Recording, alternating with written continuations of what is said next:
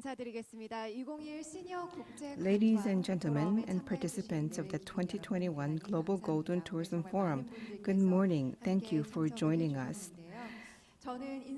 I would like to introduce myself first. I will be your MC today. My name is Ju-yeon Jo. I'm very pleased and honored to be here. Thank you once again, ladies and gentlemen. It is indeed an honor and a 안녕하십니까, pleasure to 여러분. be able to see so many faces offline, in person. And thank you once again for attending the 2021 Global Golden Tourism Forum. My name is Ju-yeon Cho, and I have been given the honor of being your MC for today.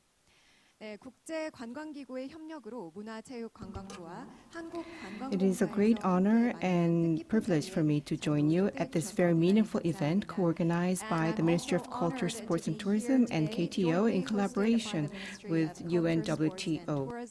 And the Korea Tourism Organization of the Republic of Korea, and of course in collaboration with the UNWTO. Korea's senior tourism, or golden age tourism, has been on the rise even before COVID-19. And that is why we have found an apt theme for this conference, the way to find best destinations in the golden age. 네, 그럼 오늘 포럼의 순서를 잠시 알려드리겠습니다. 오프닝 세레모니, 개회사, So the agenda for today will be opening ceremony, opening remarks, and welcome remarks, congratulatory video, and keynote speech, followed by 2 sessions and 2 panel discussions. We have simultaneous interpretation service available for today's forum. Please use the receiver on the table if you need to use the translation service. Turn to channel 1 for Korean and channel 2 for English. So please use the receivers placed on your tables. Once again, our conference will be held both in Korean and English. So for those of you who require interpretation services, please use the receivers and turn to channel 2 for English. Thank you very much. 자, 그럼 지금부터 2021 시니어 국제 Now 관광 then, 포럼을 without further 시작하도록 ado, we will 하겠습니다. start the 박수 2021 Global Golden Tourism Forum. Please give a big round of applause. 네, 감사합니다.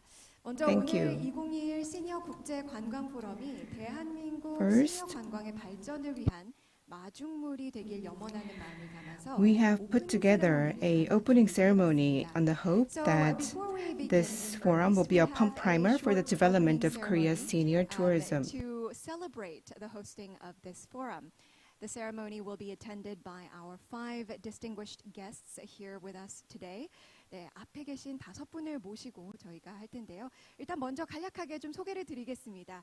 앞에 보이시는 대로 I'll be introducing you what will take place for the opening ceremony. We're going to invite 5 VIPs onto the stage.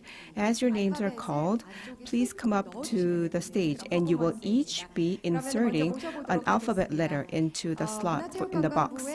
So first, we would like to invite Vice Minister Kim Jung-bae of the Ministry of Culture, Sports and Tourism up to the stage. Culture, Sports and Tourism R 쪽으로 모시겠습니다. 잠시만 기다려 주시죠. 네, 이어서 한국관광공사의 안영배 사장님 단상으로 모시겠습니다. Next, we'll invite Mr. Young Bae-an, the CEO of the Korea Tourism Organization. 네, 이쪽에 모시겠습니다. Yes, please step this way. And we also have some guests from overseas, which is indeed an honor. First of all, Mr. Marcel Lacer of the UNWTO. Please come up to the stage. To O. Please stand in front of the letter O. 네, 이어서 또 외국에서 오셨습니다. Mr. Another Carlos guest who Santos traveled from the long distance to University be of with us. Azores. Professor, please come up on stage. To K. Obrigado. And last but not least, we have Ms. Laura L, who will be joining us for A. 네, A로 모시겠습니다. Yes, please stand in front of the letter 네, A. 이번 세레모니는 저희 한국에서 개최되는 포럼을 축하하면서 This ceremony is to 시니어 congratulate 관광을 Korea on 선도하는 hosting this 기회를 forum and to brighten the path forward for Korea senior tourism, and we have prepared 5 colors representing Korea. So as I spell out Korea one letter at a time from K to A, please spell out the letters today with me, and with the VIPs, please place the relevant letter into the box in front of you. From K to A, one at a time. And when your turn is up, you can put the letter inside the slot that you see in front of you. 네, 그럼 앞쪽으로 잠시 모실까요? 네, please take one step ahead so that you're closer to the podium. 네, 제가 K부터 A까지 호명할 때 같이 So I'll be spelling out from K to A. Please join me in shouting out the alphabet letters. K. 네. 다음입니다. O. 다음입니다. 외쳐주세요. R. 네, E. 마지막입니다. A. Korea. Please give a big round of applause.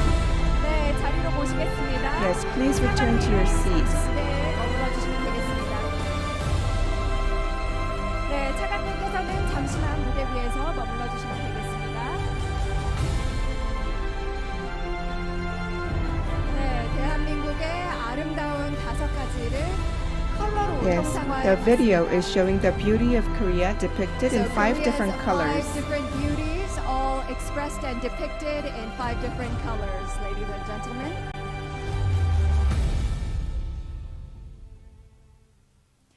네, 감사합니다. 짧게나마 Thank you very much. That was all too brief video of different beauties of Korea and different colors. Next, I would like to invite His Excellency Kim Jong-bae, Vice Minister of Culture, Sports and Tourism, for his opening remarks.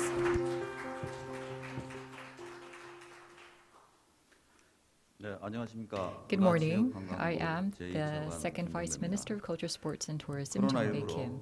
Despite the difficult circumstances due to COVID-19, we are joined by speakers, panelists, and guests from home and abroad here at the venue and through our online platform. And I would like to thank you for your presence. According to the UN, by 2050, approximately 1/6 of the world population will be over the age of 65, and the world will enter into an aging society. Aging of the population is spreading around the world, and it is bringing new economic, cultural, and social challenges. But at the same time, the senior industries targeting the older adults are exhibiting fast growth despite the economic downturn. The tourist industry is not an exception. The new seniors or the active seniors, due to their pensions, are enjoying a relatively high level of income and have a lot of free time on their hands, and experts believe that their demand for overseas travel will dramatically increase. The participation rate of the elderly in tourism activities is found to be higher when a strong social network is formed. Their level of satisfaction, leisure activities, or abundant travel experience are identified as important factors influencing their satisfaction in life. As the influence of the active seniors is growing, it is now time to develop a tailored strategy for them. The active seniors prefer and choose to travel more comfortably and freely away from daily life, invest in new experiences, and enjoy satisfying amenities and sightseeing with the locals. In addition, in line with the changes in travel patterns following COVID-19, demand for safety, hygiene, and small group travel is on the rise. Korea has special allure and value as a travel destination for seniors. Korea is equipped with world-class infrastructure based on the top-notch information and communication technology of Korea and quality healthcare systems and convenient transportation services, making Korea an attractive and safe place to travel. You can enjoy travel for promoting your health and wellness throughout Korea, where you can enjoy true relaxation of your mind and body. In 2021, we have selected 51 healthcare and wellness tourism destinations, and we are offering attractive programs that combine rest, relaxation, and leisure activities. In addition, the Senior Dream Traveler program aimed at catering to the senior population preference for long-stay tours have been created, also to ensure accessible tourist destinations for all, including seniors. 112 tourist destinations have been selected as barrier-free accessible tour destinations for year 2022 and will be in operation. The government of the Republic of Korea plans to do its utmost to provide unique quality experiences that cannot be enjoyed elsewhere to the senior tourists visiting Korea from all around the world. I hope that during today's discussions, you will share experiences and enhance understandings about senior tourism and gather your wisdoms for the further growth and advancement of the senior tourism market. I hope you can go back home with wonderful memories of Korea. Thank you.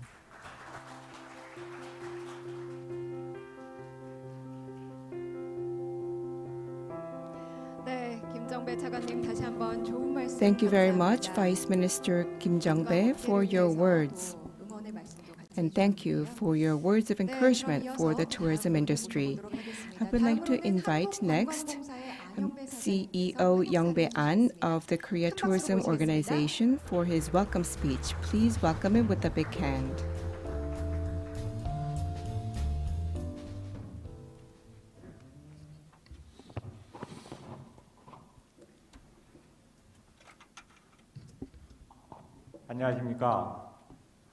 Good morning.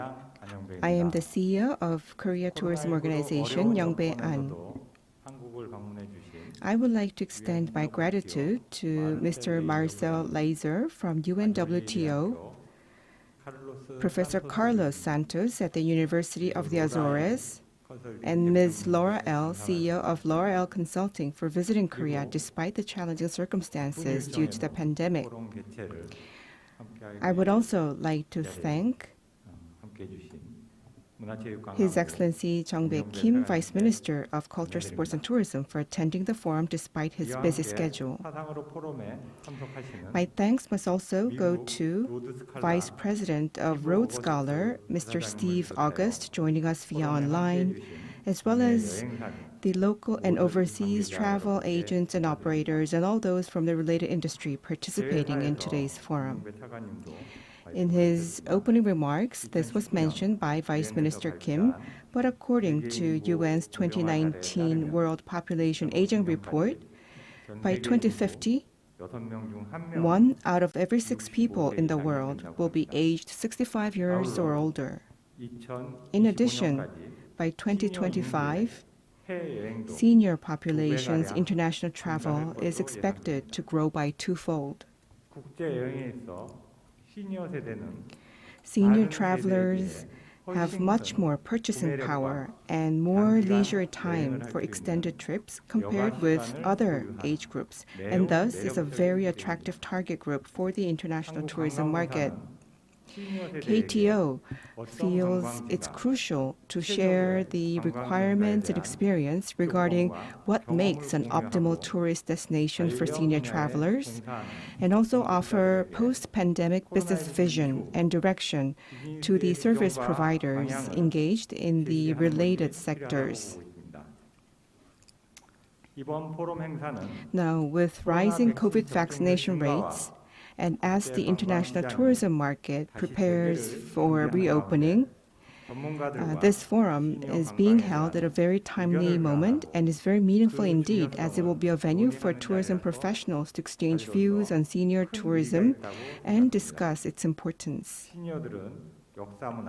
Senior travelers are interested in diverse themes such as history, culture, wellness trips, and outdoor activities, and they will lead the way in upgrading the quality of global tourism culture and content.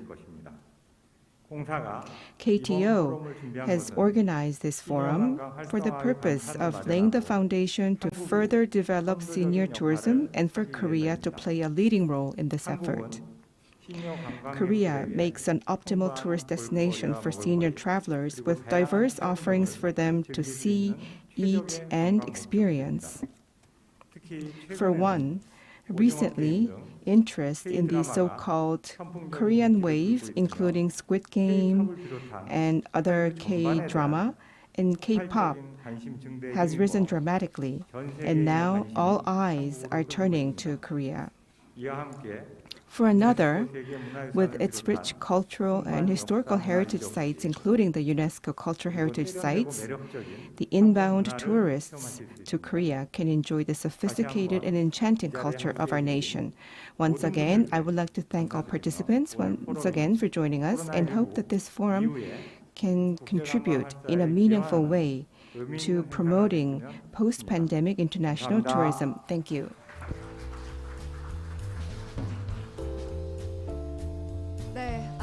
Yes, we have just heard from President An Yong-bae of KTO and explained about the purpose of this event. Thank you very much. So, the 2021 Global Golden Tourism Forum has invited someone very special from abroad to congratulate this event. So I'm sure you're very curious who he is. We have a very special guest who has sent us a congratulatory message through a video message from all the way from the United States, and I'm sure that you're very curious to know who it is. 네, 바로 미국의 영화 배우이자 또 토크쇼 진행자이시죠. A movie star and talk show host of the United States, Conan O'Brien.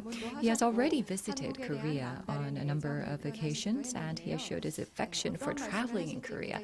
So let us take a look. Mr. Conan O'Brien will be the one who has delivered the congratulatory message. He has already been to Korea a couple of times, and he's also mentioned his affection for Korea as well. So I'm very looking forward to his message. 네, 그럼 화면으로 만나보시죠. Let us now take a look at the screen. 안녕하세요. Hello to everyone at the 2021 Global Golden Tourism Forum. I am American television star and 4 millionth most popular celebrity in Korea, Conan O'Brien. And I'm here to tell you, I believe there is no better place to visit than Korea. I visited Korea, and I loved it there. Yes, the people are wonderful, the country's beautiful, and there is so much to see and do. For example, you can visit the very spot where your LG refrigerator was born. Many people love to do that. I did that. It was very emotional. And Korea is an especially attractive destination for people in their golden age. That's why when I'm a senior, instead of leaving my money to my greedy children, I'm going to fly to Seoul and blow all my money at a PC Bang while feasting on bulgogi and bibimbap. Don't tell my children, they're not going to like this idea. To the Ministry of Culture, Sports, and Tourism, have a great forum. I miss you, Korea, and I hope to see you soon. 안녕! Well, Mr. Conan O'Brien, thank you once again for that fabulous message. And if you're going to be spending all of your money on the PC bangs and bulgogi and bibimbap, I think you're going to have to stay for quite some time in Korea. 네, 한국에서 꽤나 오랜 시간을 I think that he will have to stay a lot of time in Korea. I do hope that we can end the pandemic so that we can see him in person. So we just saw a special video, and now I would like to mention that a lot of people are joining us by Zoom. Participants on Zoom. So please say hello. Please wave to them. I think that they will be able to see us. Thank you very much for your participation. Thank you. Thank you very much. Yes, we will come back to you and say hello later for the panel discussion. 네, 너무나도 어려운 시간에 또 이렇게 함께 해주셔서 대단히 Thank you very much for joining us at early and late hours. So now then, we will move on to the keynote speech. The keynote speech will be given by Mr. Marcel Laser And at now, moving on to UNWTO. our keynote lecture, I believe that it is time for us to invite a very special guest who has traveled a long way to Korea, Mr. Marcel Laser from the UNWTO. 네, 큰 박수로 모시겠습니다. Please give him a big hand. So Mr. Laser will be talking about the trends in senior tourism, the past, present, and future.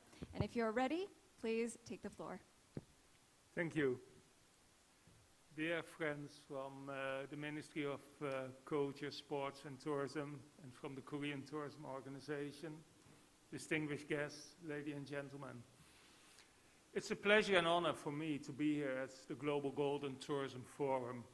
And as said in the introductory remarks, this is a very timely moment to speak about senior tourism. During this pandemic, where our senior people, I think, have maybe suffered the most, this is indeed the right moment when you see the tourism sector gradually opening, also to think about how our senior people, how our senior tourists can continue traveling. And I'm very thankful, or we are very thankful as UNWTO, to the Ministry of Tourism, Sports and Culture and to Korean Tourism Organization for hosting this event, for taking this initiative to collaborate with us on paying attention to this important topic of senior tourism. And at UNWTO, throughout the past 2-3 decades, we have paid attention to senior tourism at various moments. The first time we really paid attention to the topic was back in September 1996, when UNWTO organized an international conference on senior tourism in Recife in Brazil. And there we also published the Recife Charter on Senior Tourism, which highlighted the need to invest in the education and training to meet the needs of senior travelers. Back in 2010, we published a study on demographic change and tourism. And this paid a lot of attention to different age groups that can become important or that are important target markets in the tourism sector, and especially the group of senior tourists, tourists from 55 and above, young seniors between 55 and 65, and the older seniors from 65 plus, who are increasingly traveling to tourist destinations all around the world. We also are actively advocating for accessible tourism for all. This was a few years ago the theme of our World Tourism Day that we always celebrate every year on the 27th of September.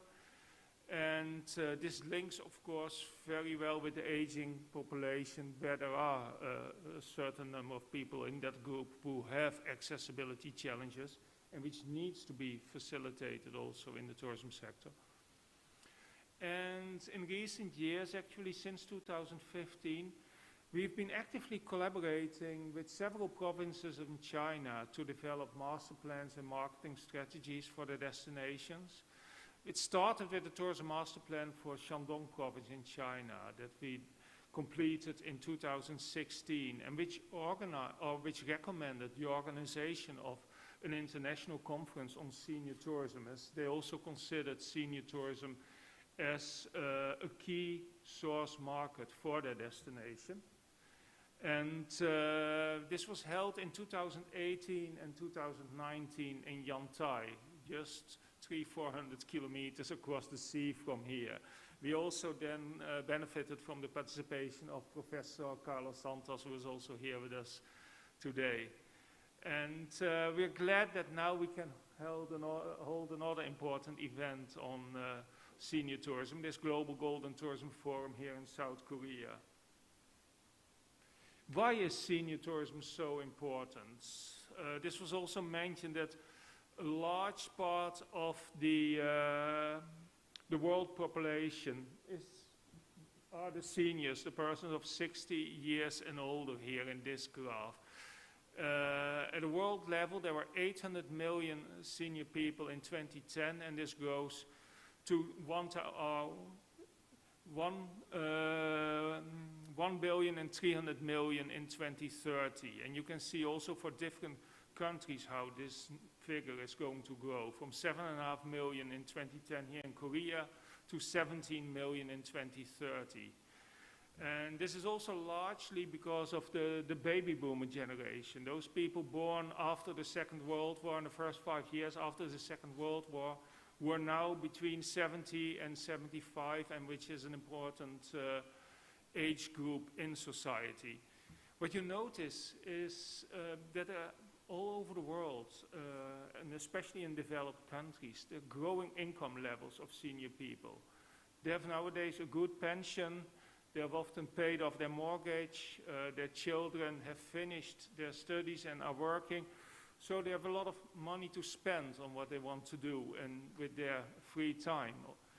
And there's also a new generation of seniors who have more travel experience, who have already, when they were a bit younger, traveled to foreign countries, will enjoyed it, and we want to continue doing that as long as the situation allows. And what you see that today there is basically a new generation of senior tourists. People tend to have a better health and be more energetic. What's often heard is 60 is the new 50, or even 70 is the new 50, that people say. If you see someone from that age, what they're doing nowadays compared to 30, 40, 50 years ago, it's an amazing difference. The senior tourists, they really want to address attention to healthy lifestyles. They're looking for healthy food. They want to do outdoor activities. They want to make sure that how they spend their day is contributing to their health, to their well-being, and to living a good life also in their golden years. Therefore, there is a high demand among this target group for medical and wellness products. And at the same time, you see that this group is more adventurous than they used to be years ago. And they're looking for once-in-a-lifetime experiences. The photo you see here on the top right is taken in Tanzania, where I used to work in the 90s for 5 years with the Tanzania Tourist Board. We started many cultural activities with local people in the villages. And the things we started then are still up and running. And what I hear from the Tanzania Tourist Board, with whom I'm in regular contact, that there are every time more elderly people, more senior tourists visiting these activities who really show a key interest in how village life is, how the traditional culture is in Africa, and it's becoming really a main target group. And what has been important nowadays with the COVID-19 pandemic, of course, is that we also need to address now health and safety concerns that especially senior tourists have these days. I want to show to you some studies that have been done in the past on senior tourism, the results of it. The European Union undertook a study in 2015, and it showed that the seniors, here defined as 55 plus, are generally taking more domestic holidays than younger tourists, the group between 15 and 24. And also tend to be more interested in nature, whereas their interest in sun and beach destinations is lower than the younger group, but is still relevant with 36%. And main factors for the group of senior tourists for choosing a holiday destination are clean, natural and cultural heritage sites. They want to have easy access and are looking into affordable cost. And the preferred activities for the younger seniors between 55 and 70 are hiking and swimming. And for the elderly segment of 70 plus, there's an increased interest in golf and also in boat tours, including cruises, but also sailing. They become active in sailing. These are findings, of course, from Europe, because I know that here in Korea, we've done some market research also for the master plans that we developed, and the Korean tourists are already at a much younger age very actively engaged in and interested in golf and travel to many destinations for golf tourism. So there are differences between regions, between continents. Another study I'd like to share with you is a study that was carried out in my home country, the Netherlands, on senior tourism. And there you also see the expected growth expenditure of the 65+ market. The study was carried out in 2018, and it found that the total expenditure of this market was 2.6 billion in 2016, and it was then expected to grow with 1 billion euro to 3.6 billion in 2025. And at that point in time, we already noticed that 75% of senior tourists organizes their holidays themselves without a tour operator, often doing repeat visits. I think the senior tourists might be one of the groups who, how do you say this, is most interested in returning to destinations where they had very good experiences. So delivering good services to that group can pay off. They may really come back. They do many online bookings. This might be something which recent indications show that is changing now during the pandemic, and the group turns to go back more often now to travel agents as they feel more secure in the current situation when activities can be booked with agents. The group used to have a preference for air travel from smaller airports. That is definitely something that is even becoming more important now, avoiding the crowds if they want to travel still by plane. You also saw that they had a higher daily expenditure, 26% more than the group of below 65 years. And their holidays are well spread over the year, which on the one hand can help to reduce the risk of over-tourism, which is becoming a serious concern in several destinations in Europe and elsewhere. And at the same time, it helps to creating permanent year-round employment, as facilities don't have to close down in the low season, as there's still a relatively large number of senior tourists coming to visit them. And the study identified or introduced an interesting concept called multi-generation tourism, where you see more and more often that the grandparents like to go on holiday together with the parents and their children, enjoying quality time together for 1 week at a destination, spending time together with their family somewhere while traveling. And it also identified an interesting subgroup, let's call it, of multi-generation tourism, when the grandparents are basically taking their grandchildren out for holidays. Often, when the parents are either at work, or maybe the parents want to spend some time on their own, relaxing from busy life always of taking care of the children, want to go somewhere else on holiday. And this resulted in some recommendations on how to structure, how to develop resorts for this group of multi-generation tourism, highlighting the need to have an interesting activity mix, both for the young and for the old, with both wellness facilities and playgrounds, etc. And also to offer larger, more luxurious cottages, preferably with more than one bathroom, or when going to hotels, have sufficient rooms available with connecting doors where such wellness or where such multi-generation groups can stay in.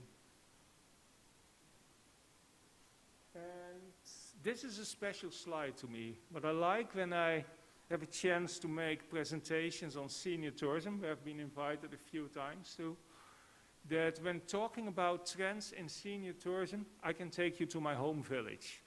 This village is called Zeddam, a very small village in the east of the Netherlands, with only 3,000 inhabitants. And when I was a young boy there in the 70s, we would have busloads of tourists coming every Saturday, senior tourists from the larger towns in the Netherlands, spending 1 week in our village, enjoying the beautiful forest landscape, the rest, the tranquility, visiting some of the historic attractions. We have the oldest still functioning windmill in Europe. We have a famous castle where I, as a teenager at secondary school, had my first work experience in the tourism sector. And at that time, in the 70s, I think we had about 14, maybe even 15 hotels in our small village. And over time, this gradually changed. You saw that the senior people who in the 70s had hardly any travel experience and maybe also not yet that much budget could only afford or were only interested in going 1 week somewhere else in their own country, well organized on a bus tour. But every year basically this number decreased as they became more experienced travelers, also with higher budgets, and they would move more often to, especially to the south of Europe, spending holidays at the Mediterranean coast or sometimes in the mountains in the south of Germany and Austria. And from the early 80s onwards, we saw every year almost one of these hotels closing down, which was a bit of a challenge to the village, especially for the people who were employed in those facilities. Not so much for the owners, because with the boom of the real estate market, they could make good money by selling their facilities. It was often more for the staff. But fortunately then also, I think, with this concept of multi-generation tourism, a whole new holiday concept came up, and this is just a park with over 200 cottages, which was then built in the 80s just outside of our village, where families, often with senior people or seniors on their own in the low season, come and stay for in this resort where there are many different activities that they can do. They can go make use of the wellness facilities, a tropical swimming pool, also still go outside for walking or cycling tours. And a lot of people who used to work in the hotels are now working here in this resort center with over 200 cottages. There are still a few of the hotels left who manage to adapt, also target other markets, or still the few seniors who are interested in hotel stays. But the vast majority is now going for this option for a more luxury resort stay, and especially the past year this was fully booked because it also gives a feeling of health and safety now in the corona pandemic if you can stay in your own cottage. Please, as I'm here in Korea, allow me to make one sidestep. The main focus in that destination in the Netherlands has always been on domestic tourists, with some tourists from neighboring countries, Germany, Belgium, some Denmark or Eastern European countries. But there was one point in time that we got overloaded almost, or not overloaded, but we had the pleasure to receive many Korean tourists almost 20 years ago. And I wonder if on the larger photo here you recognize anyone, our Korean friends here. And don't tell me you happen to see a friend or family of the Korean visitors there in our village. But the old man was sitting there, the Dutch old man. Let me tell you, I mean, he used to be a colleague of my father as primary school teachers, and both very active in the teacher labor union. But that's not why he should be familiar to you. This gentleman is the father of Guus Hiddink, the coach who, together with the Korean team, then in 2002 reached the semifinals of the World Cup, and which was quite an event. And both actually in our area we were celebrating it, and Korea was celebrating it. And this is during one of the matches at the World Cup, when Koreans who were either living in the Netherlands or traveling in the Netherlands came to watch together with him in the area or in his village to the match. And afterwards, the home village of Guus Hiddink was really included in the package of Korean tourists visiting Europe. it was right on the way from Amsterdam to some of the German historic cities along the River Rhine. So they often made a stopover, and for 2-3 years we really got busloads of tourists visiting us. And I would say you're still welcome, especially the Korean senior tourists who still must remember 2002 World Cup very well. They might still be very interested to come back and visit the home area of Guus Hiddink. The same actually happened to a lesser extent, but in 2008 when the coach was very successful with the Russian team, that many Russians came to our area and visit his home village. And one last point, what was raised in the senior tourism study in the Netherlands, is the importance of facilitating access in natural areas to senior tourists. What you see nowadays, that there is a kind of movement to go back to offering genuine nature experiences and make trails as natural as possible, as you see there on the photo on the top. But there are of course challenges for tourists with a wheelchair or other equipment, senior tourists, on how to enter areas like this. So there was a kind of stressing the need when there are nature areas and where you develop these trails, make sure there's also a trail, and it doesn't have to be a large trail. It can be 2, 3, 4 kilometers, which is better paved, so that also people who have accessibility challenges can enter it, can enjoy it.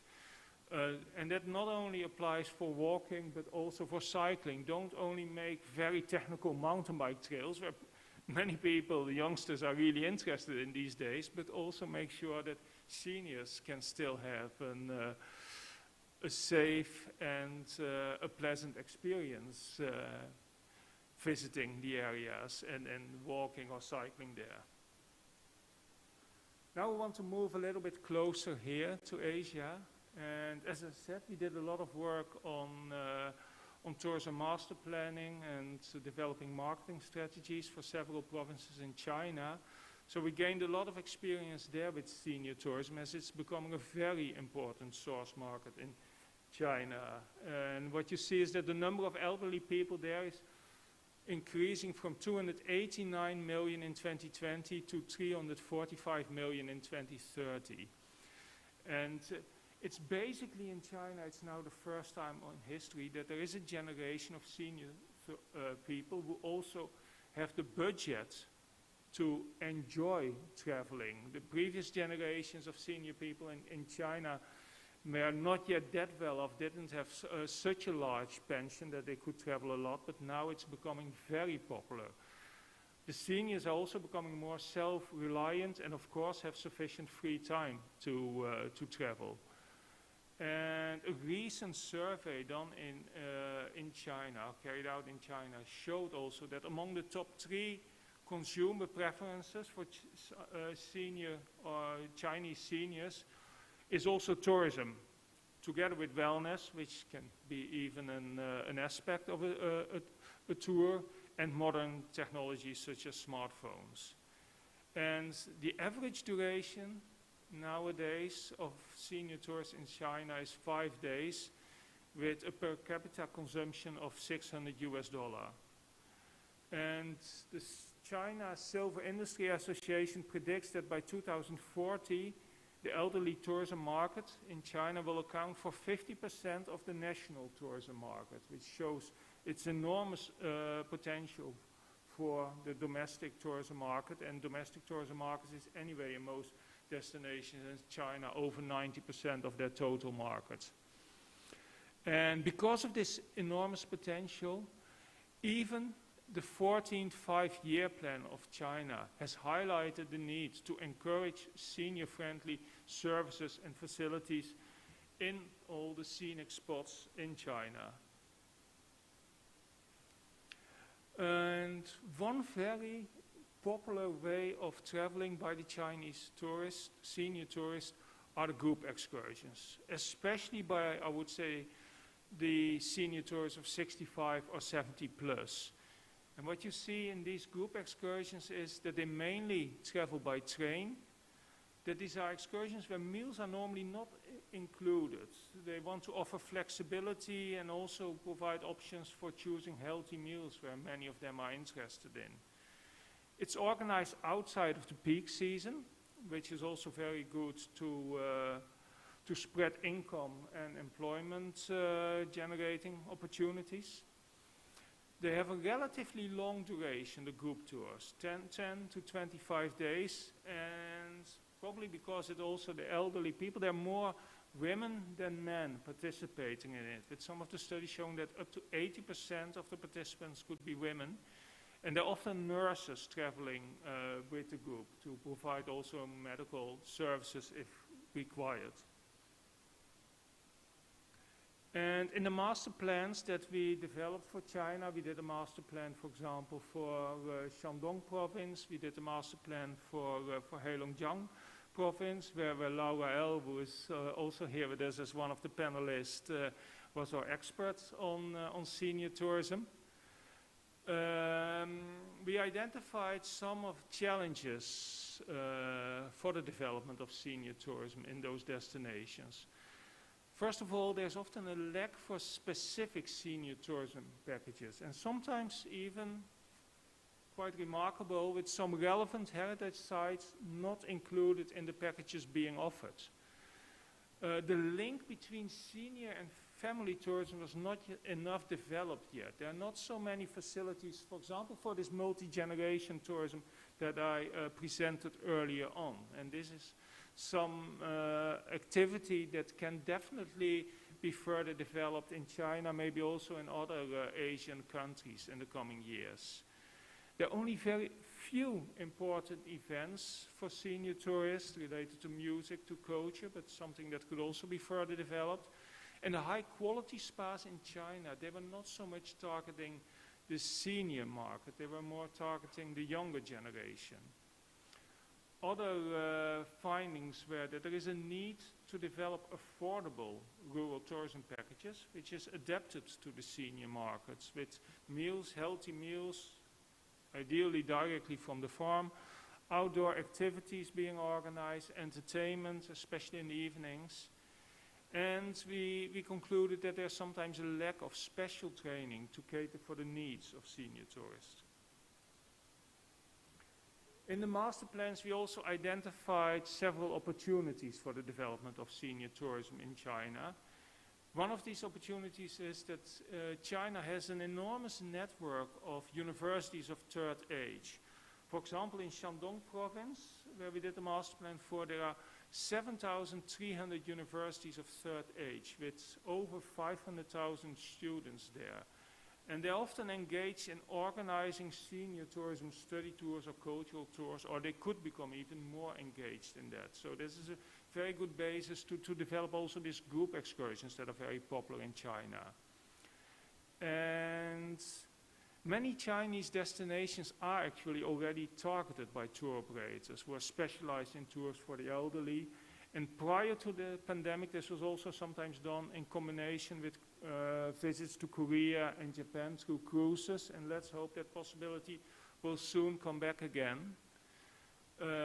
It focuses, or there is a good chance to focus more on off-season holidays with an increasingly interest by seniors to purchase holiday homes, especially outside of the larger cities. And there was a good opportunity now in China to develop a quality mark for senior tourism firms. Firms who really have given training to their staff and who have all the necessary facilities in place to welcome senior tourists. Let me now come to the current challenges that we're facing in the COVID-19 pandemic and how this affects senior tourism, or at least which points should be taken into account. We've also looked for available studies on how the pandemic has impacted on senior tourism. And we found another study from the Netherlands that was undertaken in July 2020 by the Netherlands Association for Senior People. They undertook a survey among 3,000 people over 65 years of age. And they concluded that before the COVID-19 pandemic, 75% had already made plans for a summer holiday in 2020. But in July 2020, this had reduced to only 36%. And 45% of the respondents indicated to be afraid to get infected with the coronavirus during their holiday, whereas only 25% indicated not being afraid of it. What we need to take into account is that this was a survey done at the beginning of the pandemic. So these figures may have changed by now when people have become vaccinated, but at least it showed the impact it had in 2020. And also 60% of the seniors indicated that they would take special measures when going on holiday, such as wearing masks or taking disinfecting products and avoiding crowding places. What you need to take into account, this is a country in the north of Europe where the use of masks is not as common as here, and you would sometimes only see a few seniors wearing a mask to protect themselves. And where the association, the Netherlands Association for Senior People now has been really lobbying for is to facilitate the availability of the paper version of a certification, vaccination certification, to enable senior people to travel also. Because when vaccination started, first of all, people could only download a QR code, which they could show everywhere when they wanted to go places, when they wanted to travel. And the association really had to lobby and say, look, there are many senior people who do not even know what a QR code is, who do not have a smartphone, and we should not exclude them. So then, but that took a few months, arrangements were made that they could also get a paper version. But it's still, they're still lobbying for getting better arrangements, because right now, the way it goes is that when someone calls, you have to call the municipality to see how you can get a paper version, and you're told, yes, you can go to a website, and from the website you can download a PDF file and print it. Well, here you see my father, 96 years old, with the paper version of the certificate. But do you think at that age he knows how to go to a website? Do you think he has a laptop at home? Or do you think he knows what it means to download a PDF file, or that he has a printer at home? I'm his only child, living 2,000 kilometers away in Madrid. Fortunately, I have very helpful and caring cousins who could help him with that. And that's why he has both the certificate, which is valid only for the Netherlands, and now the certificate that is valid for Europe. And he can start traveling again, he can start visiting places. He's still very active and enthusiastic in doing that, mainly day excursions, also across the border.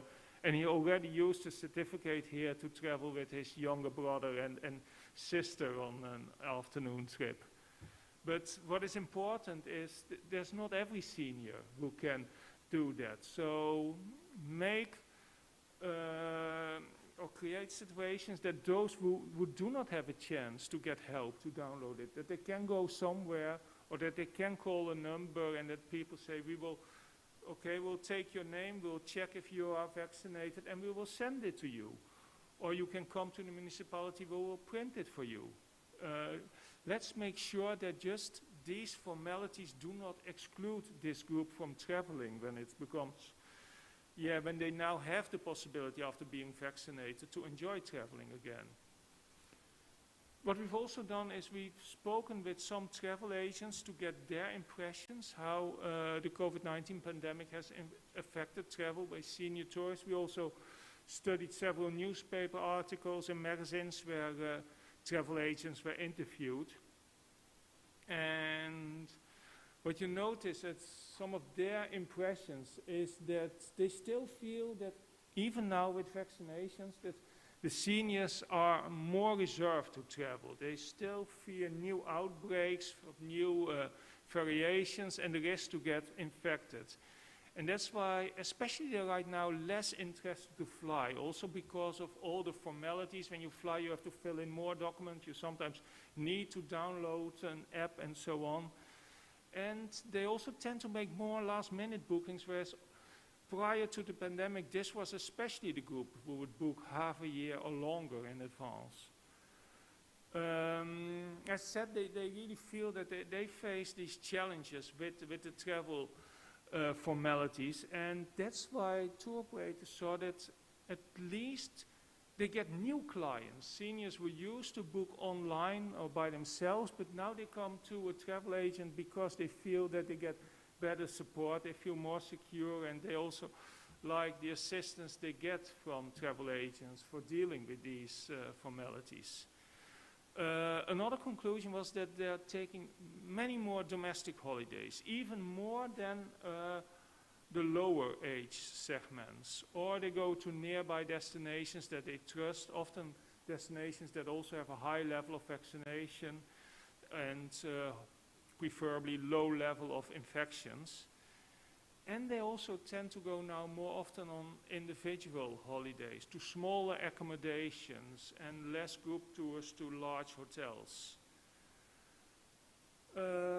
Another conclusion was that whereas the seniors basically over the past years I think had become almost the most important target group for cruise tourism, especially international sea cruises, they are still rather afraid of doing that. Anyway, the cruises is one of the subsectors that have suffered most from the pandemics.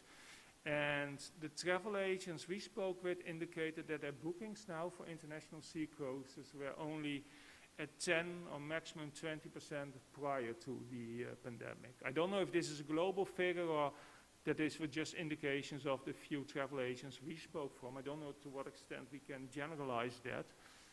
But this is what they indicated, and they especially indicated, whereas before it were mainly senior people booking these international sea cruises, they are not yet booking it.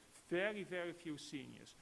But what the seniors do book now, because they still like the boat tours, are river cruises. River cruises, ideally in their own country, like we spoke with German tour operators who are organizing river cruises in Germany, sometimes just across the country. Dutch tourists going to Germany on a river cruise. That is something which is very already where the senior tourists are very interested in it. A positive sign was because many of them had still vouchers for international cruises, and at least that coming back to the travel agents to see if they can maybe use it for 2022, their vouchers. And one of the challenges they identified is that with the cruises that are in the harbor facilities, they're different almost in every country, which makes it again difficult for such a cruise, especially for senior tourists visiting more countries where they always have to deal with other requirements and other documents or apps to fill in. Other conclusions from those interviews were that especially seniors now are taking out good travel insurances which cover COVID-19, and what they find very important that there is a help desk which is available 24 hours for their insurances, and this is often sold directly by the travel agent together with the tours that they sell now, whereas in the past people didn't care that much of insurances or had just insurance with a year-round travel insurance with very basic coverage, but now they really check what is covered in it and how they can get immediate support if needed. And a last conclusion there is that there is a need for uniformity in travel requirements, especially to have options for seniors to fill in forms on paper rather than mobile applications or QR codes, because that is really sometimes withholding them still from traveling. Let me make then some final remarks on the development of senior tourism this year and beyond. As stressed, I mean, there is absolutely a need to address the health and safety concern of this target group and to facilitate travel requirements now also in the framework of the COVID-19 pandemic. And therefore, we also need to do further capacity building of tourism staff on developing, managing senior tourism products, especially in the current framework. And we need to build in also flexibility in booking procedures. Have a chance to postpone a trip without losing the money paid on tours. Have flexibility on getting vouchers, on changing, if there are changes again in the situation, how the pandemic develops. And there is a need to important travel assistance and also insurance with COVID-19 coverage. And what you hear often, what we also read in some of the documents that are prepared for this conference, that the high budget senior tourist is already an important market segment and will remain an important and interesting niche market for many destinations. We also see it here in Korea, where you're already looking into the senior tourists, the high budget senior tourists from Europe, from the United States and Canada, who could come here on holidays to Korea. And you see that in many other destinations that they're trying to target that market segment. And there's nothing wrong with that. We also have often advised destinations we were developing marketing strategies for to try to target that group. But what I would like to say also that let's not forget offering travel opportunities for the other senior tourists, those with a low and medium budget, people who've been working their whole life to serve the society as nurses, as primary school teachers, in a factory, on a farm, and they are now in their retired period, and they also need to have the right and the possibility to continue enjoying the beauty of tourism, all in their golden years. So let's not forget that group, because that might be even the group who is facing most problems. And I think everyone in the senior generation should be offered the right, the possibility to travel and can contribute to make the tourism sector flourish again now, during and after the COVID-19 pandemic. Thank you. Thank you very much, Mr. Leiser. Please stay for the Q&A. I think we have a little bit of time for the Q&A session. 네, 질의응답 시간을 잠시 갖도록 하겠습니다. We're going to have a short Q&A session. For those of you in the hall, please raise your hand and we'll bring over the microphone to you. And we are taking questions via the Simflow application. So let me give you some housekeeping announcements. The website URL is ggtf2021.simflow.com. Please visit this website and post your questions, or you could scan this QR code to have access to this Simflow page. This is real-time Q&A app, so if you post the questions, then we can take them. Application to get the Q&A. And if you have any questions, if you would like to make them directly to Mr. Marcel, you can do so. We'll get a microphone to you. Or else you can also log on the Simflow website, ggtf2021.simflow.com. Or you can also take a photo of the QR code. I hope that our Mr. Leiser's father might not know the QR code, but still I believe that our participants will be able to find out the QR code. If you do have any questions, please log on and ask the questions.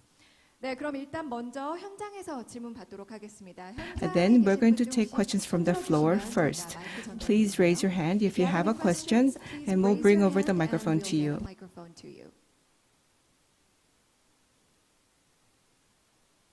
It's always the first question that's the most difficult. It's very difficult to ask right away. 네, 저희 심플로에서 바로 하나 올라왔나요? Yes, we have a question posted on Simflow. So, from UNWTO's point of view, what is the most attractive point or potential of Korea as a senior tourist destination? What is the most attractive point of Korea as a senior tourism destination? What's the most attractive point, or what are some potentials for Korea to have for senior tourism? Thank you. This is a very good question, which I think that at the end of this week I would be even in a better position to answer when we have seen a bit more of your senior tourism products. But of course, Korea is known already in the world for several things. It's healthy food, and seniors are very much interested in healthy food. Korea is known for cultural heritage, and what you see is that senior people really like to visit cultural attractions. And what I know from previous visits to Korea, I've been here 3 times before, but what might be a bit less known in the world, but something you can also use to promote for the seniors, is outdoor activities. I know all the Koreans, they tend to go outside in the weekends and at the domestic holidays, hiking in the many wonderful mountains you have. But this part is maybe, especially among international senior tourists, not yet that well known, that it is a fantastic destination for outdoor activities, especially for the generation of younger seniors, 55 to 70 years. I think that is also a product to be further well developed. It's already there, but further promoted, and also to see if that group can be attracted. Thank you very much for the answer. You mentioned the various different natural attractions as well as the cultural heritage attractions. Although Korea is a small country, I believe that we have a lot to offer. 네, 답변 들어봤습니다. 혹시 다른 분 질문 있으실까요? Any other questions? Thank you very much. Or on Simflow, please?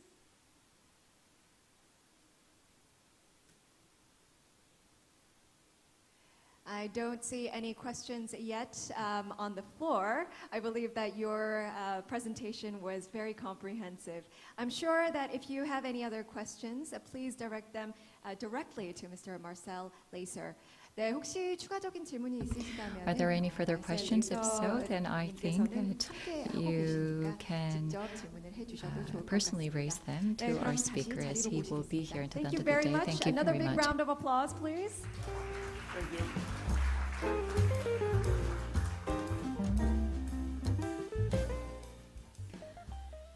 네, 저 또한 굉장히 흥미롭게 Yes, that was indeed a very interesting presentation, especially because of COVID-19. The tourism industry is faced with challenges, and so I think that we were able to think about post-COVID tourism through the presentation. Very eager to start to travel again, and just as soon as COVID-19 is controlled somewhat, we'll all be heading out along with the senior tourism as well. 네, 그럼 여기까지 공식 행사와 기조 연설을 마치고 잠시 So this concludes the keynote address, and we'll have a break. After the break, there will be a luncheon. So I ask you to please return to your seats by 11:30, and we will be handing out lunch boxes. We will close the official proceedings of the opening ceremony and the keynote lecture, and we'll take a short break. After the break, however, we will proceed on to lunch. I'm sure that some of you are already hungry, so please be back in your seats at 11:30 a.m. and we will bring the lunch boxes to your seats. Thank you and have a refreshing break. 네, 고맙습니다.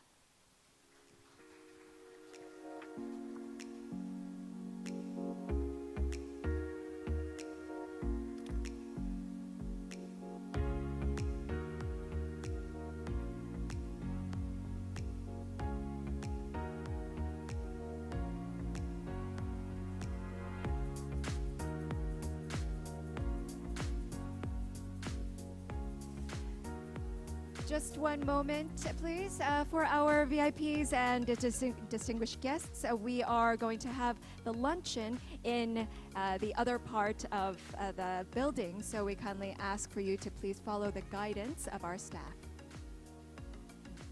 So our staff will come to you and will also be able to guide you to the Topaz Hall. But for all of our other participants, please enjoy the break and be back at 11:30. Thank you.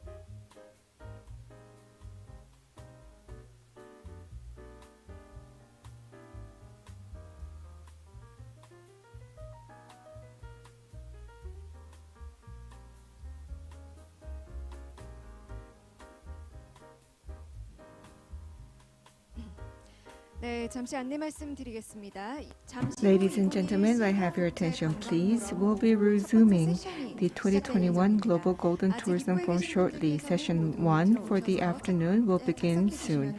We would like to invite everyone to come in and take your seats. We'll be starting Ladies and shortly. gentlemen, in just about 10 minutes, we will resume with session 1, or the first afternoon session of our forum. So for those of you who are still outside in the lobby, we kindly ask you to please enter the hall and take your seats. We will begin in just a few minutes. Thank you very much.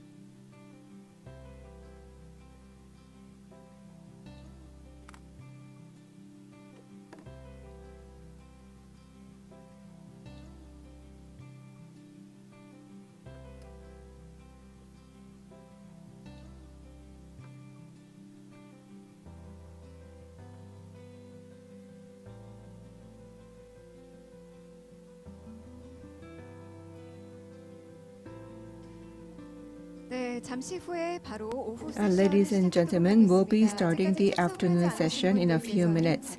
We would like to invite all those in the lobby to come in and take your seats. We'll be starting shortly. We'll begin in just a couple of minutes. For those of you who are still in the lobby, we kindly ask for you to please enter the hall and take your seats.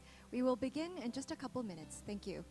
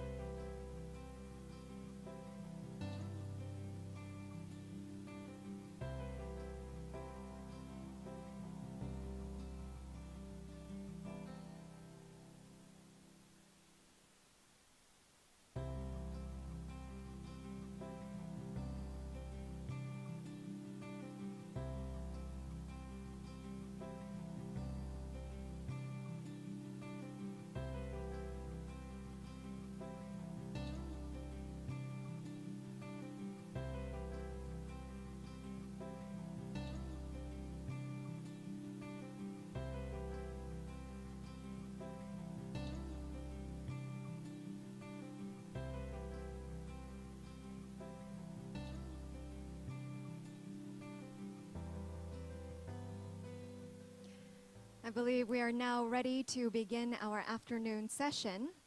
And now, ladies and gentlemen, please take your seats. 네, 그럼 지금부터 2021 시니어 We'll be starting the afternoon session, session 1 of the 2021 Global Golden Tourism Forum.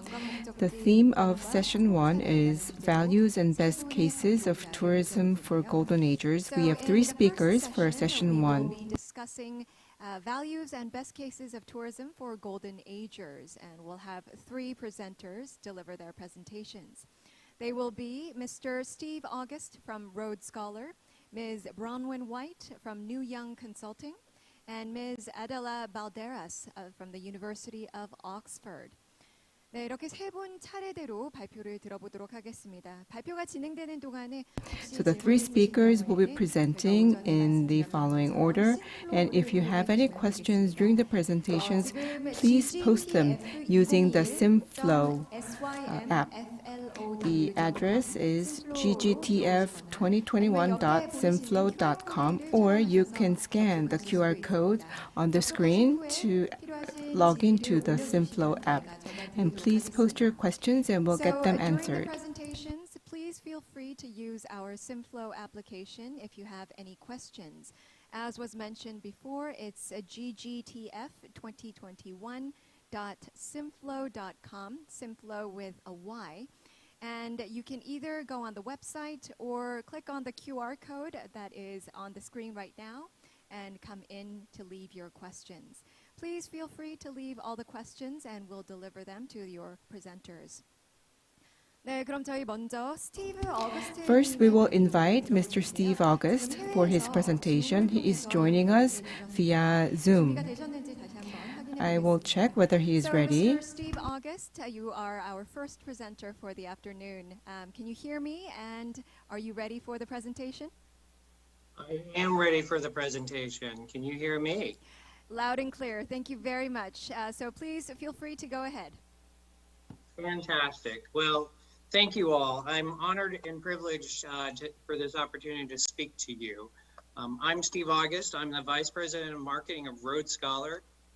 We are the leader in educational adult senior travel in the United States. And again, I'm very pleased to be with you today and share some of information about senior travelers and what we're seeing going on in the marketplace. Let me go to the next slide.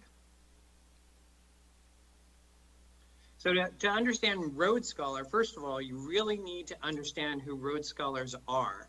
So I wanted to take this opportunity to walk you through a bit about who we are and who Rhodes Scholars are. So, you know, Rhodes Scholar has been going through a generational shift for the past 10 years. We have grown from having boomers be a very small percentage of our participant base to being a fairly large percentage of our participant base. In the past, it was the greatest generation, the silent generation, the people who were involved with World War II and prior. And now we are really seeing the boomer audience is our core audience and our core participants. The average age of Rhodes Scholars is 72, but it runs from 50 all the way up to almost 100. Some key facts about boomers, and I know you'll probably learn a little bit more about this in the next session, but just a few boomer facts because it's important for us. Again, it's our key participant. Born between 1946 and 1964, came in age during the 60s and 1970s. Boomers control about 70% of U.S. disposable income, and they'll live the longest of all previous generations. And they'll spend $6,600 on average leisure trips annually, and on average they take 4 to 5 trips a year.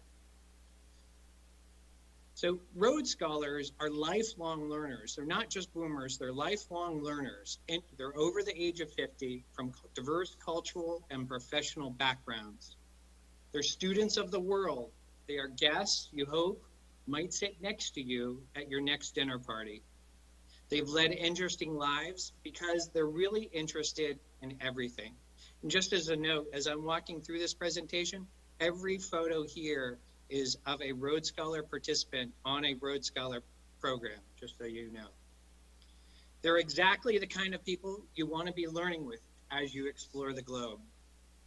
2/3 of our participants are women. 1/3 are traveling solo by themselves. 10% are participating in grandparent programs. And just as a side note, this image here, again, on a Rhodes Scholar program, just happens to be Mike Zub, who is our legal counsel at Rhodes Scholar. He's 84. 20 years ago, he was our vice president of marketing. Today, he is of counsel for us. And this is him traveling on an intergenerational program, as was noted earlier. Yes, we offer these. 10% of our programs are intergenerational grandparent family programs. He's traveling here with his granddaughter and grandson, and he's taken almost every granddaughter and grandson on a program. So over 45% are married or are in a relationship. And Rhodes Scholars are interested in a number of different subjects, including cooking, art history, architecture, birding, hiking, cycling, civil rights, and even military history. In fact, we have so many educational programs across the world. We consider ourselves a university of the world. You know, a lot of people might consider us, a tour organization, but that's not who we are. We really do consider ourselves a group that is educating seniors in, again, a university of the world. We have over 100 countries that we send participants to, and we offer over 750 programs today, unique programs. Prior to COVID, that was over 1,500 unique programs, but we'll get back there someday. So one of the things I wanted to share with you is really what motivates our Rhodes Scholars. Why are they interested in traveling with us? The first motivation is really learning. They're just young students at heart. They may be 70, they may be 80, they may be 90, but they are interested in learning. Travel is a direct result of the desire to keep learning, and that's exactly what they want to do. They want to continue living their lives. They think of themselves as students at college, wanting to absorb as much as they can. So that is a huge motivation for traveling with Rhodes Scholar. We don't consider ourselves a travel company. Again, we consider ourselves an educational company. The other reason, the other big travel motivation is camaraderie. So meeting new people, making friends. Rhodes Scholar programs, I just shared with you some of the programs that we offer, those programs are very specific: birding, cycling. You know, people have the opportunity to find people who are interested in the same things that they are interested in. It is these two things, learning and friendship, that really drive our participants in terms of why they travel with us and participate in our programs. So I want to share with you a little information in terms of the booking activity we've seen recently, because I know some of you would be quite interested in that. So let me share with you that. But before I do, let's hop back to 2019, before all this COVID stuff, before everything kind of hit the fan. And our Rhodes Scholar enrollments, we call them enrollments, not bookings. Our Rhodes Scholar enrollments were on the increase. We were going year after year after year after year, climbing steadily up. We had grown. We started in 1975. You know, we've now been around for 47 years and providing this educational history, and you know, we've continued to grow almost each and every year. Well, obviously that changed in March of 2020 with special events cancels or postponed, airline travel, air traffic collapsed to unprecedented levels, destinations throughout the world became desolate, right? And so the future outlook was bleak. Nothing was happening. And in fact, from March of 2020 until June of 2021, we had nobody. Nobody was on a Rhodes Scholar program anywhere in the world. And that was the first time that was ever the case for us. But the story doesn't end there, right? Things are improving. In July of 2021, we began again. And since July of 2021, we have been running programs, growing our programs. And in fact, I was mentioning to somebody earlier, one of the speakers earlier, that we've had, in the month of October, we've had about 10,000 people on the ground traveling with us. And we're very excited to see, you know, that activity come back. So international bookings were very strong. I can't show you the exact numbers. I apologize, it's for competitive reasons. You can see that, as was stated by the prior speaker, our domestic activity has popped up. These are our programs that are within country that don't require international flights. If I didn't mention previously, all of the Rhodes Scholar participants, the vast majority of them are all U.S. residents. They're looking for places to travel, and historically, again, international has been an area that has grown. We have even sent people, you know, to Korea prior to COVID. So you can see domestic has popped up, international's popped down a little bit. We do expect that to change over time, but that's the way conditions are right now. That is the activity that we're seeing at the moment. So let me talk to you a little bit about trends and things that we're seeing. One of the things that we do is we do a monthly travel survey. We do a survey to folks, participants, and we try and understand how their travel plans are changing, and I'd like to share some of that with you. So from one of the questions we ask is we ask people to complete the sentence. And one of the sentences we ask is, from what I'm seeing in the news, I am, and then we have a list of number of different things, canceling my travel plans. Back in August, we saw 4% of people looking to cancel their travel plans. In September, that was 2%. And just more recently, in our October survey, it was almost nobody looking to cancel their travel plans. People are, you know, more optimistic. They're not as frightened as they once were. Again, from what I'm seeing in the news, delaying my travel plans, positive news. We're seeing people saying that they're less likely to delay their travel plans. They're not doing that. They're actually proceeding with their travel.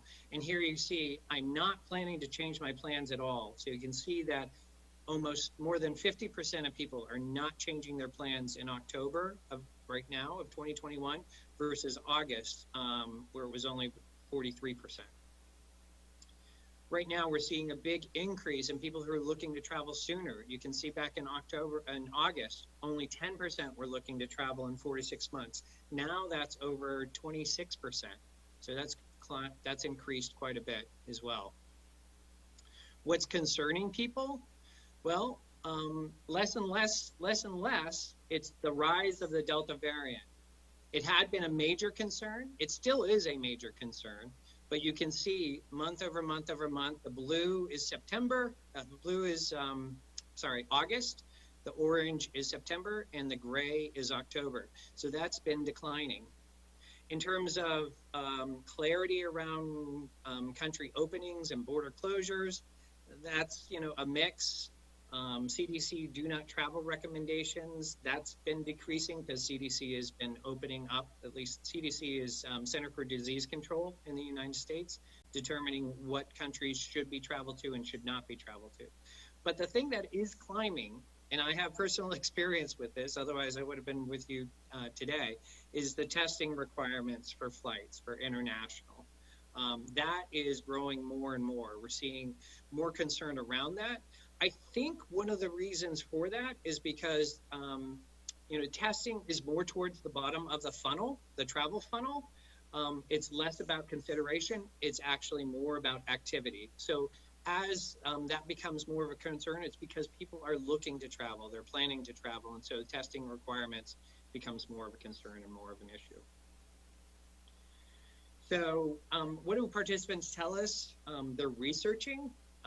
One of the comments we heard earlier that, people are researching into 23, and we can see that people are indeed researching. 21% of our participants are researching 2023 travel at this moment. The vast majority of them are researching 2022 travel, but we even do have people who are researching 2024 travel.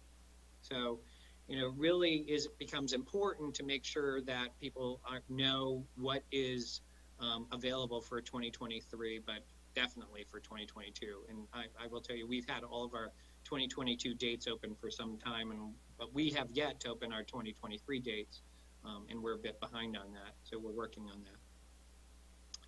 So, one of the things as international air travels is still sort of lagging. We are seeing that domestic air travel is nearly back to pre-COVID levels. As you can see, the big dip that we took in 20, it's come back within the U.S., but international is still definitely lagging. Yes, just as you're wondering, yes, indeed, this is a Rhodes Scholar plane. This is our private jet that we've been offering for the past few years. So that is a Rhodes Scholar plane. And, from other areas, we've seen, as domestic increases, we've seen a dramatic rebound in visitors to U.S. national parks. You can see this was 2020. You can see the dramatic increase in 2021. This is 2019 pre-COVID. And speaking of national parks and specifically to Rhodes Scholar, we have seen an increase in our walking hiking programs as a percentage of our business relative to 2019, and also national park activity as well. That has been growing. We've seen, when we go to look at all of our programs, more participants are moving outdoors. They're looking to be outdoors. They're looking for that fresh air, looking for that social distancing, and looking for more of that space. From a marketing standpoint, just to give you a sense real quick, because I'm almost out of time, from a marketing standpoint, what we are doing is one of the things that we're making sure that as we communicate with our audience, our participants, our Rhodes Scholars, is that we're having a conversation with them. We are making sure that every conversation we have with them is about them. And we're doing that through personalization, whether it's through our website, our email marketing, or our print marketing. Almost every one of these channels is personalized so that we have a conversation with people about what they're interested in. And that's what it's all about. People are interested in specific subjects, and we want to make sure that we're communicating to them about those specific subjects and meeting their needs. And so, as we conclude, Rhodes Scholars Outlook, our participants remain very eager to continue learning and making new friends. Our data points to more confidence in people traveling, as is indicated by the numbers. And there's an interest in international travel continues and will rebound and grow. As borders open and testing requirements ease, travelers will feel more comfortable traveling. We can see that in the data. And that concludes my presentation that I wanted to share with you today. And I think I'm just out of time. But I don't know if you want to have questions at this point in time or if you want to hold them to the end of all the sessions. You let me know. Well, thank you once again, Mr. August, for the great presentation. I think that we will go straight on to a short Q&A, if it's okay. Yes. You kept perfect timing, so we have a little bit of time for Q&A. 네, 저희 스티브 어거스트님의 발표를 잘 들어봤습니다. Yes, thank you, Mr. Steve August, for your presentation. So we're going to have a quick Q&A session. So we will address the questions we received via Simflow first. I will first read it in Korean and then translate it for you into English. 어거스트님께서 느끼는 현재 미국 시니어들의 해외 여행 의지가 So I'm curious about the willingness of the U.S. seniors to make foreign or international travel from your point of view. How much as seniors in the United States are willing to travel overseas? Well, as we saw in the data, they're very willing to travel overseas. It's less so than what it has been. But we actually have people on the ground in over 100 different countries at the moment right now. So there's definitely a willingness. I'm looking forward to the day when we're back and doing programs in South Korea. So. 네, 말씀하셨듯이 지금 Yes, as you mentioned, as Mr. August showed in his data, many seniors in the U.S. are very willing to travel overseas. Hopefully, we will see more promotion of the international travel. Next question. 네, 심플로우를 통해서 혹시 Yes. 올려주신 질문이 있다면 받도록 하고 We will take another question from the Simflow if there is any, or if there's any question from the floor, please raise your hand and we'll deliver the microphone over to you. Please raise your hand and we'll also be able to get a microphone to you. 네, 저 뒤쪽에 한 분 계시네요. We have a question in the back of the room. 잠시만 기다려주시면 제가 Please give us a moment. We'll bring the microphone over to you.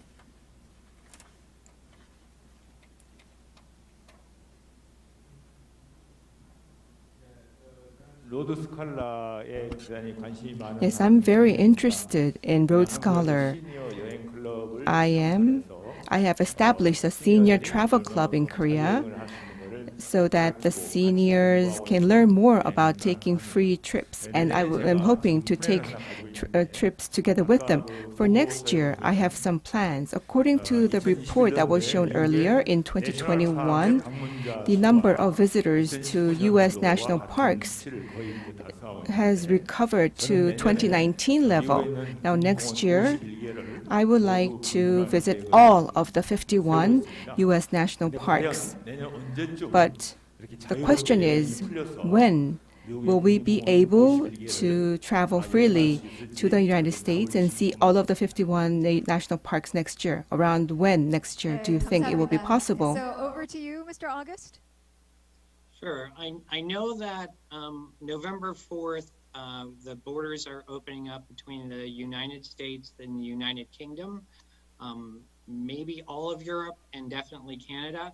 I don't know how long it will be before travel from Asia will take.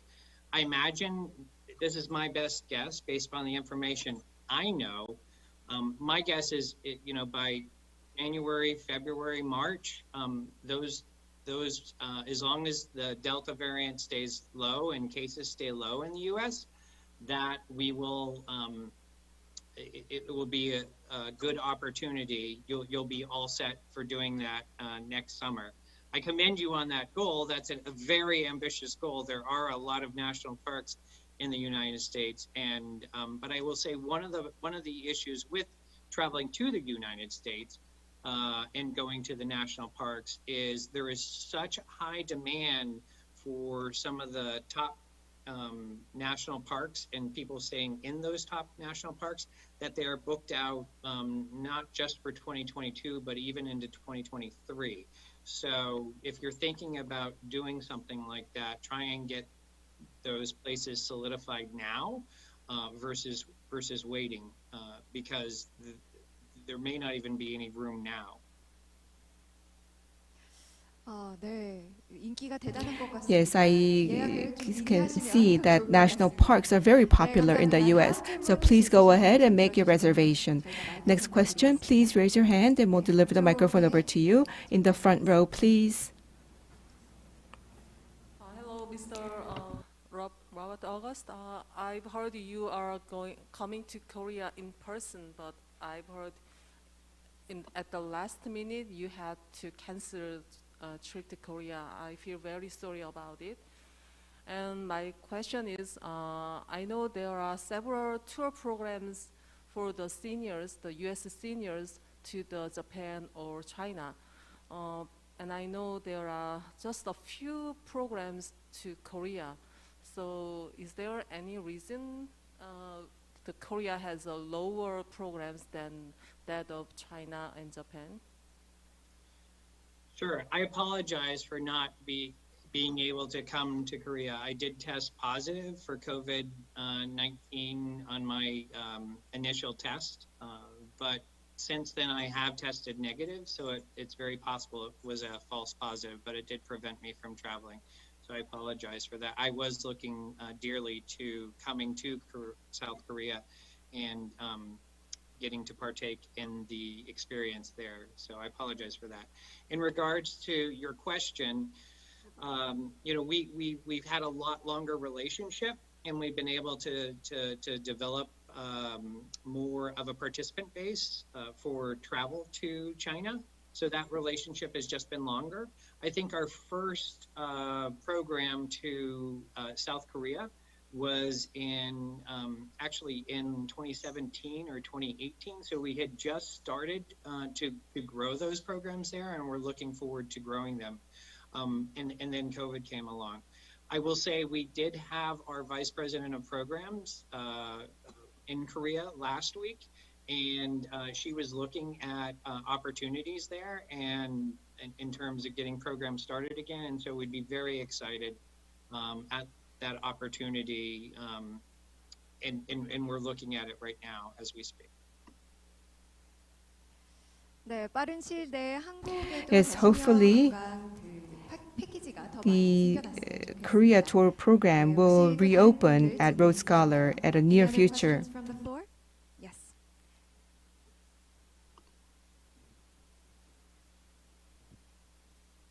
Yes, Mr. August, thanks for your interesting presentation. And I was especially interested in these travel concerns trends that you presented. It's good to see how you're doing this monthly survey. And you mentioned several of the concerns, including the increasing concern for the travel requirements for flights. You mentioned especially the testing. I was wondering, when we spoke to tour operators, travel agents in Europe, they especially mentioned that their clients, especially the elder generation, 70 plus, 75 plus, are very concerned about all the paperwork or the applications that they need to fill in the corona vaccination app that they need to show, and that they don't need to know how to get it. Do you notice that there is also a concern about clients in the United States, or is it more really the concern of the COVID-19 testing that they have to do, or is there also some concern on all the paperwork and that they're not familiar enough with these modern apps that they have to download and fill in? Thank you very much for your question. It's excellent question. You know, I did show the testing requirements, but we also had another category, which is other, and people have an opportunity to really outline more of their concerns in detail. And I will tell you a personal experience, because I have traveled to Europe. I just got back from the United Kingdom about 2 weeks ago, and I had to fill out the passenger travel form, and I had to test in advance, and I had to do the 2-day test in the UK, and then fill out a form for the United States. It was very complex. It took me an hour, and knowing what I know, being in the industry to fill out the paperwork. Putting yourself in the position of someone who's 72, trying to figure out and understand what's required and necessary to travel, you can understand why that would definitely be a concern for them. And in the other results, I did see that as a concern. I myself felt a struggle with it. So, I would feel definitely that someone who would be my mother or father in the age range of our participants would definitely have a problem. Well, thank you very much, Mr. August, for the presentation as well as the Q&A. I think that is all the time that we have for now. But thank you once again. 네, 다시 한번 큰 박수 부탁드리겠습니다. No problem. Please give another big round of applause. Thank you. 네, 그럼 이어서 두 Yes, 번째 let us go on 분들을 to the 청해보도록 second 하겠습니다. presentation. 다음은 Bronwyn White I would like to invite Ms. Bronwyn White, and she'll be joining us via Zoom. So next up is Ms. Bronwyn White, and I believe that she is already logged on through Zoom. So Ms. White, are you ready and can you hear me? Yes, I can hear you. So should I share my screen? Yes, please go ahead. Okay. Here we go. Oops. Hang on. Here we go. To the beginning. Thank you, everybody. It's fabulous to be here, and I'm like Steve. I only wish that I could be there in person, but we still, at this time, had our quarantine. I would have had to spend 2 weeks in hotel quarantine on my return, and that has since been repealed today. So I actually could have been there, which I'm really cranky about. But anyway, I'm happy to be with you virtually.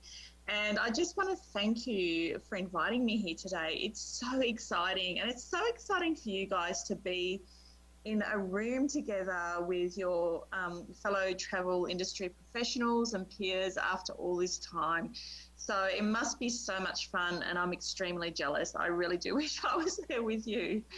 So thank you. So my name is Bronwyn White, and I am the CEO of a company called New Young, aptly named New Young because I believe that the over 55s baby boomer generation is the new young, and I'm going to talk through some of that stuff in a moment. And predominantly what we do is we sell a market intelligence report on the travel industry and travel motivations of the over 55s. And we also conduct market research and marketing for specialising in the over 55s traveller. So that's essentially all I do. So some of my clients include Viking Cruises, Royal Caribbean, Google, Scenic Tours, some of the hotel chains, who are all actively trying to seduce the over 55 traveller. So you are well placed here today to really get some good information. So today what I'm going to talk about is what people aged 55 and over want from travel. What are their motivations and how can you market to these people? And it's based on my current research and ongoing research. So I'm going to share with you today some of those insights. And I'm really excited because a lot of the insight taps into what Steve was just talking about. So it just correlates my findings and means that there's some tremendous opportunities for you right now to target the baby boomer traveller.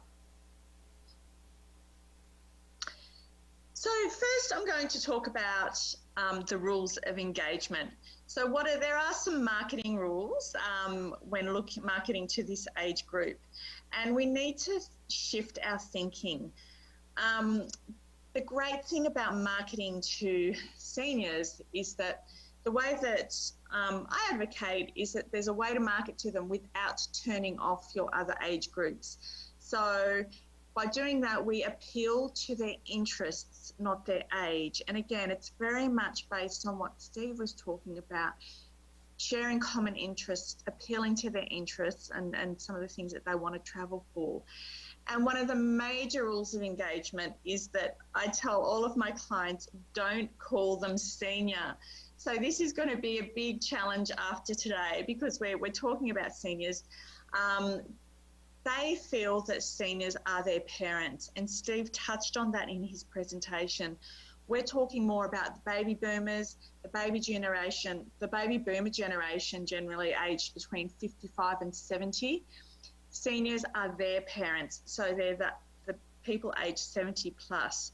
So the baby boomer generation are generally the most cashed up, time-rich people of our lifetimes. This truly is a once-in-a-lifetime opportunity. We are never going to be here again.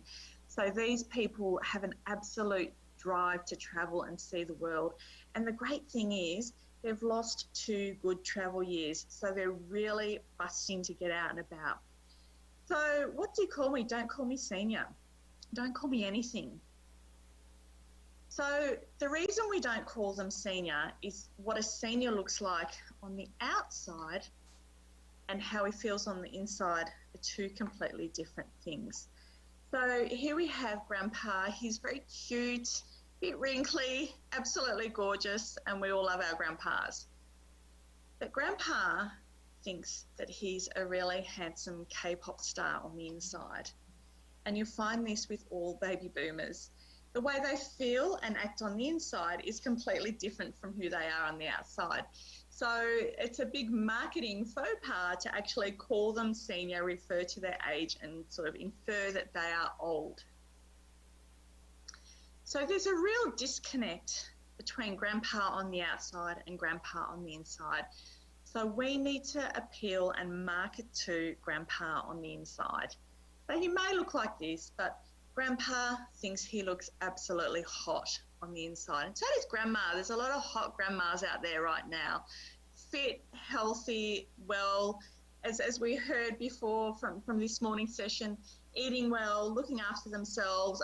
A lot of senior people are much fitter than the younger generation who just sit around and watch Netflix. So what I'm going to talk about now is some of the things that people of this age group seek from travel. We've got to remember that this is a generation who have been thinking about their travel dreams for the last 30 or 40 years. They are highly charged, they are very excited, and they are going to spend potentially hundreds of hours on Google searching for the ideal experiences. So what do they want? There's 8 key experiences that you can use in your marketing communications and in your product development opportunities. And I'm so excited because it's just taken off from what Steve mentioned before. The number one thing that I see over and over again, without a doubt, is that travellers want to meet and connect with local people on the ground. So what that means is that people coming to Korea that are aged in this age bracket want a genuine connection with Korean people. They are looking for opportunities to talk and connect with local people. They want to learn what your life is like. They want to learn what it's like to be a grandparent in Korea, what you do every single day, what you do to, where you shop, where you eat. They want to know if your life is like mine. And this is genuinely hard to do sometimes when it comes to travel, particularly if you're on a cruise or if you're on a tour. It is becoming more and more difficult, but they are still seeking opportunities to meet local people, whether or not they're on a tour, whether they're traveling independently or whether they're cruising. This is what people want more and more. Number 2, they're seeking travel adventures. Travel is all about doing adventurous things. I want you to really surprise and delight me. And I want the unexpected, the quirky, the fun and different. I want you to give me fascinating stories about South Korea and your people that I can go home and share with my friends, talk about at dinner parties, at the park, at cafes, and tell them all about the fun things that happened to me along the way when I was in South Korea. I'm looking for transformation. One of the key things about this generation of travellers is that they're totally done with acquiring stuff. They don't want any more cars. I mean, obviously sometimes they do, but they've got everything in life. They've got every physical thing that you could possibly want. They're genuinely seeking meaningful, transformative experiences through travel. So when I come back from South Korea, I want to be a better person. I want to be a different person from having traveled to South Korea. It's almost like they want to go on a journey of self-discovery. They're seeking enrichment and they're looking for opportunities to genuinely challenge themselves. So by that, give me experiences that I wouldn't have the opportunity to do back at home.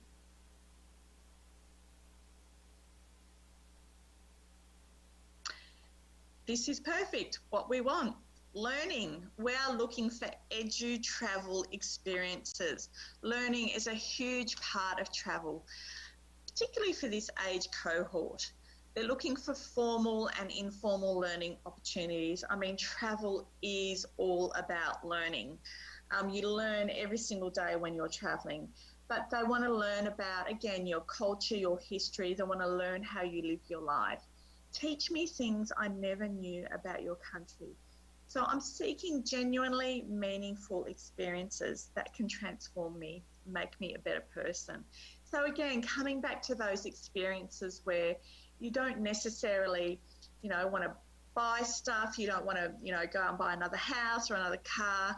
You want some intangible experiences. This is exactly what they want to spend their money on, particularly the travellers. And again, going on from what Steve talked about before, what we want from travel is natural landscapes. And this comes up over and over again in my research. So when they talk about landscapes and nature, they always talk about the topography. And by topography, I mean, you know, every single country has a completely different landscape. It looks different. The country is different. You know, the city is different. The trees are different. The animals are different. The environment, the national parks. So these are the things that they talk about that, you know, again, seeking different experiences. So when it comes to national parks, they talk about the thrill of seeing animals, for example, in their natural environments, not at zoos. But yeah, national parks are a really huge trend right now. We saw that with Steve. And I can't believe that you are going to have to wait until after 2023 to go to some national parks in the USA. That is seriously going to blow a lot of travel plans out of the water. But in saying that, anyone in the room, come to our national parks in Australia. We have plenty of beautiful national parks, many to rival South Korea. So these are the types of things, and particularly post-COVID, people are looking for clean, safe, fresh air, fresh options. Culture, history, and heritage. South Korea has got everything right now. It really is an edgy, curious culture that people around the world have fallen in love with. And it's just not just young people. I mean, you've got K-pop, you've got food that we're all fallen in love with. Squid Game, how good is that show? Plus, you've got beautiful temples and landscapes and wonderful stories. You've got so much. And I absolutely love some of the stuff that's coming out with your new marketing campaigns that I watched on YouTube. Absolutely beautiful. But South Korea is a new destination offering, you know, a real curious mix of culture, of old and new, young, you name it, it's got it right now. So I really think South Korea is going to rival Japan in the region in terms of travel and tourism moving forward. And again, this reinforces what Steve was talking about. Traveling is also about the people I travel with. So it's not only about meeting local people on the ground, it's about those who I travel with. My travel companions, the people I meet along the way, and the people you meet when you're traveling that you're never ever going to see again. Now, we obviously have a lot of travellers in the room. We all have those experiences, having amazing times, having a great night with the best people that we'll never see again in our lives. That's what travel is all about. So, you know, talking about reconnecting couples, for example, what happens with a lot of couples is that their children are leaving home, they're empty nesters. So they really use travel as a means of reconnection, of getting to know one another again. So it can generally do one of two things. It can reconnect or disconnect and end in divorce. And this is a very real situation. But generally speaking, it's all about reconnection. Making friendships, and as Steve said, travel's all about meeting people with common interests, whether that be locals or people that are on tour with you, sharing those travel experiences as well. So if you can communicate and sort of almost be a facilitator of that, whether you're a destination within South Korea or a hotel, you know, talk about all of this stuff to really show people that you understand their desire to travel. And of course, food and wine. This generation, baby boomer generation, are completely obsessed with food and wine. In particular, the travellers. The travellers are more into their food than the general population, but they really want to understand, you know, how to cook, how to eat. They want to experience a whole range of your food culture, whether it be street food. They'll want to know where the locals eat their food. They'll want to know if you're a hotel manager or, you know, any sort of travel industry professional. They'll want to know, where do you eat? Where do you get your coffee? Where do you take your snacks? They will want to try what you try. So again, putting it down into real practical terms. If you're a hotel or if you're blogging, if you're creating content, what are your staff picks? These are the things that help people not only enjoy food, but connect with local cultures and local people on the ground. So I think I am running out of time, and that is me done. So I'm happy to take any questions. I want to say I've got all my details here too. So if you have any questions later on that you want to send through to me on WhatsApp or email, that's totally fine. Well, thank you very much, Ms. White, for that great presentation. I do think that we do have a little bit of time for Q&A. 네, 저희 시간 조금 있어서 질의응답 So we do have time for Q&A. If you have any questions, please raise your hand and we will hand you the microphone. Anyone who has a question, please raise your hand and we'll be able to get a microphone to you. 네, 일단 먼저 심플로에서 First, we have a question from Simflow, I do believe. 네, 심플로에는 아직까지 올라온 질문이 없는 것 I do not think 같습니다. we have any questions through Simflow. Oh, actually, here is one question. One online, so I will read that out for you. Currently, the quarantine measures of the Australian government is very strict. So when do you think that seniors or general tourists can freely visit so Australia? In Australia, I believe that the quarantine measures are quite strict. And so when do you think it will be relieved a little bit so that the senior tourism or golden tourism can truly take off? I think that's going to happen very soon. We've just heard today that we're opening up to Singapore in November, and we are hearing our government talk about obviously New Zealand, reopening with New Zealand, and there has been talk of Japan and South Korea not being far behind. So essentially, I think it's based on the COVID numbers. And from what I've seen, South Korea is in a very similar situation with Australia, as Australia COVID numbers wise. So I don't think it's too far away. That's encouraging. Yes, thank you. 네, 고무적입니다. 혹시 다른 질문 있으실까요? Yes. Are there any further questions? If you do, please raise your hand. From the floor, please feel free to raise your hand. And if not, we'll go on to the online questions first.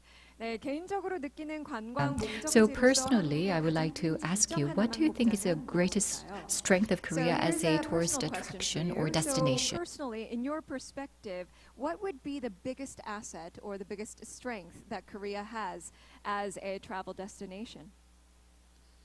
I think right now it's a new hot destination. I think as we're being exposed more and more, through Netflix, through film, I have 3 teenage daughters who are obsessed with K-pop, and that translates to their grandparents knowing that they're obsessed with K-pop. So we're being exposed more and more to the Korean culture, and we love it. We're seeing a culture of fun, like-minded people, and bearing in mind it's all about the people. But not only that, it's food, it's nature, it's the bright lights. It really has everything going for it right now. Thank you for that compliment. 네, 한류가 제대로 역할을 하고 있는 것 같습니다. So I do believe that the Korean wave is hitting it big. Do we have any further questions? 네, 저 뒤쪽에 계신 분께 Yes, I do believe there is one question way in the back.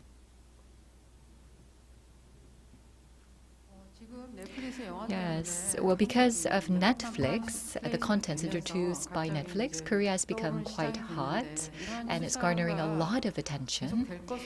Do you believe that this trend will continue, or do you think that this is just temporary, that Korea is attracting so much attention and interest? It's definitely not temporary. I actually think it's more eye-opening, if that makes sense. So if I can say this, it's a bit controversial. South Korea has been the poor cousin of Japan for a very long time, but it's going to come out and rise on its own as a very serious, amazing destination with so much to offer. So I believe that, no, it's not just Netflix, but I think people are genuinely interested in the culture and just the diversity of what is on offer in South Korea. It's an amazing place with lots going on. 네, 이 추세를 계속 Yes, 이어나가야 thank 될 것 you. So I do 같습니다. believe we should Thank you. continue this I think trend. we had another 감사합니다. online question just now. 네, 심플로 띄워주시면 읽어드리도록 하겠습니다. Let's take a look.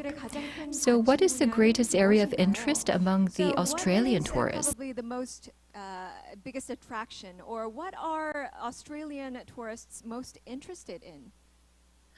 Oh, that's a big question. But as I mentioned, this particular generation are really interested in the people and getting to know you personally. They're not necessarily, yes, they will have to cross off physical attractions, but they're intrigued to know how people live in Korea. So any way that you can help facilitate that through product development, opportunities, just getting an understanding of what life is like in another country is what people are seeking. And genuine experiences to meet people along the way is what people are looking for. Thank you once again for that answer. And any other final questions? I believe maybe we have time for one more. Anyone on the floor? 네, 현장에 계신 분 한 분까지는 I think we have time to accommodate one last question. If you have any questions, please raise your 네, hand. 지금 당장은 없는 것 So 같습니다. right now, it seems that we it do doesn't not seem have that any we questions. any urgent questions at the moment. With that, thank you once again, Ms. Bronwyn-White, for the great Thank you. presentation and the Q&A. Thank you very much. 네, Have a great day. 감사합니다. Thank you very much.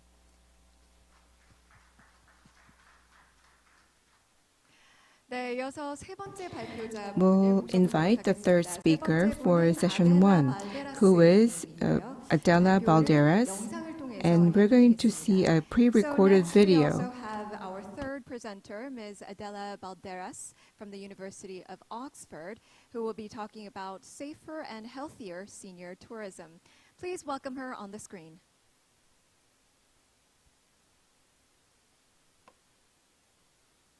Hello. First of all, thank you very much indeed for this absolutely kind invitation to take part and to participate in this interesting forum. I am deeply sorry not to be with you.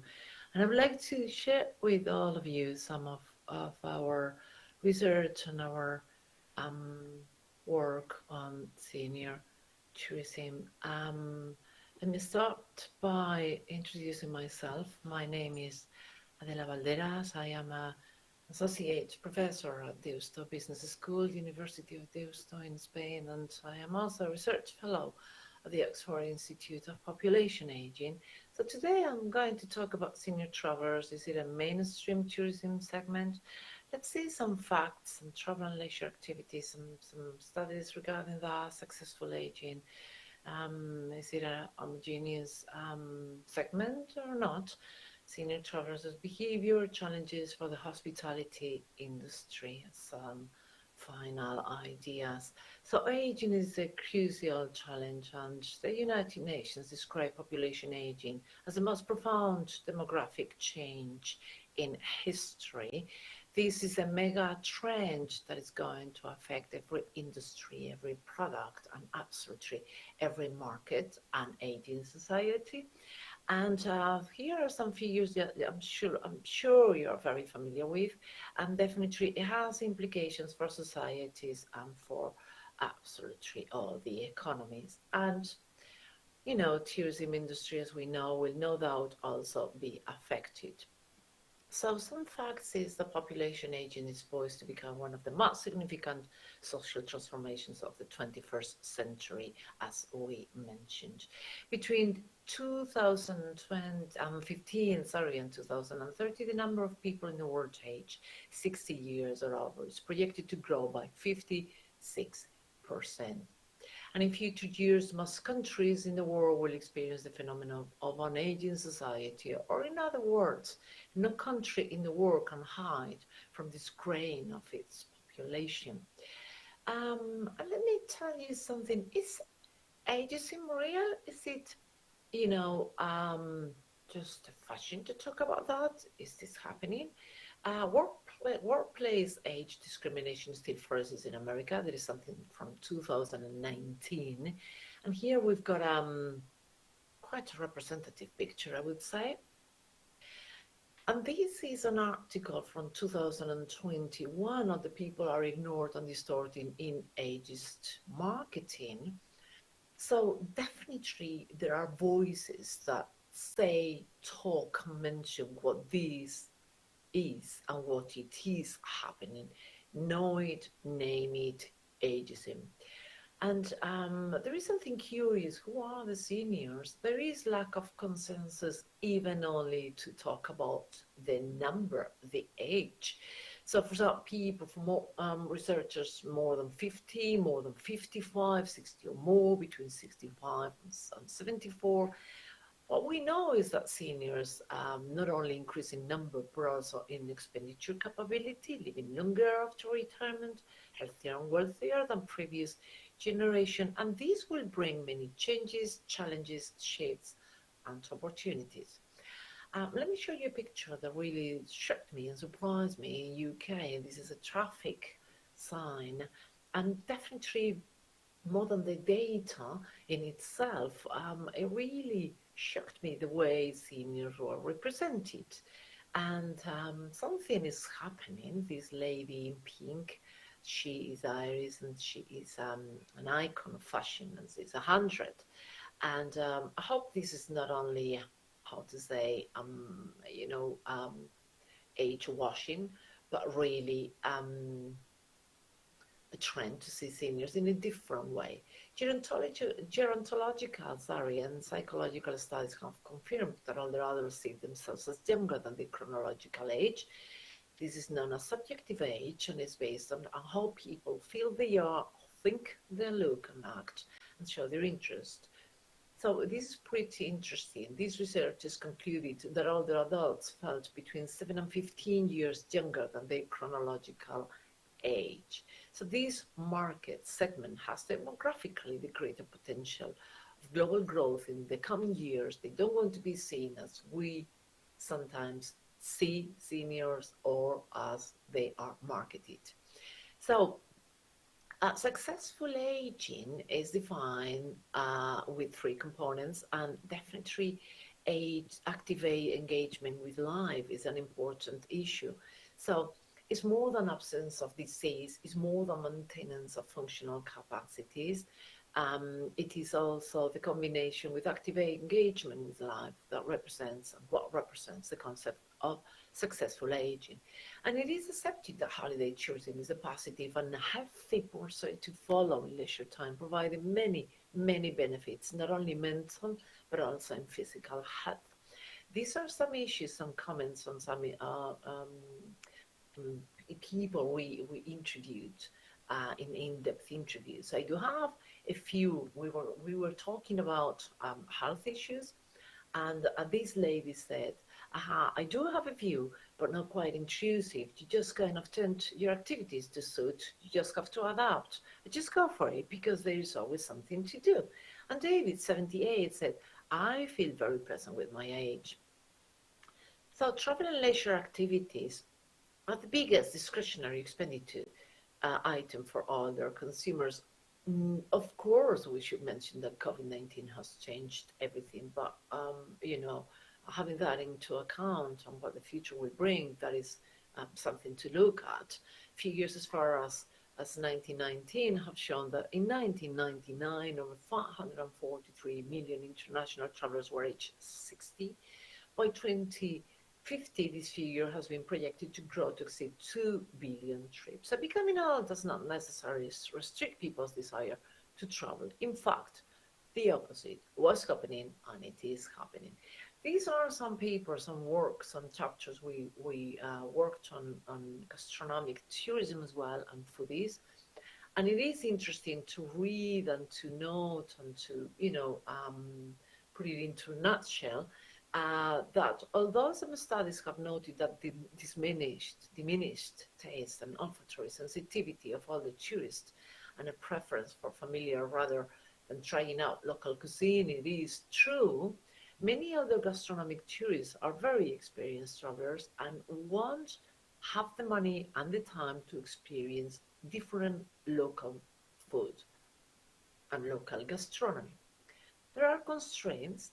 Health is one of them, but take into account that there are also other constraints of travel, like, for example, the mechanics of traveling. Read with Charles 69 said, I don't enjoy traveling, I enjoy going places, but I don't like the mechanics of traveling. I hate airports and airplanes, but I like going to different places. So understanding senior tourism behavior is a challenge, so as to be able to cater for the diversity of the needs of this market segment and tailor services adapted to their requirements and their expectations. Let's try to shed some light through meta-analysis and also in-depth interview and then data analysis. We generate and we worked on some comparison between countries, which has its limitations, but also we wanted to take into account the real voice of seniors. Besides, the studies have documented that baby boomers have different attitudes and lifestyles compared to previous cohorts of retirees, and definitely heterogeneity is something to take into account. And many are searching for a variety of unique and authentic experiences. Sightseeing, cultural trips are very popular. However, beach holidays are not as an attractive option as for previous generations. There is a shift in motivations. They want real life experiences, looking for learning, gaining skills, and also something very interesting, and volunteer-related travel, who look for spiritual or experiential aspects of travel as much as younger markets don't. And regarding seniors and the hospitality industry, although these trends are becoming increasingly apparent, many hotel and resort managers, many stakeholders in the tourism industry still seem to be ignorant of the fact that seniors are an emerging global market, underexplored, and they want to offer just accommodation. When seniors want something more for their money, they are demanding memorable experiences rather than a holiday. They want memorable personal and unique experiences. And definitely, there are some interesting implications that I would like to mention. First of all, the hospitality industry needs cooperation of all the different stakeholders in the sector. Secondly, the importance of a global strategy to attract seniors, to communicate the benefits and strengths of the destination.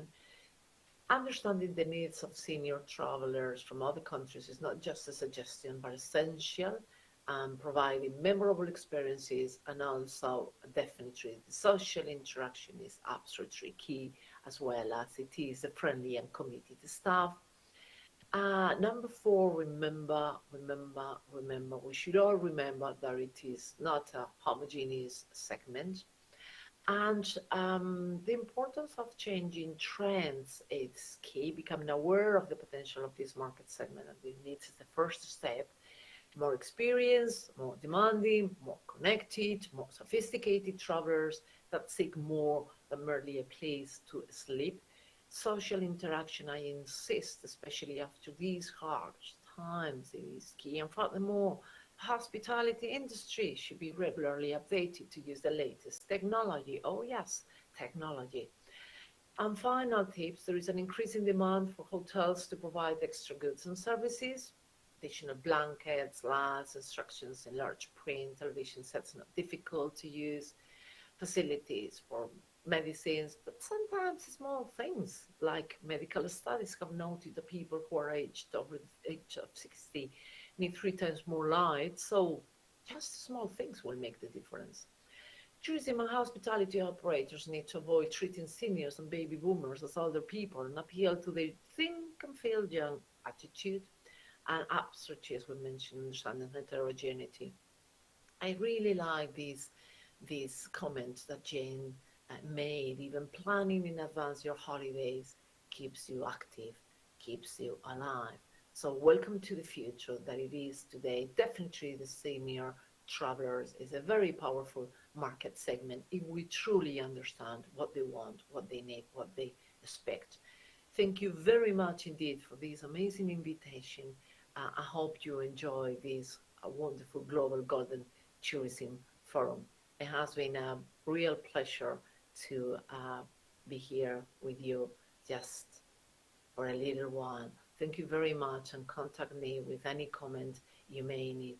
Thank you very much indeed.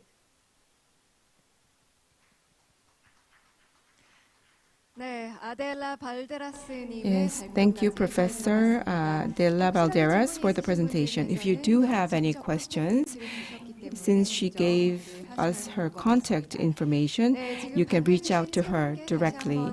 So we would like to thank the 3 speakers once again, and we'll take a 10-minute break. And after a 10-minute break, we'll resume with session 2. Thank you very much. Break, ladies and gentlemen, and we'll resume with the second presentations. Thank you very much.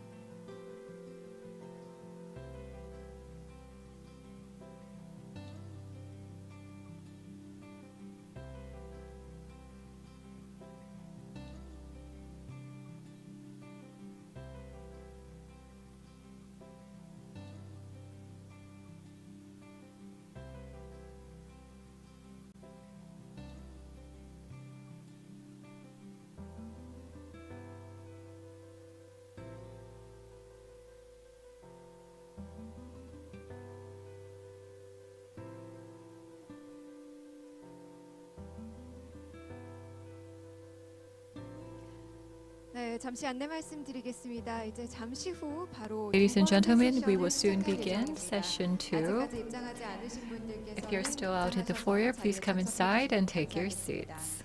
Ladies and gentlemen, we will soon resume with our second session. So for those of you who are still outside in the lobby, we kindly ask you to please take your seats. Thank you very much. We will resume in a couple minutes.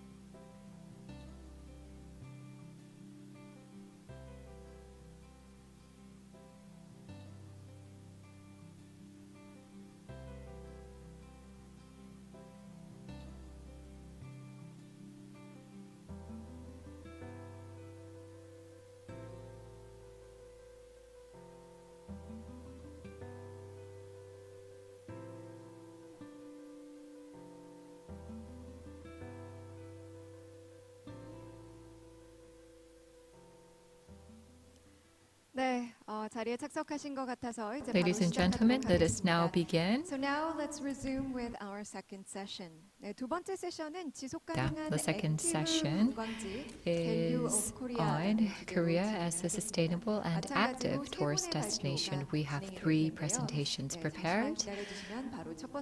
We will soon begin the first So our presentation. second session will be titled Korea as a Sustainable and Active Tourist Destination, and we'll have 3 speakers in our session. The first speaker will be Mr. Mark Teto from TCK Investment, followed by Mr. Felix Bush from the Hilton Hotel, and last but not least, Ms. Sunju Ko from 50 Plus Foundation. 네, 이렇게 세 분께서 발표를 차례대로 해주실 예정이고요. So we will have 3 presentations, and like session 1, if you have any questions, please utilize our Zipflow application. You can use the QR code to log in and submit your questions, so please utilize the QR code that you see on the screen. Post up questions if you do have any on the Zipflow application. Logging in through the QR code is probably the most convenient, so we do encourage you to post up all the questions that you have. 네, 이렇게 두 번째 세션 첫 번째 So let us begin the first presentation of session 2, which will be given by Mr. Mark Teto. The Hidden Gem of Korea as a Senior Tourist Destination 이라는 주제로 마크 테토님 모시겠습니다. Please welcome Mr. Mark Teto with a big round of applause.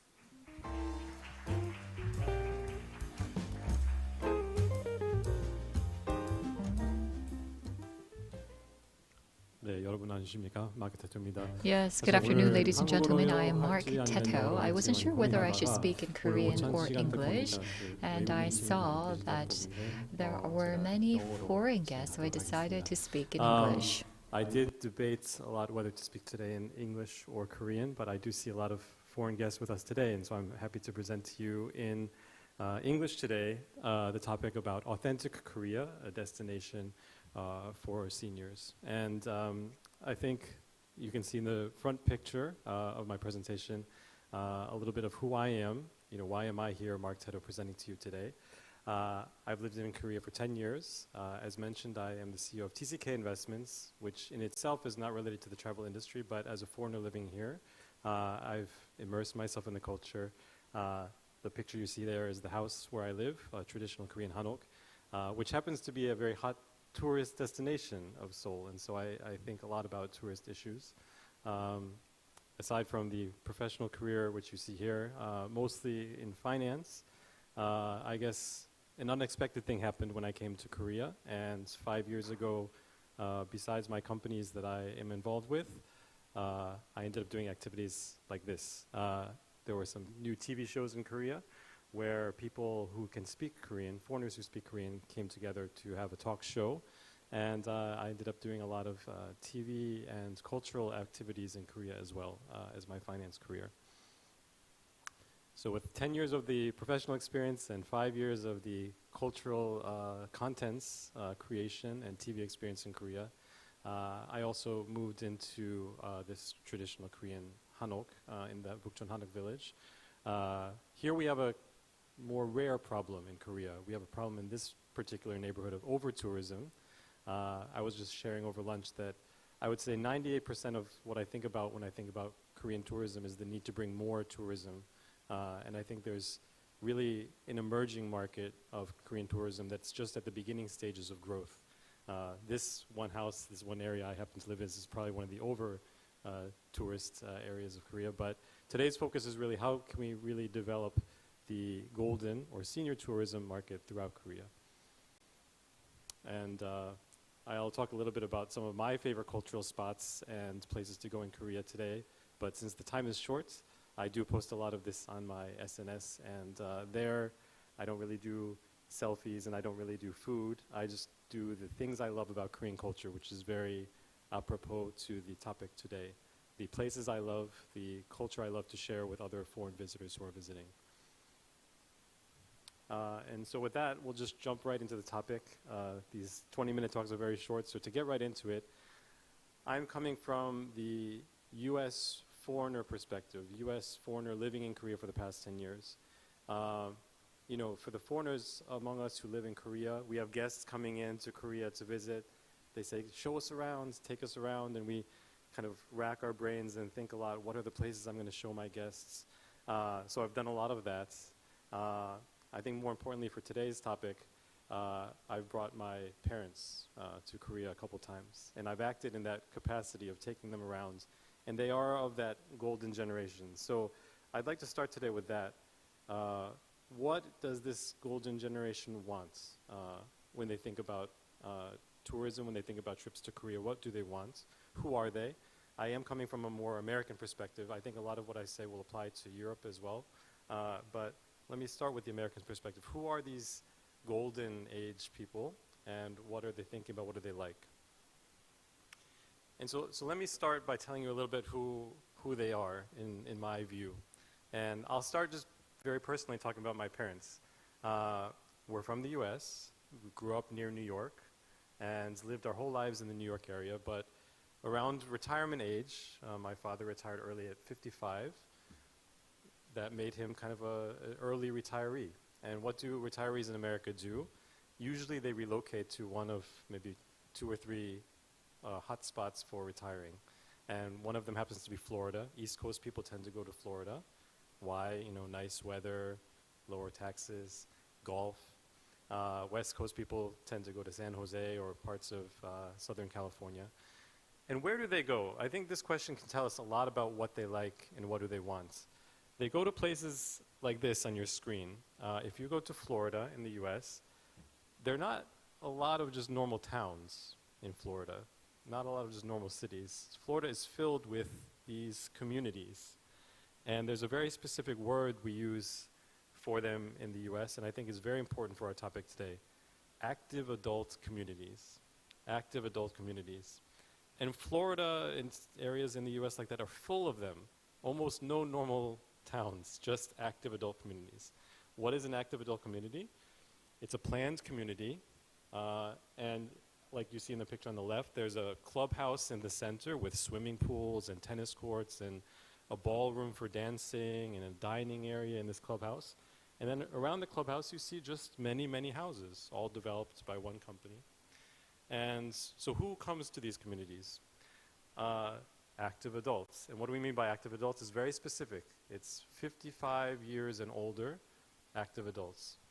So right here we see how do these, we're saying the word golden in Korea, but how do these seniors or golden age people view themselves? How do they like to call themselves? They don't like the word senior, really. Maybe we can avoid using it a little bit. They don't like the word golden as much. Active adult. Active is right in the name. They want to be active. And so they'll live in this community where everyone, all the people who are in these houses, all are 55 and over, but they want to be active. I think this is important to talk about in Korea because we use words in Korean like silbotaun and things like that. That's a little bit more in English like maybe we would say a nursing home, assisted living, a nurse living with the older couple to take care of their needs. This is not what this is.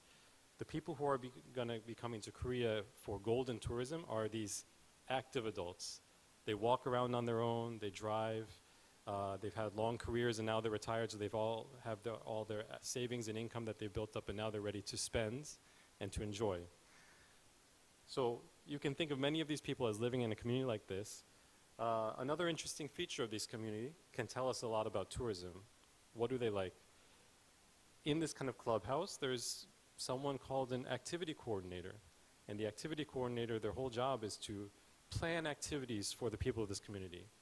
So it's really built around planned activities where the active adults, they will be active, but really for the activity, they just need to show up. There might be a musical in a city nearby. So the activity coordinator will organize a bus. These people can all drive, but the coordinator will organize a bus and everyone will get on the bus and they'll go to see the musical in the city and maybe there'll be a dinner after the musical and then they'll enjoy a nice dinner with wine and then they'll come back. The activity coordinator at the clubhouse might bring a musical guest, a band, and then there'll be dancing and music by the swimming pool. So everything is really about these planned activities. It's active, but planned. Planned is another key word here. And if you look in these communities on their websites, on their marketing, they do a lot of marketing. So a great resource for us here to see what the seniors like. This is from some of the pictures from my parents' community, which is called Valencia Lakes in Florida. And this is how they market themselves. You can come here, you can do tennis, and you can do cycling, and you can do yoga and wellness, dinners, food, fine dining, golf, dancing, very active. Everything about the pictures and how they market themselves is active. So the reason I'm introducing this is because this tells us a lot about what these same people want when they travel. These are the same people that are going to be coming here, these active adults. And so I put together quick lists based on the people I've met in my parents' community and my parents when they came here. They like package tours and planned things. Like I said, it's not that they cannot drive, but they don't want the hassle of driving. They just want to enjoy, right? So they want to get on the bus. The bus will take them from one city to the next, and they just follow the itinerary. And so when they travel, they love package tours. Even more than I think we love in Korea, they love package tours. And they love planned group activities. Because they've retired, they love bucket list sites. I think the first thing that my parents did when they retired is they went to Egypt and they saw the pyramids, because that was just on their bucket list. So they like sights. They like fine dining and wine. They like music, cultural performances, and I would say even dancing is in there as well. They like experiences and lessons, cultural experiences where they can participate and even learn. They like cruises. This came up over my lunch in the next room as well. They like cruises a lot, actually. When my parents came to Korea, the first thing they wanted to know is if I could take them on a cruise. I said it's a little bit hard to find, but I could find one for them. I think, why do they like cruises? For the same reason I'm telling you everything else on this list. It's planned. For a senior in the US, a cruise is somewhere they get on the boat. There'll be a couple activities every day, a couple sites every day, but every meal they can just walk in and it's there. The transportation is all done. They just can enjoy. So I think they like cruises for the same reason as these active adult communities. Nature and golf, they like a lot. One of the main reasons they retired to Florida or Southern California is for the golf and for the nature and wellness.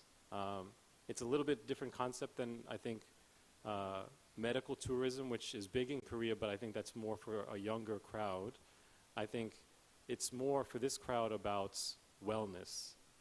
So how are these people going to think about taking a trip now, they're going to want those same things. They're going to want a planned trip. They're going to want everything convenient for them. And so my parents actually approached me one day and they said, we want to come visit you, and then we want to go to China. And I thought, this is a great thing. I can take my parents on in Korea we would say, like, 효도 여행. I can plan an amazing trip as a gift to my parents to repay them for the way they raised me. And so they came to Korea and I showed them around, all on my own, and I took them from one place to another, and I bought tickets on the KTX train to Busan, and I showed them Busan, and I bought tickets back to Seoul, and I bought tickets for Namsan, and I showed them around the things that I thought that I wanted to show them. And then I thought, man, I cannot do China on my own. I don't speak Chinese. I speak Korean, so I know what to do here, and I don't really know what to do in China. So I said, I have to do a tour company. And that's exactly what my parents wanted in the end, a tour company. And so these American tourists in the golden age, there's companies that they use quite often. There's something in the UK, Trafalgar Tours.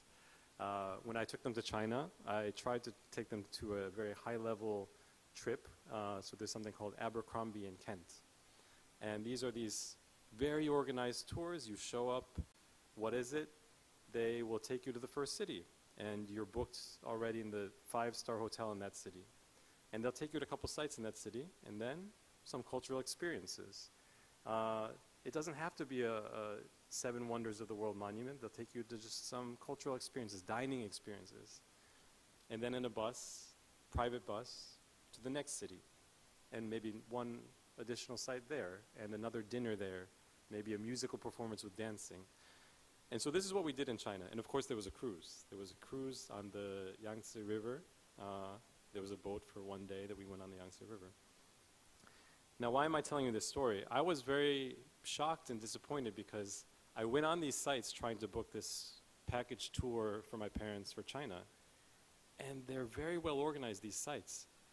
Check out our destinations in US, North America, South America, Europe, Italy, France, Indonesia, Malaysia, Vietnam, and you look in Asia, and there's no Korea. I was shocked, actually. I was very surprised.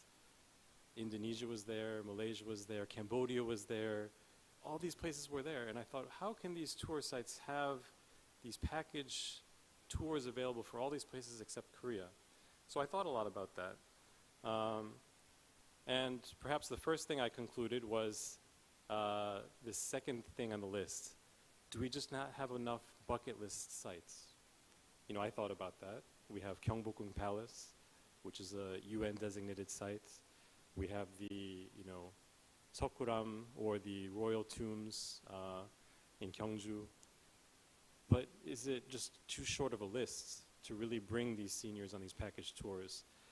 I did think about that, but the more I thought about it, and when I actually went on the China tour, the more I realized we have enough in Korea. We have, even if it was 4 or 5 sites that are very well known internationally, that's enough. Why is that enough? Because even in the China tour, we did see the Great Wall one day. We did see the Terracotta Soldier Army in Xi'an. But aside from those couple of sites, if I think back, every day was really about simple cultural experiences.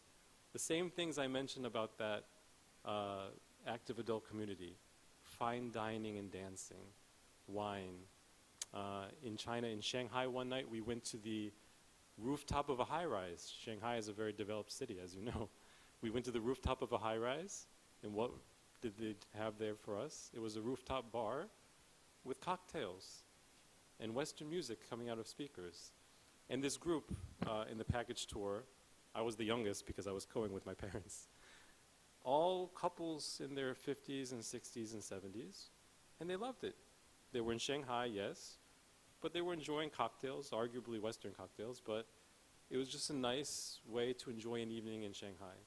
And so I thought, in Korea, we're not seeing a lot of these tour companies put Korea on the list, and it made me sad because I'm really proud of Korea. And then I thought, it's not because we don't have enough of the UNESCO heritage sites. We do have, I think, enough. it really occurred to me that just no one has put together this trip. I actually realized that I did it for my parents. I took my parents to the places I thought, because I speak Korean and I live here. And so I took them from one place to another. And if someone went that step, one of these companies maybe, Trafalgar and Abercrombie and Ken, if they went that step just to take what we already have, this authentic Korea which already exists, and just to stitch together a program around that, well planned, transportation is taken care of, I really think people would be coming here in this category, the senior category, a lot, because you know Korea is very hot right now. You know BTS is hot right now. You know Squid Game is hot right now. People are interested in Korea, but still, if they go to the main travel websites that they're used to, people are creatures of habit. They'll still go to the Trafalgar site. They're going to go to the Abercrombie and Ken site, and they're not going to see a list of, you know, Korean options, a planned Korean tour. And so I want to share this with you just now. My, Mark's list of if I were Trafalgar, or if I were an Abercrombie and Ken's type of luxury travel company, what is the planned tour that I would show of an authentic Korea? I think my slides have disappeared, but are now back. So, yes, we can start with the bucket list sites. People think Gyeongbokgung is amazing. I live next to Gyeongbokgung in a neighborhood called the Bukchon Hanok Village. I think in Korea we kind of look down a little bit on Bukchon Hanok Village or these things and think they're not as amazing as other countries, but let me tell you, foreigners are amazed by Bukchon Hanok Village. They're amazed by Gyeongbokgung. And even in Seoul, just seeing these couple things, these couple sites, it's enough to start a package tour in Korea that seniors would enjoy. Sites like Gyeongbokgung, like the Royal Wangneung or the Royal Tombs in Gyeongju, Seokguram, as I mentioned. Even if there were just these three sites, and there's many more, but even if there were just these three, it's taking people to these various sites, but then filling the rest with more simple, natural experiences that already exist in Korea, but it's just stitching them together. I mentioned fine wine and dining. Fine dining wine, we know that in Korea, the past 5 years, even as I've lived here, has seen an explosion of fine dining with the Michelin Guide coming first to Korea only a few years ago. But now the Michelin Guide is full of fine dining restaurants. So I'm trying to kind of tell you where would I take my parents and where did I take my parents. This is a restaurant called Bichena. This is in the Jamsil Lotte World Tower, the 5th tallest building in the world. They loved that it was the 5th tallest building in the world and that there was this Michelin restaurant, but that was a Korean Michelin restaurant that they could try. So there's no shortage now of fine dining, and I could imagine a group of seniors coming and enjoying Korean traditional alcohol and a nice meal at a restaurant like this. I mentioned musical and cultural experiences and maybe dancing. There is something well known to us in Korea, which is night visits to the palaces at very specific times of the year, in spring or in fall. And very specifically at the Changdeok Palace, there's something called the Dalpit Kiheng. Some of you probably know that this event in Korea is harder to get a ticket to than some of the BTS concerts. And as soon as it opens online, in 5 seconds, the tickets are all reserved and sold out. Now, I've taken some Korean friends after struggling to get tickets. But this is the kind of thing that already exists, and that if this was part of a regular occurring thing that we could bring these senior groups to, this is something that my parents also loved and enjoyed. Not just musical experiences, but also cultural experiences, lessons on my list there, lessons and cultural experiences. I think the American Senior Tourist is very much into not just seeing something, but experiencing it, having a class. And this is what I really saw when I went to China with this exclusive tour group with my parents. There would be a class on jade and how to make a jade ornament. In Korea, I took my parents to Kimjang, and they loved it, just a chance to make their own kimchi. In fact, after our trip, I called my mom and dad when they were back in the US. I said, "Hey mom, what's going on today? What are you doing?" She said, "I'm making kimchi." In Florida, she was making kimchi, which she had learned to make when she was in Korea. So this kind of experience, it exists in Korea. we can do more experiences of how to make kimchi, how to make soban, the Korean dining table, which is very unique to our culture. Very simple, it doesn't need a lot of infrastructure, but to go to a soban changin, a soban artist's workshop, and to learn how soban is made was also very interesting to my parents. Nature. As I mentioned earlier, these are active adults, and so they love nature. And you know, the funny thing is we're so good at that in Korea, but I don't think we leverage it in the tourism area. I think when you talk to when you talk to foreigners about Korea, what's the impression, what's the caricature or the 선입견 of Korea? You know, it's almost half of a joke, but we say, oh, in Korea, the 아주머니들 are all hiking up the mountain much better than any young person like myself could, right? And so these courses through these beautiful mountains, and 70% of the peninsula is mountainous. This is better than the scenery that we have in a lot of parts of the US. And to open that to seniors, not just in the sense of seeing nature, but leading now into my last points about wellness. I think if you turn this into a wellness angle, this is what the seniors will really enjoy.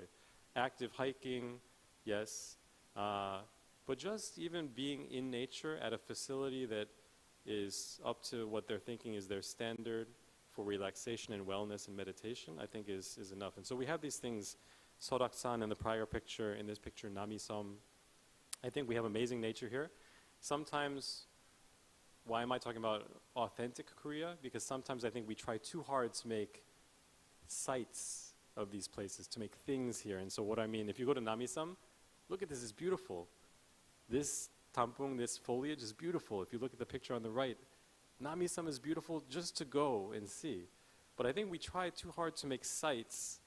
And so if you go to Namisom, it's filled with what I would questionably call public art.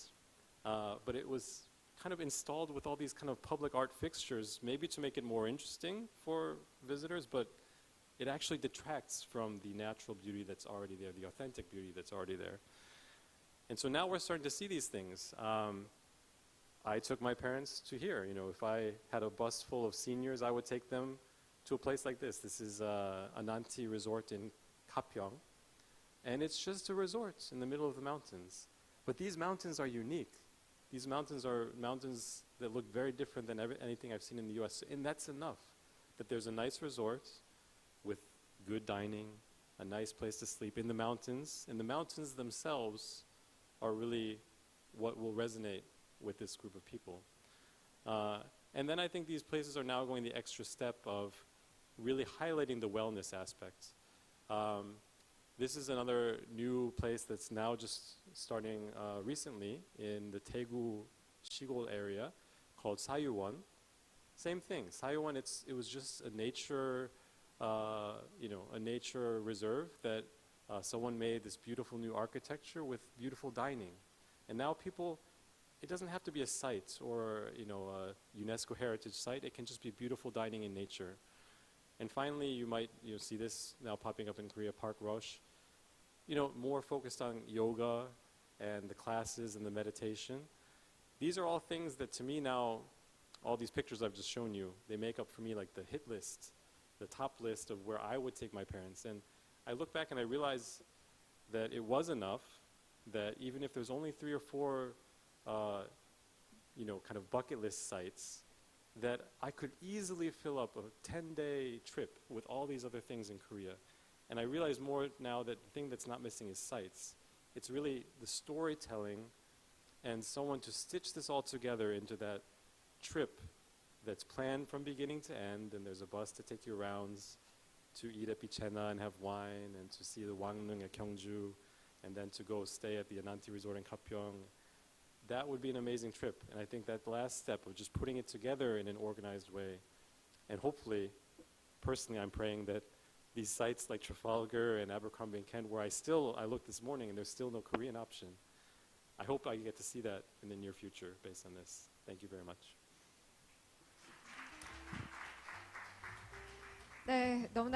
Yes, thank you very much for the excellent presentation. 네, 그러면은 빠르게 저희가 질의응답 시간을 Why don't we 갖도록 have a 하겠습니다. quick If you have any Q&A? questions, please raise your hand and we will get a microphone to you. 네, 현장에서 혹시 질문 있으시면 손을 들어주시면 If there are any 감사하겠습니다. questions, please raise your hand. 네, 발표를 너무나도 잘해주셨기 I think that 때문에 that was 지금 such a 바로 wonderful 현장에 presentation that there 가보겠습니다. are 저희 no 온라인 questions, 사이트도 but I 있거든요. 혹시 온라인 사이트에 want to check 질문 if 올라왔는지 there are any 한번 확인 questions through 부탁드리겠습니다. Simflow. 심플로상에 혹시라도 있으면 Yes, 제가 if there are any 한 가지 questions, 올라왔습니다. yes, there is a 한국에 question. 장기간 체류하게 된 결정적인 Is there a 계기가 reason why you 있을까요? decided to stay on a long-term 개인적인 basis here in 질문인 것 Korea? I think that this 같은데요. is a 네, personal 한번 question, but can you Well, answer maybe I can this? tie it into the topic. I originally came to Korea for work. I was hired by a Korean company, and then perhaps I thought I would be here for maybe just 2 or 3 years, work at this company, and then go back to the U.S.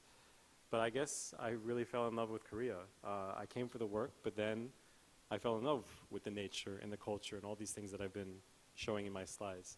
That was enough to keep me here for 10 years and probably another 10 years going forward at least. So I'm very proud of that culture, and I want to share it with others, and that's why I want to see more of this tourism coming to Korea so more people can experience this and want to stay here longer. Thank you for the great answer. 네, 다시 한번 큰 박수 A 부탁드리겠습니다. big round of Thank you. applause. Thank you very much. 네, 한국인으로서도 못 가봤던 곳들을 이제 먼저 막 Yes. 대표님께서 Mark 발표를 Tetton presented on Now, sites moving that on to I, our as a next Korean, have never presenter been is Mr. before. Felix Bush. He will be talking about the strengths and weaknesses of Korea as a senior tourist destination. 네, 다음 발표자 필릭스 부시님 모시겠습니다. 큰 박수 부탁드립니다. So we're going to invite the next speaker, Mr. Felix Bush. Please give him a big hand.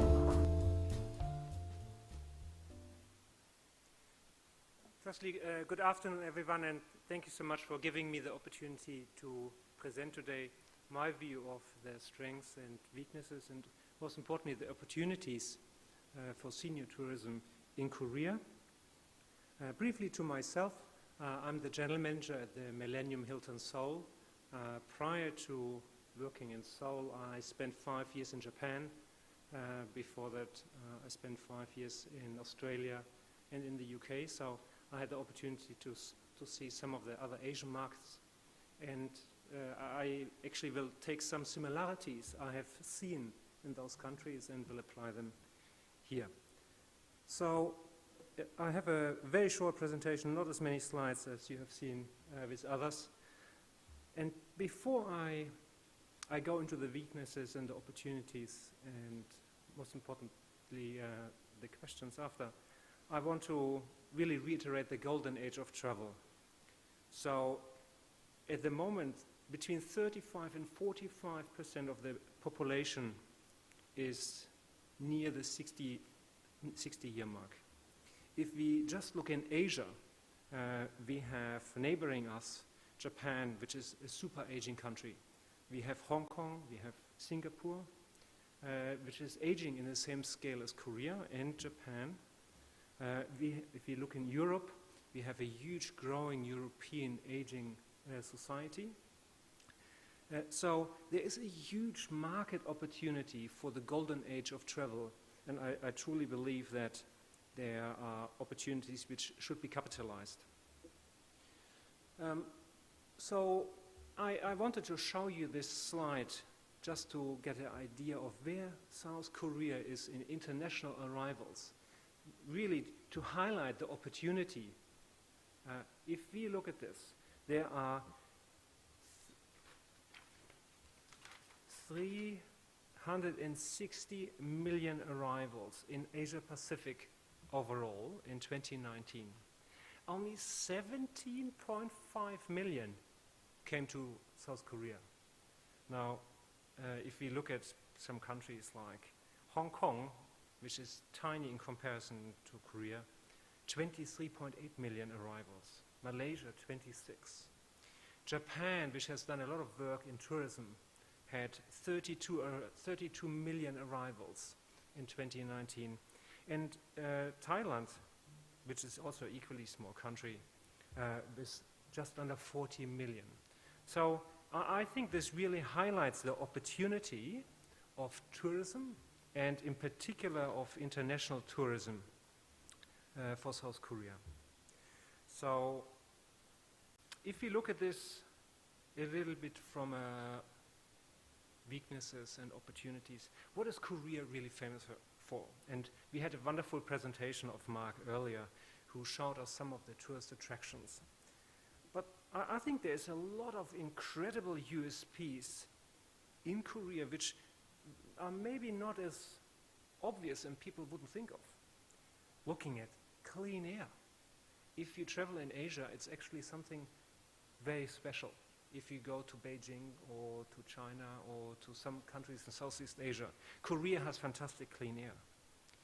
It is really a safe place to travel. You can leave your iPhone in Korea on the coffee counter, you go to the toilet, you come back, and your phone is still there. Many other countries in the world, your phone would be gone. In fact, if you look at the crime index rate worldwide, Korea is at a crime index rate of 26.6, which is well below the Asian average and far below the world average. It's a very regulated country, and I think when we talk about travel, it's very important for travelers to understand, well, how does it work and how does it go? If we look at technology and Wi-Fi, I think for those who came from overseas, as soon as you arrive in Incheon, bang, you have Wi-Fi signal, you can connect. There is a great opportunity really in this infrastructure. Medical system and the medical infrastructure is incredible.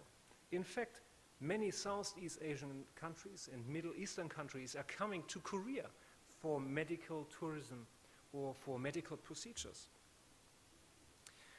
So if we move on to maybe the more attractions, there's huge amount of botanical places which are combined with medicine and experiences and health.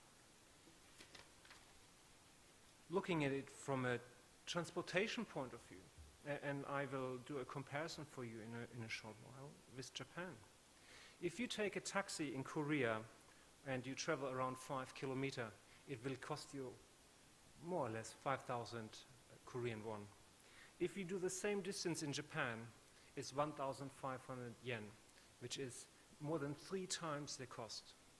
If a traveler travels on the KTX from Seoul to Busan, the KTX costs you 65, maybe 70,000 Korean won, whereby the Shinkansen in Japan is double the price.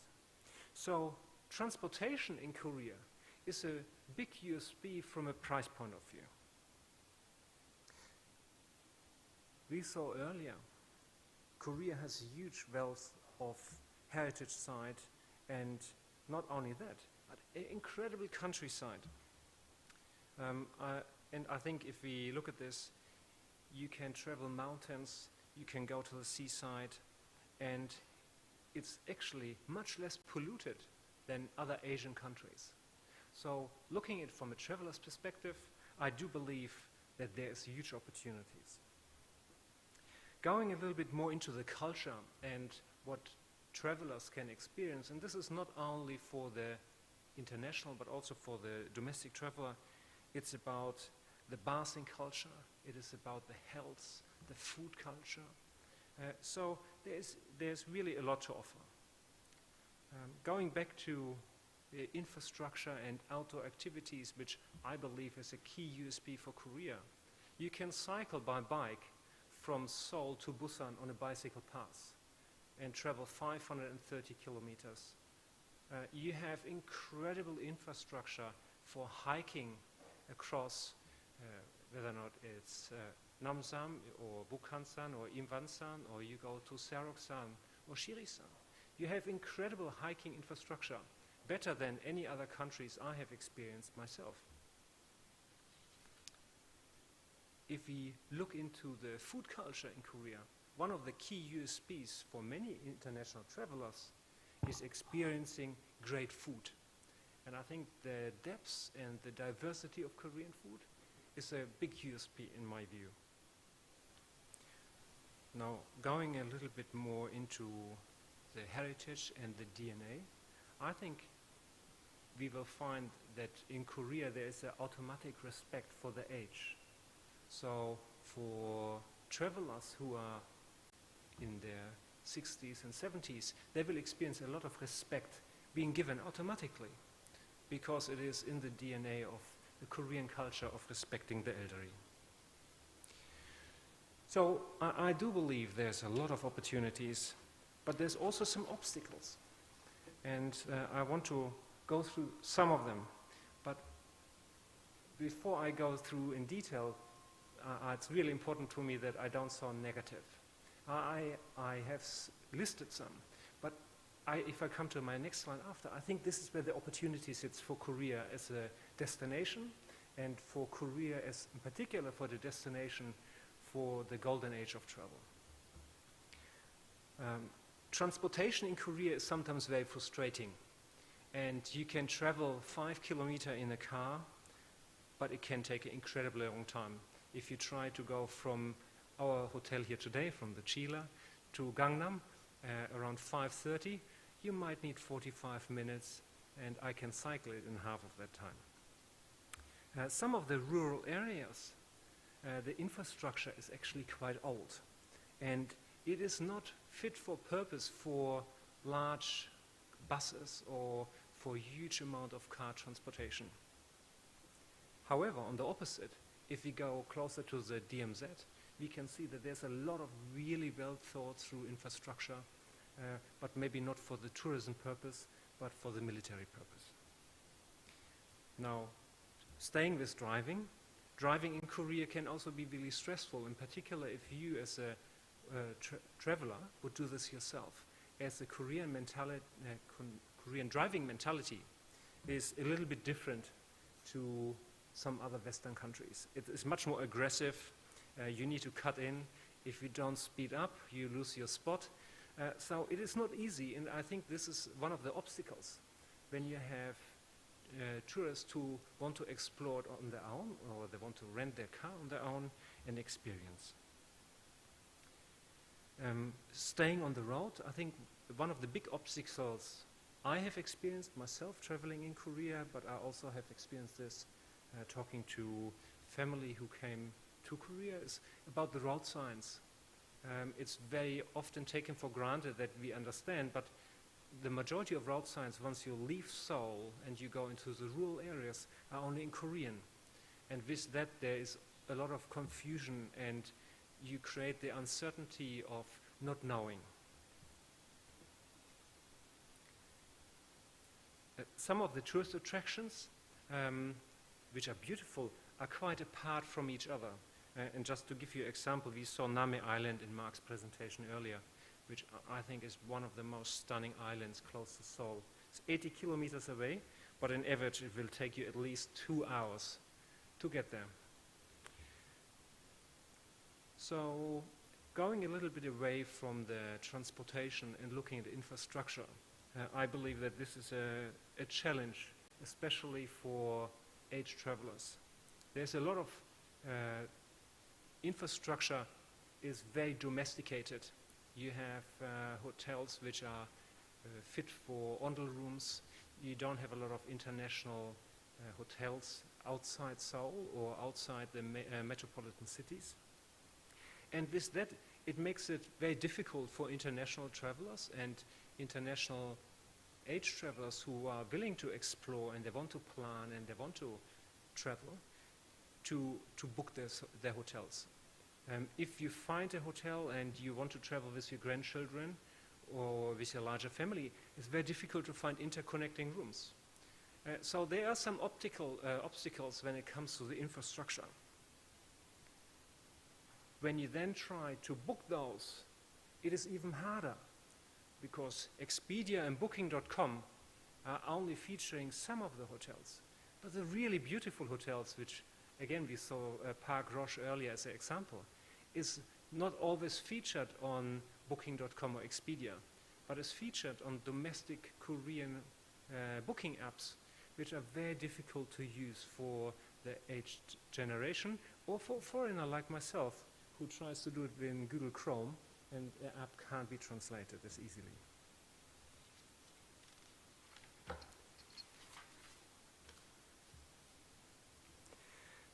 So if we go to the outdoor activities, and I believe that outdoor activities are one of the key USPs for Korea, the downside there is that everything is in Korean.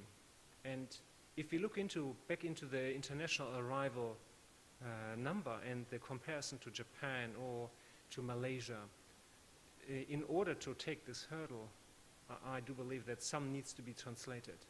And you find that the hiking trails are all in Korean, the maps for hiking are in Korean, and there are very limited options to download data on your smartphone.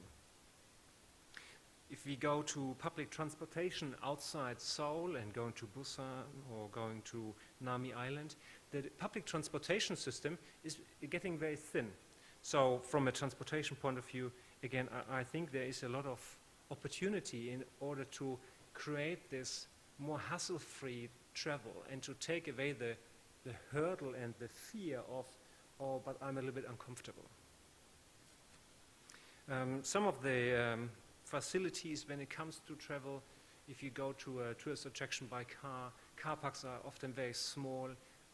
For those who live in Korea, you will regularly notice that there's a queue into the car park, and sometimes the queue is for multiple hours. So there is some infrastructure need in order to make this more hassle-free. And going back to the golden age travel, we talk about food and we talk about dietary requirement. Due to some language barriers and due to the localization of restaurants, it's very difficult to find what you need for example, if you're gluten-free or if you have a special dairy-free diet. Not only there's a language barrier, there's also a lack of safety options.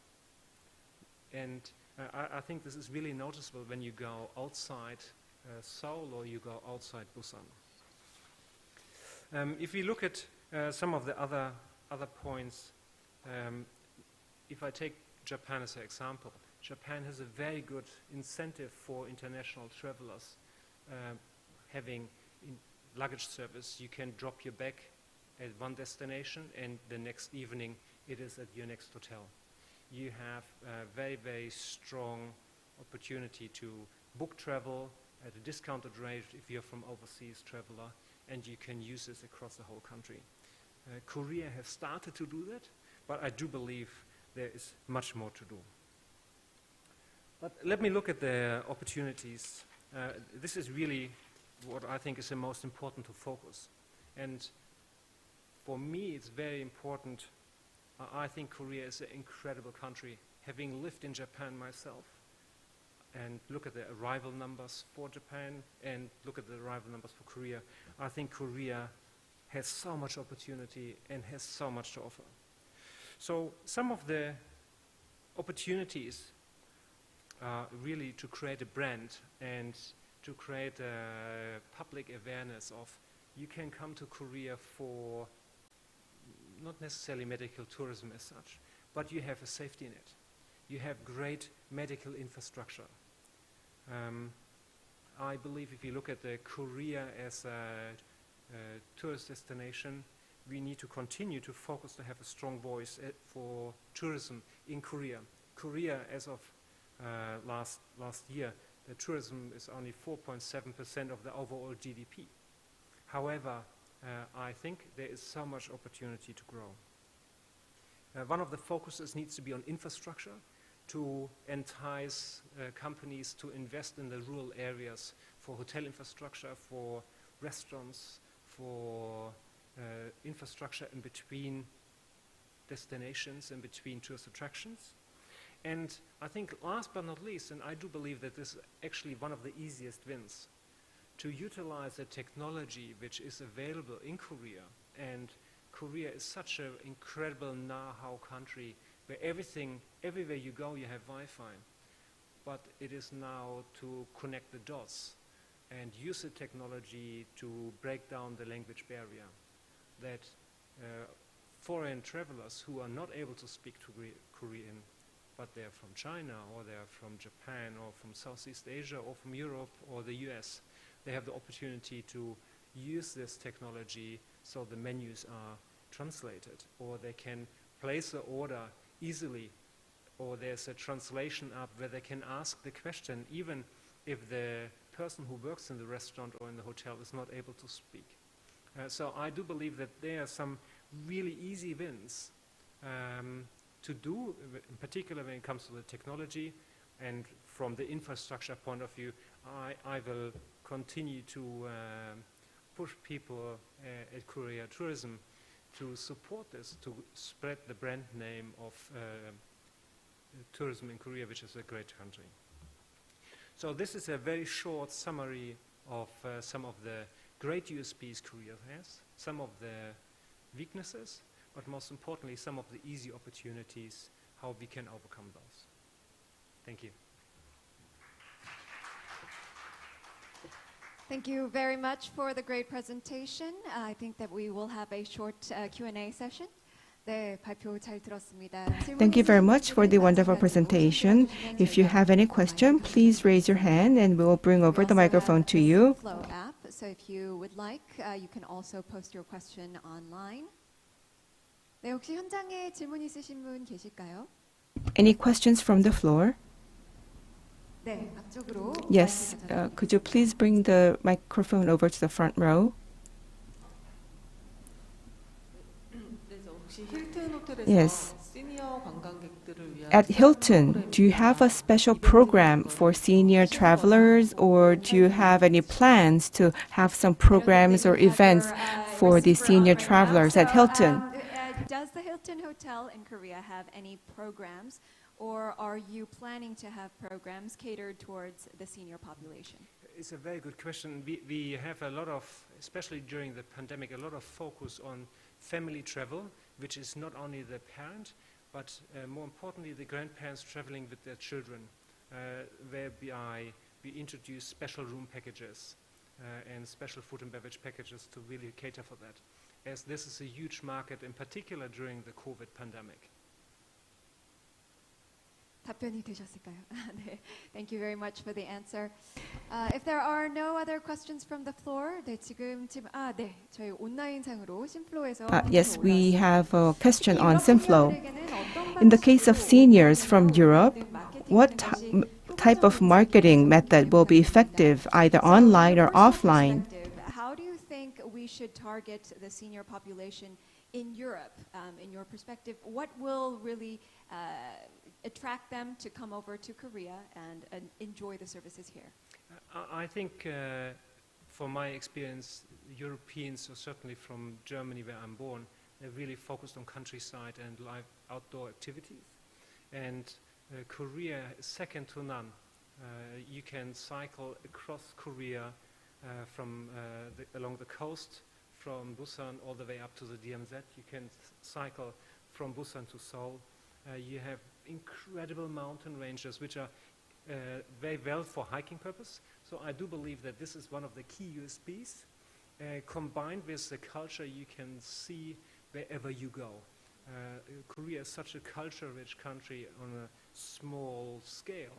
I think it's a huge opportunity. For travel overall, I believe that Korea is missing the opportunity of being known for. And I think we heard this earlier, that Korea is not featured at a lot of travel agencies across the world.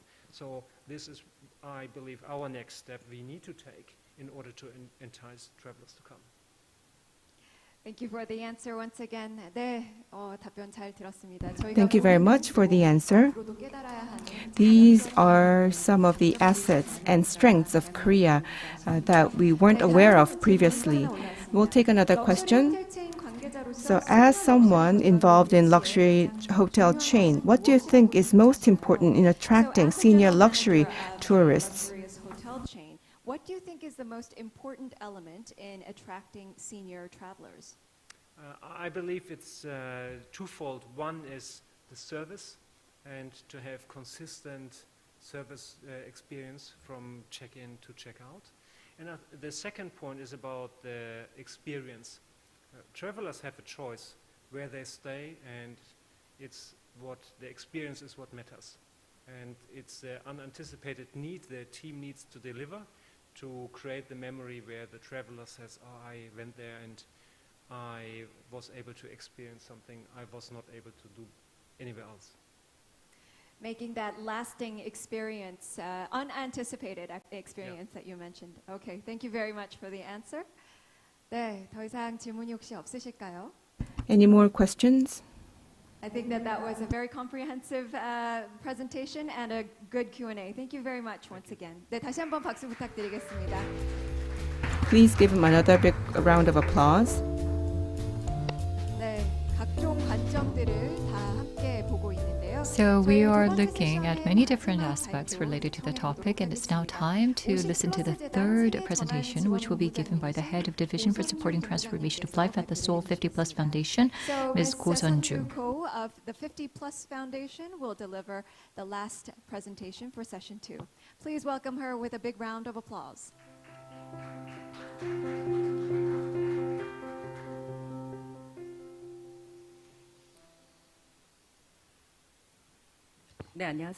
Yes, good afternoon. As was just introduced, I am from the Seoul 50 Plus Foundation. I'm the head of Division for Supporting Transformation of Life, Ko Sun-ju.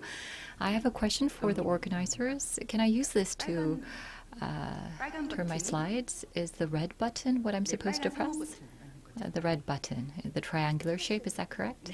The green button. Okay, thank you. So let me first briefly introduce the foundation that I work for. Now,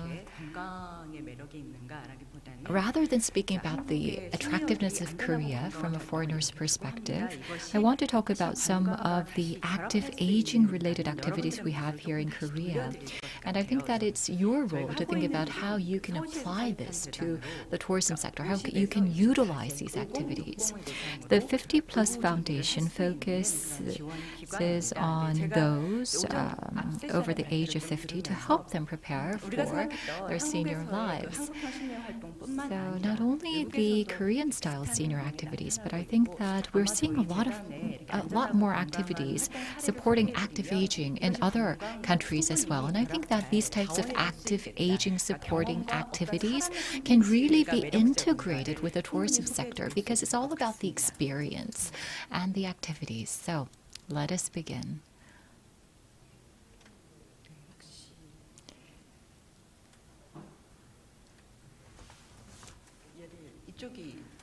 Is this how I'm supposed to use this? So,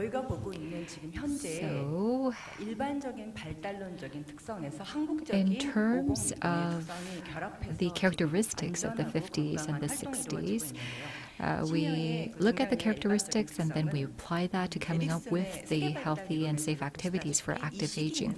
According to the Erikson's theory of generativity and stagnation, this is a time where after obtaining generativity, you go on to the next stage. So once you're a very sophisticated adult, then, well, generativity is all about how they contribute to the next generation. And we focus on the third age of William Sadler.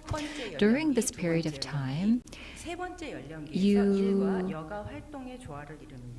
focus on coordinating work and leisurely activities. And in Korea, for those in their 50s and 60s, you have entered into your middle adulthood, and it's a time of transformation. You enter into the second half of life. We have a 50 plus campus in the Seoul region. We have 4 centers, and once you receive education here, well, annually there are 13,000 people who receive education here. They say, these people who have received education say that on their bucket list, they have travel as the number one item. So I think that these people in their 50s and 60s today are a little different from their parent generation. The color TV was sold starting in the 1980s. Before that, we only had the black and white TV. That's when the film industry started to really develop in Korea, and there was a lot of diversity in the culture, starting with the 1980s. their parent generation were really focused on making a living. The income level was not that high in Korea, but starting from this generation, we saw economic growth. There was more diversity in culture. There was more financial capabilities or a lot of financial power in their hands. So I think that this is the first generation that is on par with the senior generation in other countries. So it's a result of the compressed economic development here in Korea that, of course, we're faced with the issue of an aging population and a low fertility rate in Korea. That's a social issue right now, and the fertility rate is about 0.84 in Korea. But anyhow, even with the aging population, we can think about ways to really promote the active aging. It's a very important topic here in Korea, and we can see that these are the people who have the ability to really lead consumption here in Korea, contribute to the economy, and they're really healthy as well. In Korea, we say that the biological age times 0.7 is your true age. We say that as a joke, but anyhow, these people are really healthy, they are very fit, and they're very active. And I don't want to use the word senior or elderly that much because the people in their 50s and the 60s that I've met are quite different from the elderly that we used to know, and they really refuse that word to be called seniors or the elderly. So we call them the 50-plus age group. They're very proactive, they're very competent, they're very enthusiastic and passionate about life. They want to contribute to the next generation. And so this generation, if we look at their characteristics, well, I'm not really technologically savvy, but anyhow, so if we carry on. This is a data about consumption in department stores in Korea. And it is shown here that if you look at the first quarter and look at who spent how much, you can see that the 60-plus age group has spent the most. This is a per-person consumption amount. So you can see that the 50s and the 60s, they really have the financial capabilities. They are affluent, and they contribute to the economy. They spend for themselves. They want to maintain their youth, and they want to look after themselves and be really fit, and they want to invest in themselves. This generation is a generation that has experienced democratization. They have pride in themselves. They have led democratization. They have contributed to overcoming the financial crisis of Korea, and they believe that if they put their minds to it, they can achieve anything because of their past experience. They place organizations above themselves. They believe that the group or their company is more important than themselves. So they really want to contribute in the advancement of a group that they're part of, and they want to really contribute to the advancement of the next generation as well. And this is a generation that has really truly led the change in the Korean society. These people are experiencing a period of life transition. When we talk about life transition, we talk about self, everyday life, relationships, and work. And they are experiencing life transition in these four aspects. So for the health and safety activities for seniors, what is required? When we talk about health, of course, we have to think about the health of yourself and also a healthy relationship and the health of the society. So in terms of the health of yourself, you have to have self-reflection and you have to have self-esteem. To be really healthy, you need a healthy mind and body.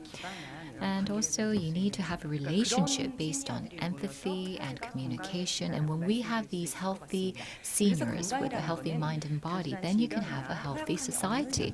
So being healthy, it's not just about being free from diseases or weaknesses, but you have to have the ability to recover. You have to have that resilience.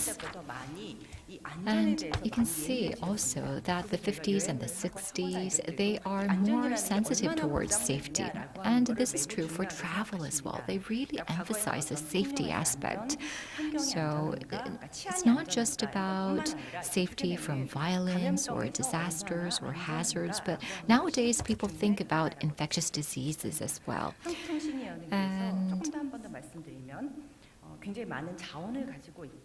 we believe that these seniors, the 50-plus generation, they have a lot of assets.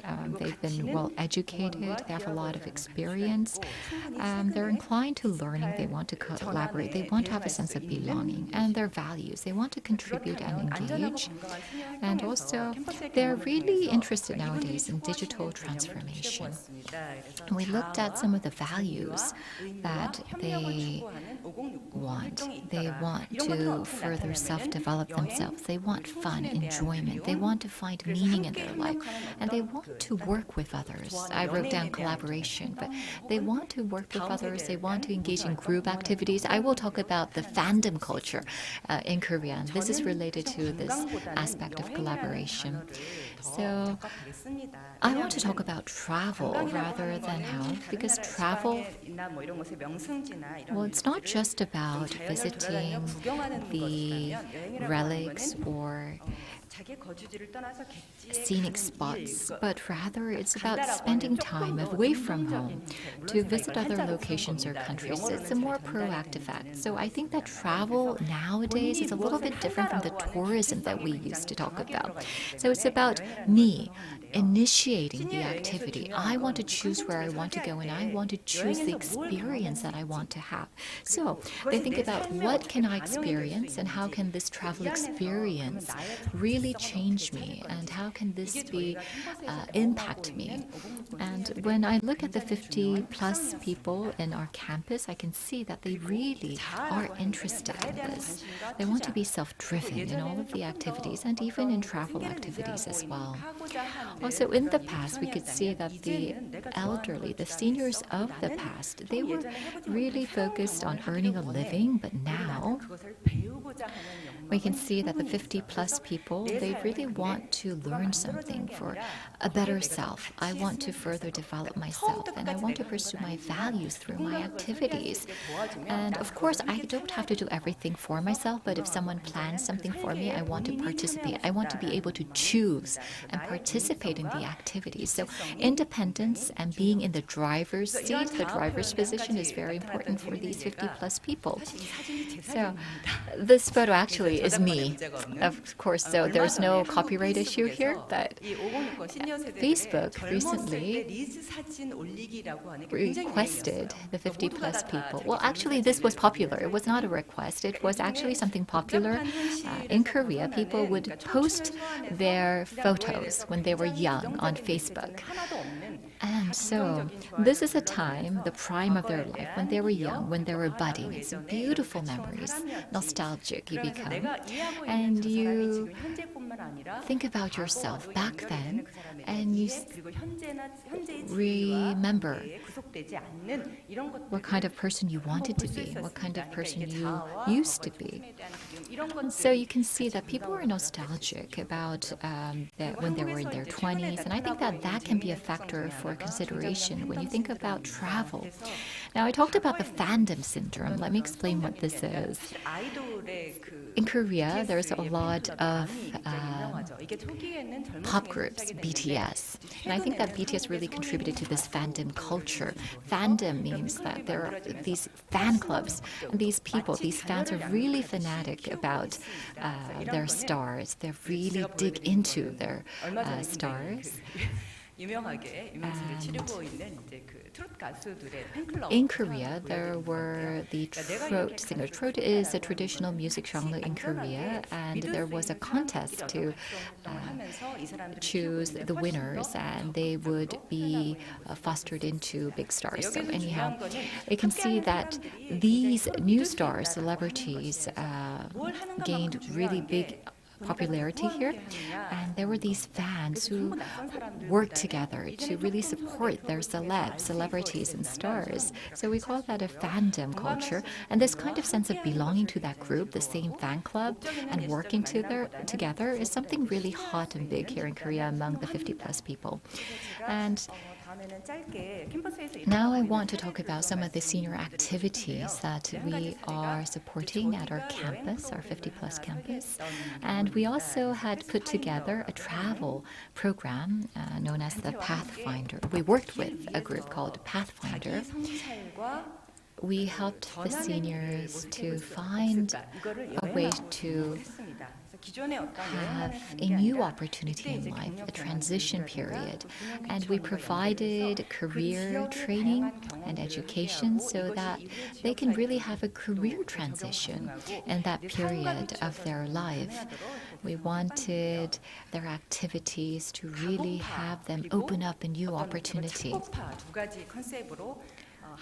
So, also there was a tour program, and we focused on the areas that the 50+ people wanted to go. We had them visit Namwon and Gangneung, and so the people would visit here and they would be able to really become retrospective of themselves. They would look back and reflect upon themselves and think about who they really are.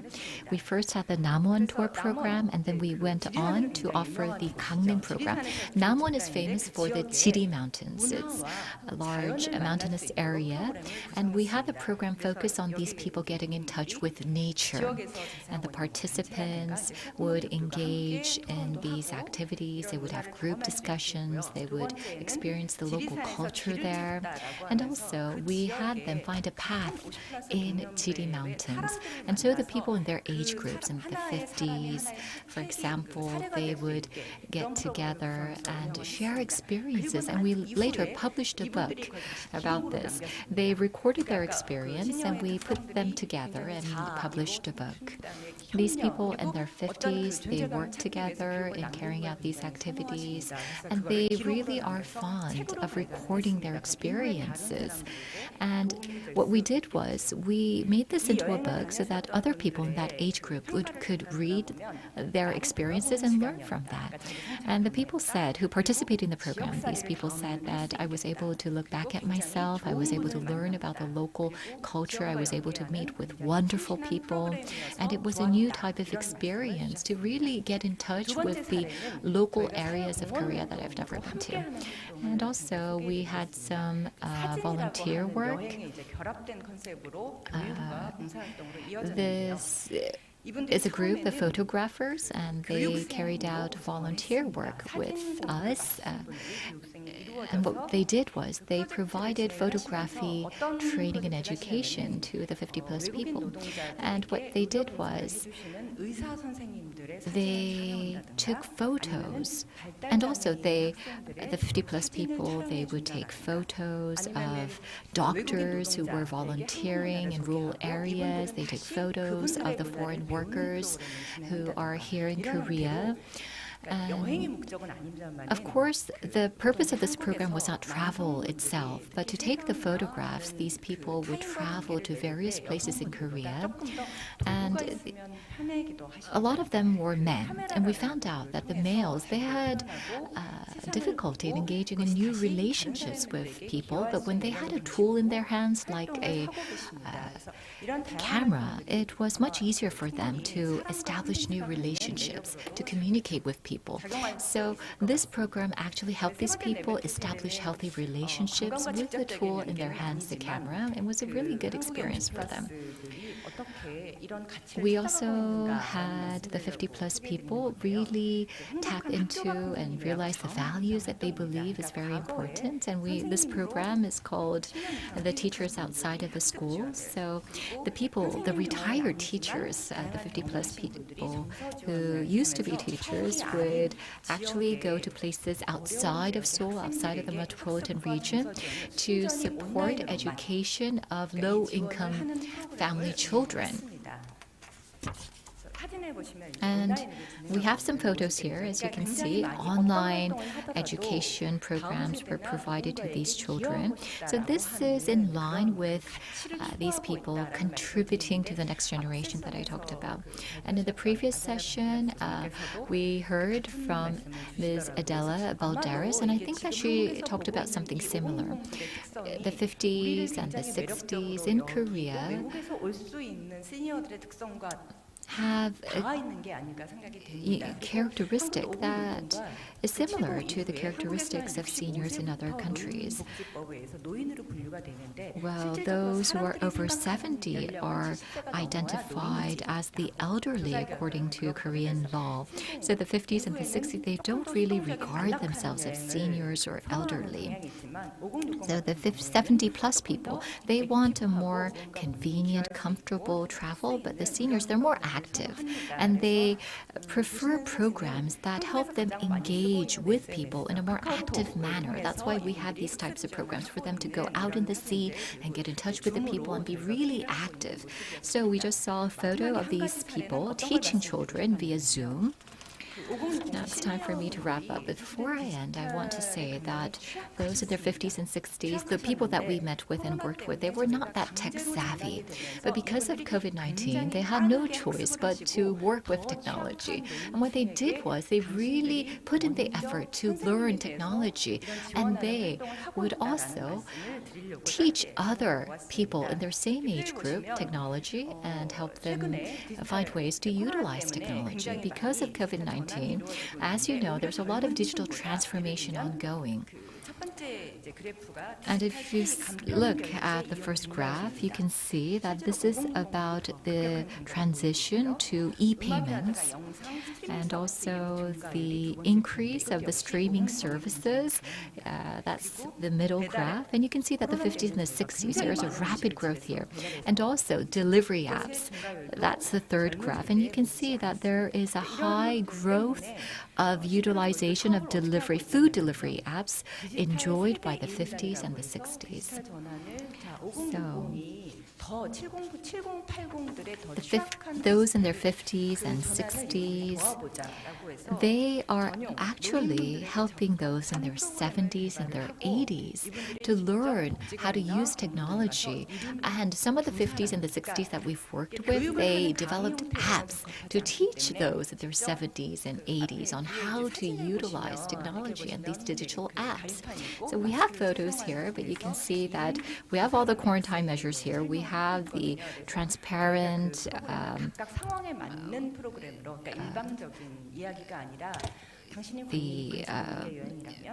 boards up so that there's no direct contact, but these people are working together to teach those in their 70s and 80s how to use smartphones and smart devices. And this education program was provided over 3,000 times. Those who participated, those in their 50s and 60s, were really proud of the fact that they were the ones who taught elders how to utilize technology. They took pride in the fact that they were able to help their parents' generation enjoy digital technology. And they were really good teachers. That was the feedback that we received from the people who received the education. I think that the contents that's created by those in the 50s and 60s can be really attractive, and these are really active adults. And I think that the people, the seniors who want to visit Korea, would probably be as active as the ones that we've met through our programs. I believe that these are the ones who want to pursue healthier, more affordable, and value-oriented activities. So, the young adults, we call them the Yodeloks, the young old. And this refers to older people aged 65 to 79. It stimulates the economic recovery in an ideal form. And I think that these types of Yodeloks are the ones who would want to visit Korea. So I think that when we offer them a travel experience, we should offer them an experience that helps them really tap into their values and find meaning in their activities. But at the same time, these activities have to be enjoyable. And it has to be an activity that they can enjoy with others. And it has to be safe. And these activities have to be healthy. I think that those are the activities that should be offered to these senior tourists. Thank you very much. Yes, thank you very much for your presentation. So, if we have any questions from the floor, I would like to accommodate them. Please raise your hand for the microphone. First, we'll take them from the floor and, of course, our online Simflow application. Don't be shy. Please raise your hand and we will hand you the microphone. Thank you. We'll give you a microphone. Just 1 second. In an earlier presentation, it was said about the senior tourists in America that they like really planned activities. And I was a bit surprised to hear that, because I know senior tourists, and especially the young senior tourists in Europe, research has shown that they want to have more freedom and as much as possible book their activities online, which slightly changed now because of the COVID-19 pandemic, that they turned back to travel agencies. But it was generally a trend that they want to do plan more things themselves and enjoy the freedom when they travel. As you know the Korean tourism market very well, I was wondering, what is your feeling about the senior tourists in Korea? Are they a group of tourists who want to have everything very well planned and join with a group and have a very detailed agenda and have the car or the bus ready? Or do they want to have the freedom that they can travel themselves, that they can decide themselves how long they want to stay somewhere and plan everything on their own?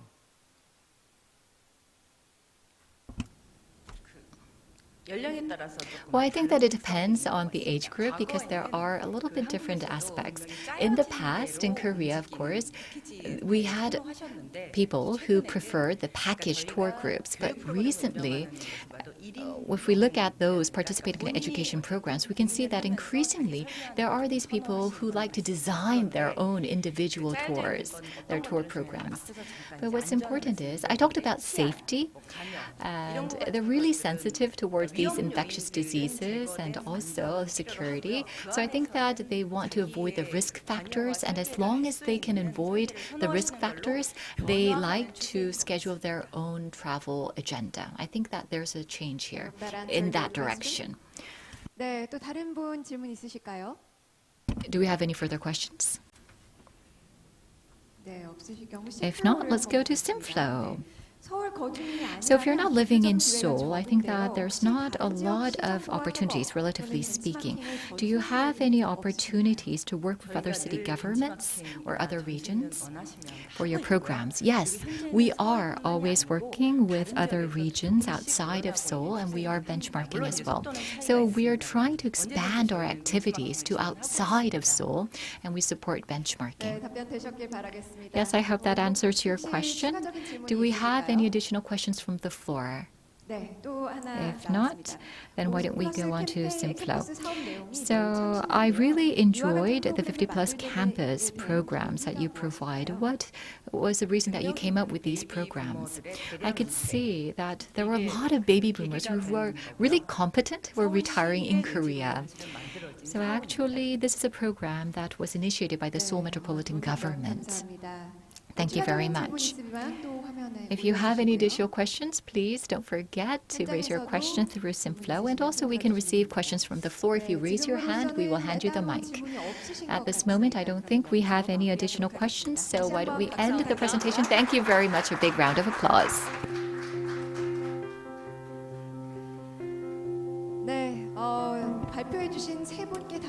I would like to thank the three speakers once again. We are going to take a short coffee break and resume with panel discussions. The coffee break will be for about 10 minutes, and I'll see you back here afterwards for the panel discussion. We'll take a 10-minute break, and we'll resume with the panel discussion. Thank you very much.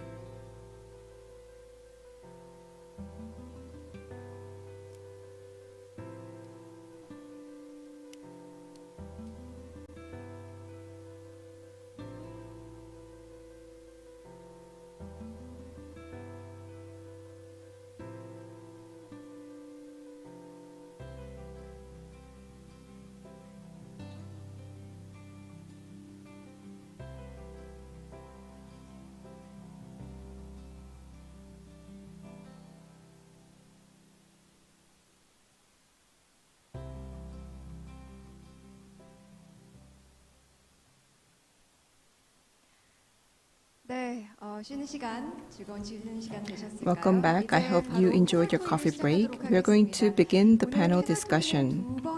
We have two panel discussions, and for both discussions, Professor Seul-Gi Lee from Sejong University will be the moderator. The first panel discussion is on safe and enjoyable post-pandemic international tourism for seniors. The panel discussion, and the panel discussion, or two panel discussions, will be led by Professor Seul-Gi Lee of Sejong University. And the first panel discussion will be held under the safe and enjoyable post-pandemic international tourism methods. So with that, ladies and gentlemen, please welcome our moderator. Thank you very much. Good afternoon, everyone. Very nice to meet you all, and thank you for the kind introduction, Ms. Zhou. My name is Seul-Gi, Lee Seul-Gi, and I am a faculty member at Sejong University, College of Hotel and Tourism Management.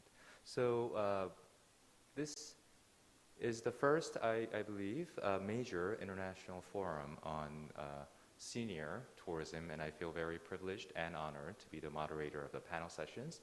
We have two back-to-back sessions, each lasting 15 minutes, and I have with me a group of elite panelists, and please allow me to introduce them one by one. So first we have, to my left, Professor Carlos Santos of Azores Tourism Observatory. Please give him a big round of applause.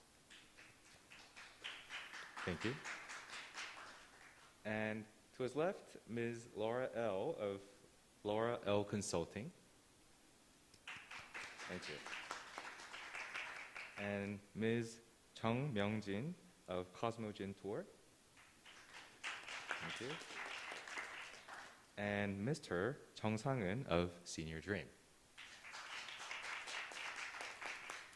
Thank you. So the title of this first panel session is Safe and Enjoyable Post-Pandemic International Tourism for Seniors. And I think much of this topic has been discussed already by the insightful remarks and presentations, but I hope to delve a little bit more into this topic with some questions. So my first question to the panelists, it was discussed in early presentations that senior travelers are somewhat reserved in flying to their destination. Now, Korea is practically an island at this point, and in some cases, there could be other transportation options, for example, in Europe, but in Korea, there are a few options when flying isn't feasible. So what do you think would be the way to facilitate international tourism for seniors in such case? Professor Santos, may I start with you? Thank you. I would just like to stress that this is an important issue because I live in islands and we are highly dependent on flying. And what we saw with the pandemic was that many rural units had high occupancy rates in Portugal mainland because tourists could go using different modes of transportation. But in the Azores, we didn't have almost very low occupancy rates. So I think that first we have to fight the fear of flying and traveling, which is spread among seniors especially, through vaccination and through a strong airlines and destination safety branding. I think branding is extremely important. If you can develop a strong brand of a safe destination, a safe airline, that would be helpful. We have an example in the case of my country, of Portugal, where the promotion authorities created a clean and safe stamp for those services and activities that have compliance with the hygiene and safe measures. And it's very popular now. And I think that if we could extend this to the level of the destination, and if we could have a clean and safe stamp for the destination as a whole, for Portugal as a whole, would also be very helpful.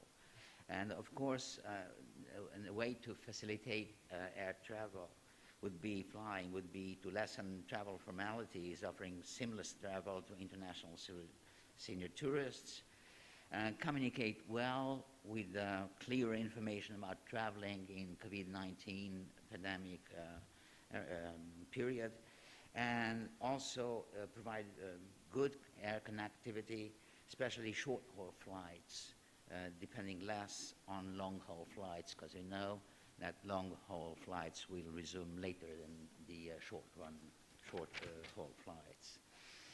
And that's to facilitate, of course, air traveling, flying, but in the other solution would be to have some alternatives to attracting international tourists not flying, which I think has already been mentioned here, like betting on cruises, themed cruises, and also to attract senior tourists with longer stays. So the equivalent of the digital nomads in the senior tourism market, where seniors could come for longer stays and stay in hot residences, for example, doing some creative activities, engaged in some creative local activities with the communities, and also attracting second homes tourism would also be another alternative to flying.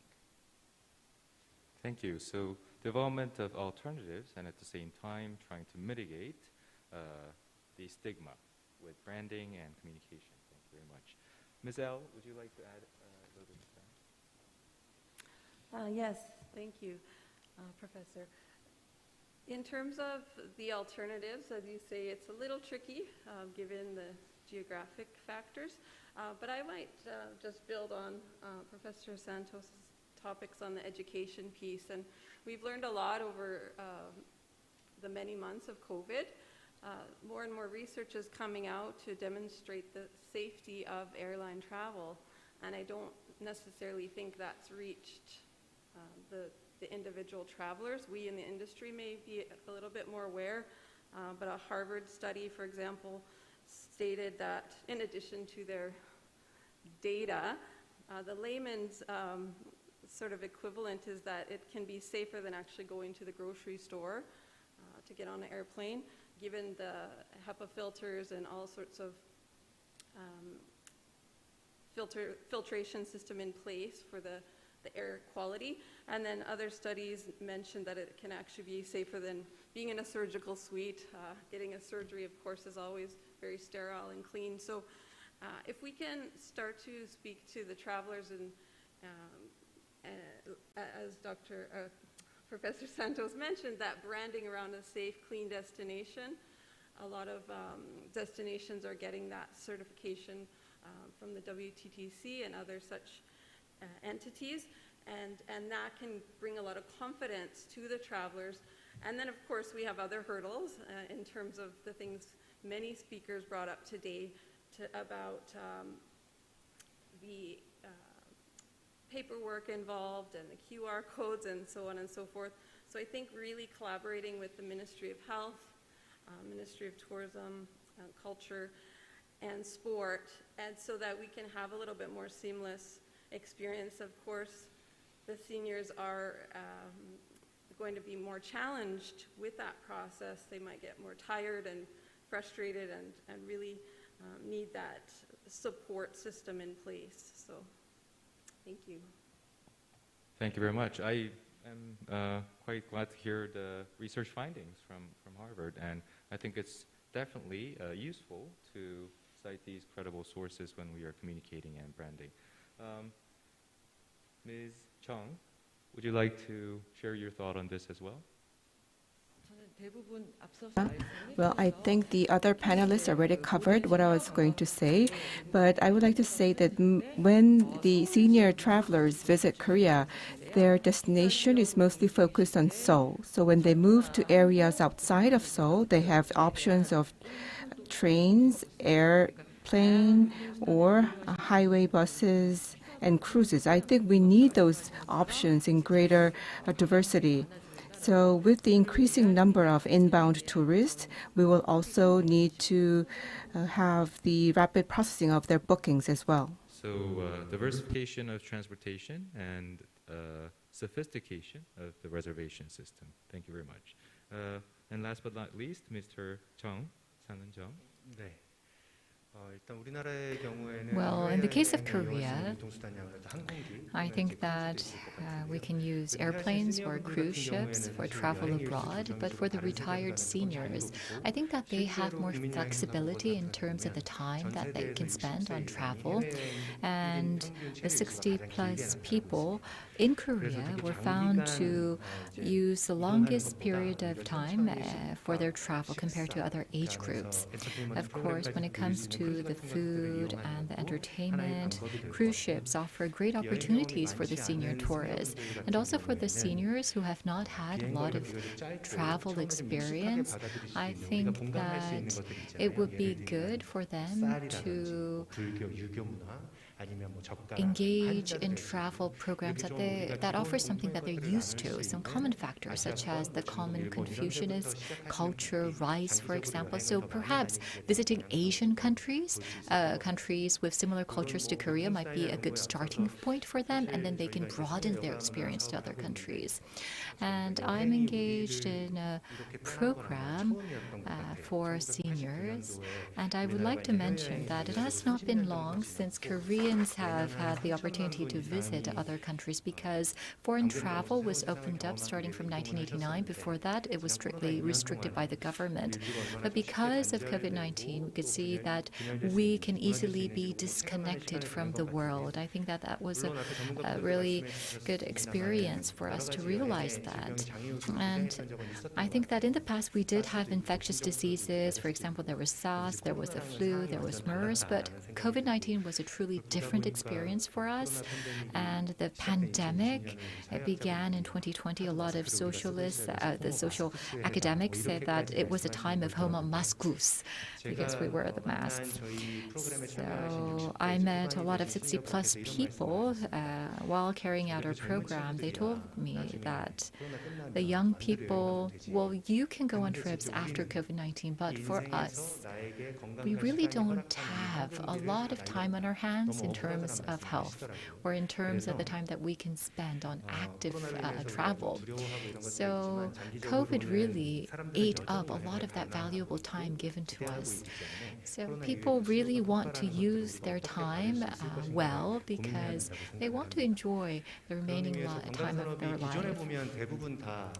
And COVID has become a really big obstacle. And up till now, the travel industry has been focusing on the young generation in Korea. But I think that today we were able to learn about the opportunities and the potential for the seniors.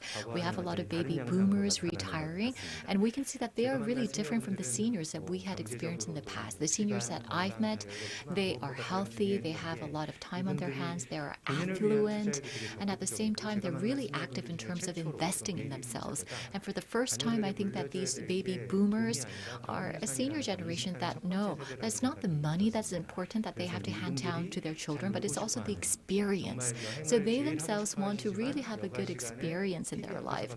And they want to go on travel, but they could not, and they spent their time watching TV at home because according to studies, they don't have people to go on trips with. So unfortunately, that was a factor that we found more so in this generation. I think we'll have some reserved time for your rather free opinions, but first we need to go through some questions. I hope you understand. Thank you very much. So thank you very much. And I did focus on your part where you mentioned that they have a great urge to travel. There's potential demand, which we might exploit using short-haul travel and also cruises, which was synonymous with Professor Santos' opinion as well. So thank you. Which alludes to my next question.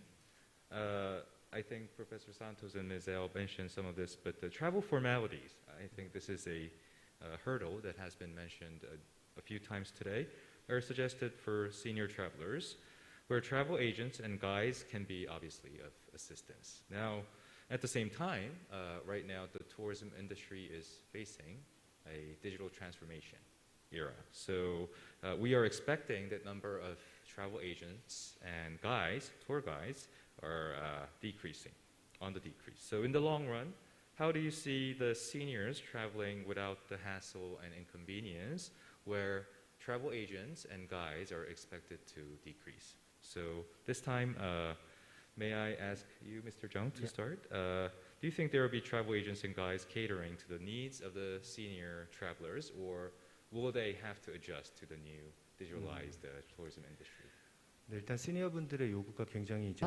Yes, I think that the seniors, their demands are very detailed and specific. So we need the OTAs that can really provide or satisfy their needs. Also, we need premier travel packages or tour products, and also these types of travel agents and travel agencies targeting these seniors are required. But I think that there's a difference between the current seniors that we see, the 50s and the 60 plus people, and the older generation, the 70s and the 80s that we've seen before. So those in their 50s and 60s, they actually are tech savvy. They are using more digital applications, and we can see the increase of the utilization of digital applications by year, according to data. And also, in the past, the travel agents and the travel agencies, they actually led the tours as guides, but now actually these travel agencies and agents, they distribute the products and they distribute the applications for the seniors' use increasingly. So we have the active seniors, and I think that they would want to utilize the OTAs to go on individual tours. So I think that we have to cater to that interest. And also at the same time, they're really wary about the infectious diseases. They're really sensitive about the safety and health. And so I think that because they're interested in the individual tours that they can initiate, I think we have to think about the OTAs that can cater to their needs, and also at the same time we can think about the specialized care services for the senior travelers. So not all seniors are alike, and the market will be somehow more sophisticated and diversified. Thank you very much. Ms. Chung, would you like to add anything to that? Yes, as was mentioned by the panelists, the low-priced packages with unclear target would not be persistent. They won't be with us for a long time. I think those travel agents will disappear. Only those with programs that have clear target segments and targeted programs will grow further. And I think when you look at the senior travelers, it's a very specific market segment, as you said, compared to other age groups. These senior travelers are depending more on other people in terms of physically and emotionally. And also they have high level of expectations from human services. But they do have some weaknesses or vulnerabilities. Of course, it will vary depending on the age group, but regarding the young seniors and all the way to the older seniors, most of them find that the travel formalities becoming digitalized is a hurdle for them to travel. So I think we need to address these difficulties for them. And when the seniors use one travel agency, they use them together with their friends, acquaintances, and they make repeat visits. And it could be due to the fact that they would like to demonstrate their level of wealth and boast, but the travel agencies need to understand where they're coming from and provide the right service program to meet their needs. It will be a way for the travel agents to be successful. As was mentioned many times before, these seniors consider themselves to be younger than their actual age, so we should not look at them or treat them as old people, and we need to have a program that caters to the needs of these seniors who consider themselves to be younger than they actually are. And also, I think one essential element that needs to be incorporated is that after or post-COVID era, I think there will still be some formalities, including visas and other paperwork. And so we will need to help them use the mobile platforms and use Google Maps, for example, to find their destinations using those Google Map apps. So we should operate and run more detailed level of programs for these seniors. And then the travel agents and professional coordinators and guides will not decrease in their number, but they will grow on the contrary. And also inbound tourists to Korea will have language barriers, and we have to have a method to help them overcome the language barrier. So I think the role of travel agencies, especially for the inbound international tourists, will grow in the future. And previously, we weren't able to have a specialized program for senior tourism. We usually focus on VIPs or invited travelers, but more than 60% of our guests actually are a senior segment. And so we have to consider the growth potential of this segment, and we need to be fully prepared to cater to their specific needs in order for us to become one of the leading travel agents for senior tourism in the future. You presented a rather optimistic view where tourism agencies should target the market, segmented market, based on the visible characteristics of the sub-segments. But there is indeed continued loyalty for human services, and also you are expecting the increase in number of travel agents and guides because there are many issues such as language, especially for Korea. Thank you very much. Much has been discussed, but I still think Ms. L, you can add to this foregoing discussion. I would agree with my fellow panelists here and just add 2 points. One is I think we'll see an emergence of new types of support services for travel.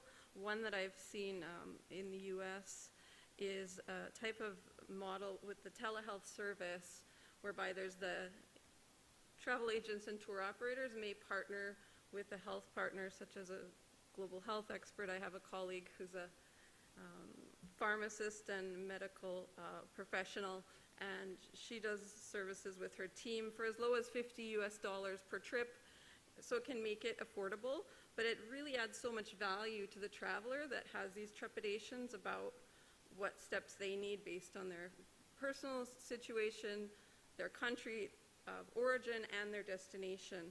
So I think that's something that's on the forefront, and it's really taking technology to the next level.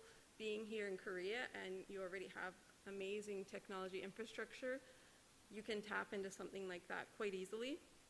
And the next piece on that, I think there's a model with Alibaba as they were moving into their Taobao app and trying to attract more senior buyers of commercial goods. What they actually did was hire senior staff to work on their team to test their apps, to test their purchase processes, so that a non-senior isn't making these design applications. As we noticed earlier today, some of them aren't very friendly. I think Felix brought up a few examples.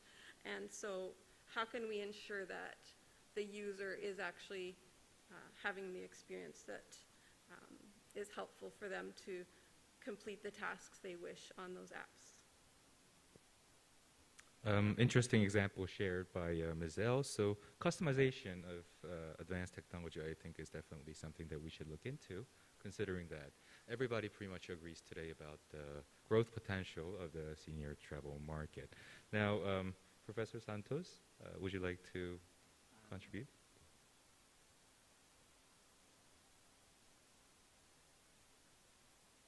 I'm sorry, focus on the long run, which was your question.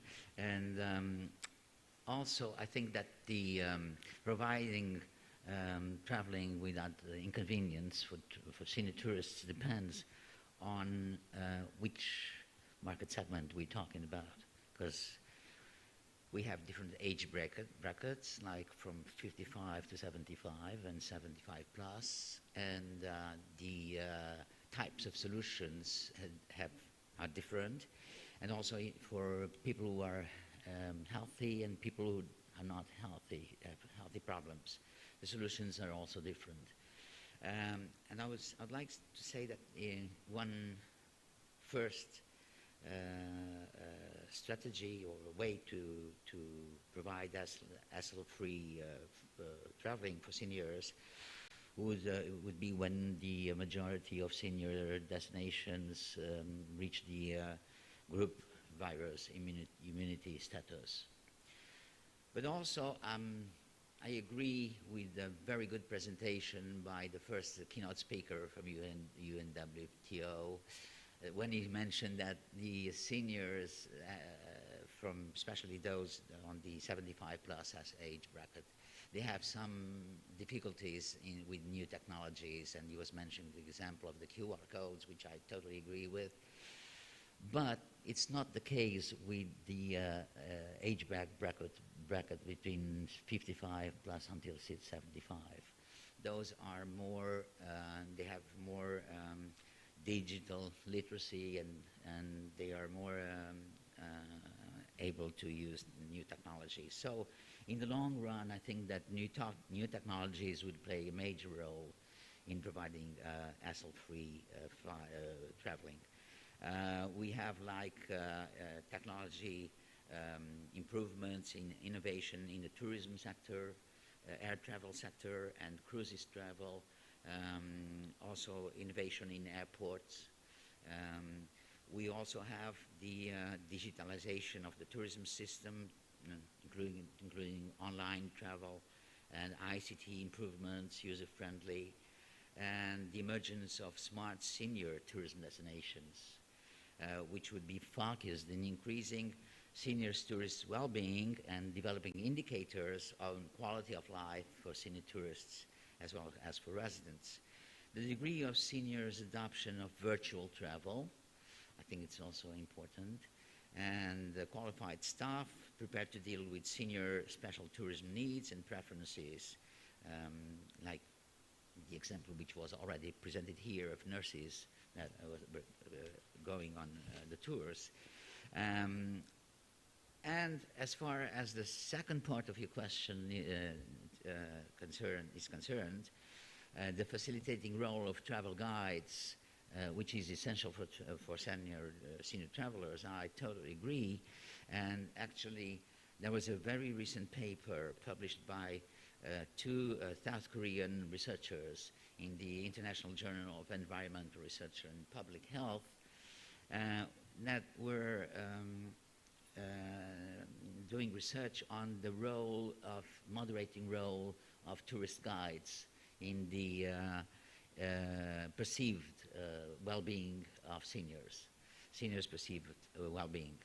And essentially the conclusions were that travel guides had a moderating effect on brand prestige, and brand prestige had an impact on seniors' well-being perception. And the second conclusion was also that travel guides had a moderating effect on word of mouth, and word of mouth had an impact on the seniors' well-being perception of destinations. So I think that efforts should be made to improve the tour guide services for senior tourist packages and collaborations, not only the tourist guides, but also collaboration with local experts can also make part of the tourist guide service. And finally, I think that it would be interesting because you mentioned that tourist guides will decrease, to provide more training, to provide a better and more and better online travel agency services to seniors, provide more research on seniors' acceptance and use of new technologies, such as virtual senior tourist guides and butlers, delivering personalized service suited to meet senior travel needs. So this is in the long run at high technology innovations, and that require more digital literacy on the part of seniors, especially on the age bracket of 55 to 75. Well, thank you very much, Professor Santos, and thank you for sharing that interesting research result.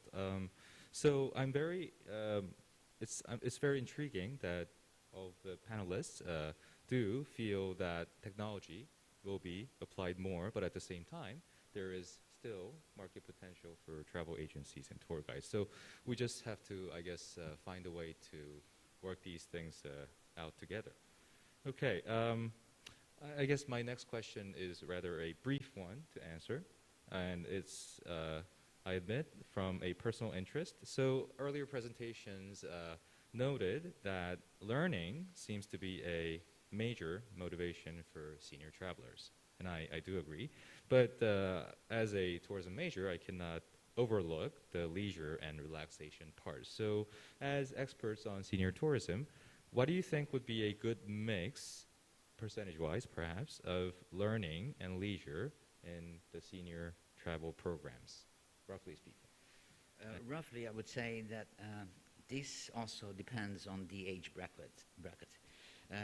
We have on the 55 to 75 age bracket we have senior programs that should combine more leisure activities than learning activities. I wouldn't say the percentage, I wouldn't want to say the exact percentage. But for the senior tourism market segment in the 65 to 75 age bracket, which are called the so-called old at heart, the senior tourism programs should combine more learning activities than leisure activities. But actually, the ideal situation is that the leisure activities themselves all incorporate a simultaneous learning component. We see that with many tourism attractions that we have. For example, in the case of my islands, where we have one attraction is gardens, and we combine nature and leisure with the cultural aspect of historical gardens, for example. And of course, there are many other examples of senior tourism programs that combine both learning and leisure activities, such as the creative, cultural, multi-generational tourism experiences. I'm talking about this because I am responsible for a creative tourism project in the case of my islands, and we are exactly developing this creative, cultural, multi-generational tourism experiences, engaging seniors and younger people in these cultural creative experiences. And of course, University of Third Age that combine senior leisure and learning in tourism tours. I call them the LLS tours, which are leisure and learning senior tours. Very interesting perspective. Thank you very much, Professor Santos. So you believe that it is actually possible and feasible and desirable that we incorporate the learning component into the leisure activities. I think that is a novel perspective. Ms. L, what do you think? Is there a optimal mix of leisure and learning for senior tourism programs? Yes. Again, it might be tricky to narrow down an actual ratio, but as individuals age, I would agree with Professor Santos that the level of interest to be more informed and have this lifelong learning experience. When Marcel opened with the keynote, he spoke about some of the projects in China, and I was fortunate to work with them on the Heilongjiang province initiative, and there's an amazing destination called Wudalianchi, and in that destination it's primarily attracting seniors, both domestic and international, and by combining that educational piece with the leisure, it's possible to get the visitors to stay longer, and then of course they spend more, which the destinations love, right? We get to retain more local expenditures. And so by doing this experiential education, learning about what the healing minerals are in the hot springs, learning about the volcanic activity that led to that, you could apply that here and really enhance the experience with those informative pieces of information to really empower the tour guides to be more interesting, and overall it just really improves the product. Okay, thank you. So I guess my panelists are somewhat hesitant to give a percentage or ratio, but I'm sensing that it's about 50-50 so far. So, Ms. Chung, would you like to also address this? Yes, as it was mentioned, I think that learning and leisure go hand in hand when it comes to senior travel. So when we talk about the value of travel, we talk about accessing nature, and also there are many other purposes for travel. So it's about what you want to get out from your travel experience. But most of the senior travelers, well, in terms of the proportion of learning and leisure activities that they want, we have to really first understand these senior people that we are targeting, because these are baby boomers and they are entering into the senior age group, and they had played an active role in social development here in Korea. And also, unlike the elderly who are excluded from many social activities in Korea, they are very different. So the travel and tourism that they think might be more complex than we think.